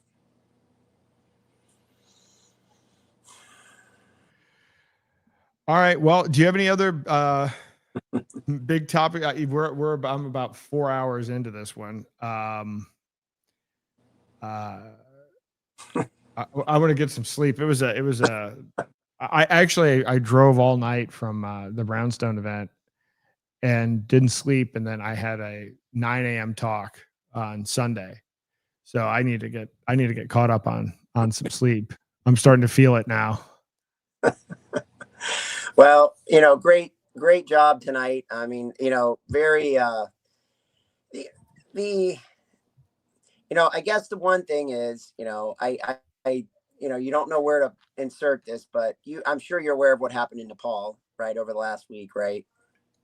Yep. Did you see? So again, I mean, that's the last stand right there. The question is, can they get so far along that, you know, again, this is why Larry Ellison wants cameras everywhere. You know what I mean? Because then they can stop that before it ever, right? It's, you know, it's somewhere along the curve of Minority Report, predicting these things, because they can see people gathering effort, gathering, momentum before it even really becomes anything. And, Larry Ellison is now tied with Elon Musk for wealthiest person in the world. That's a whole, we could spend an hour on that probably, just that thing alone. Oh yeah, no, you're right. He's another one we've got. I actually put out a post today. Now that Ellison is number one, are people going to start worshiping him like they do Elon? I mean, again, we've talked about this before. What, his first client for Oracle was the CIA. Oracle powers the Federal Reserve. Now they want to do Operation Stargate and do mRNA targeted vaccines, and he's a big fan of surveilling everything. I mean, it's a bad movie, Aaron. It's a really bad movie. It's a really bad. And by the way, he's 84, but he looks like he's 50. Yeah, he's probably been getting some injections of something, right? He's. Yeah, I mean, it's all out of like James Bond villain central casting, isn't it? All of it. I mean, really. These are not the heroes that I think people were hoping for. Oh, I guess they don't even know it yet. But yeah, no, I should cover Ellison. I should cover Ellison too. But yeah, all of these guys, it's all government contracts. And by the way, that was the real kicker for me, because I came at this from an Ayn Rand capitalism, free markets thing, and then you find out that, oh my God, these people are the opposite of that. These people are all government contracts using the force of the state. This isn't about, innovation and trying to empower people. It's enslaving people, but making it look like freedom. It's not a great look. But it's hard to convince people. But anyways, yeah, no, we'll do one on Ellison too. Yeah, we'll do a show on Ellison. I'm trying to sequence it. I'm trying to figure out which is the most important to get out. I think Yarvin is important. I don't know if it's going to have as much impact, but it's important because his ideas are the framework for this right path of technocracy. He's the most influential. I'm not saying he's the original, but he's certainly not the original person behind it, but he is the most influential person pushing these ideas currently today. And people haven't heard of them. Again, when I did my talks, most people, or a lot of people, have heard of Yuval Noah Harari. Almost no one has heard of Curtis Yarvin. So I want to at least start getting that out there. But then some of these other characters, yeah. Anyway, it'll be fun working on this technocracy map together, because I think we're going to be shocked by what we find. I know every time I research something, I'm shocked. And it's hard to challenge. Like, I've done a lot of this on my own, laying these things out, but it's very hard to do on your own. It's definitely a fun project to do together with someone or a few people, and then put it out for public consumption and take as much input as we can, challenge it, test it. Like you said, add probabilities, let it change over time. I mean, I love the idea, and I love all the stuff you're doing, and I love the framework and the websites, and, the discussion tonight, and, the Zano and the Freedom Dollar and Raven. All these great things you talked about tonight that I'd like to, learn more. It's just, there's a learning curve. You have to learn a certain amount before you can even really ask questions. And that's the key. How do we accelerate this curve for people so that they can take what they're good at, their skill set, and start jumping on the Zano, backbone, right? How can they start taking the things that they're good at and jumping in? And the faster we can accelerate, the better our chances are, because I'm totally, when I first couple of times I, interviewed you and talked with you, you're like, yeah, 1.0 is over. And I was like, dang, this guy. But, you come along and you're like, and I tell people now, I'm like, look, you got to listen to Aaron. I think he's right on this, and I'm coming around to it. And I mean, I think we all had hope that you can save it.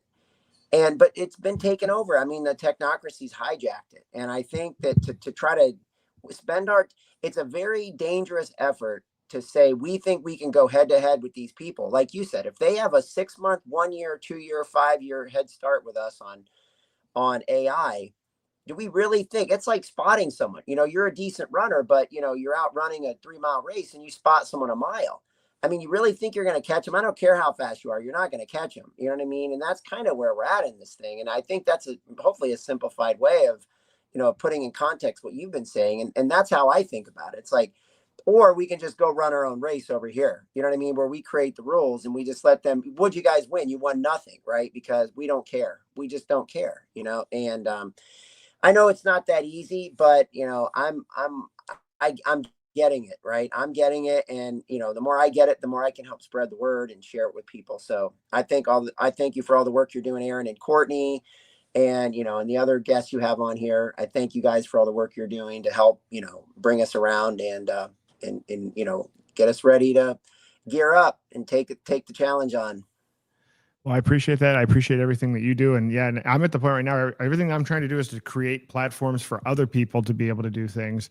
The best I can do is maybe try to put up a couple of examples that are, you know, not perfect, but at least show here's what you can do, but then get to try to empower other people. And I'm trying to do that as quickly as I can. Cause I don't think we have a lot of time.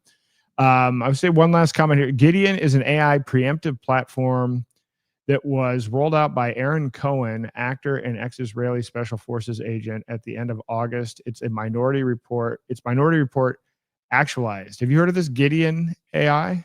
Yeah, I've heard of that. Yep.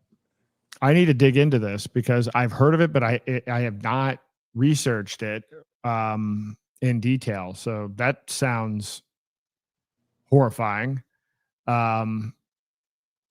So, all right. Well, that's another thing to look into. So thank you, Leah. I will look into Gideon. All right. Well, I will, I don't know if you're around on Thursday, it should be Curtis Yarvin. But if not, well, I look forward to chatting with you soon. I'm sure I'll chat with you anyway. Well, and we have a call this week too. Remember, I think on Wednesday together. Oh yeah, that's right. That's right. Yeah. So, all right. Looking forward to that as well. Yeah. All right. Awesome. Well, thank you for hopping on, and thank you for everything you do. And I'm going to play a song on the way out. Have a good rest of the evening. All right. Thanks, Aaron. Good night. Thanks. Bye. Thanks, everyone. They said it's for safety. They said it's for peace. But they put the cage up first. Then they hid the keys. Roger V1.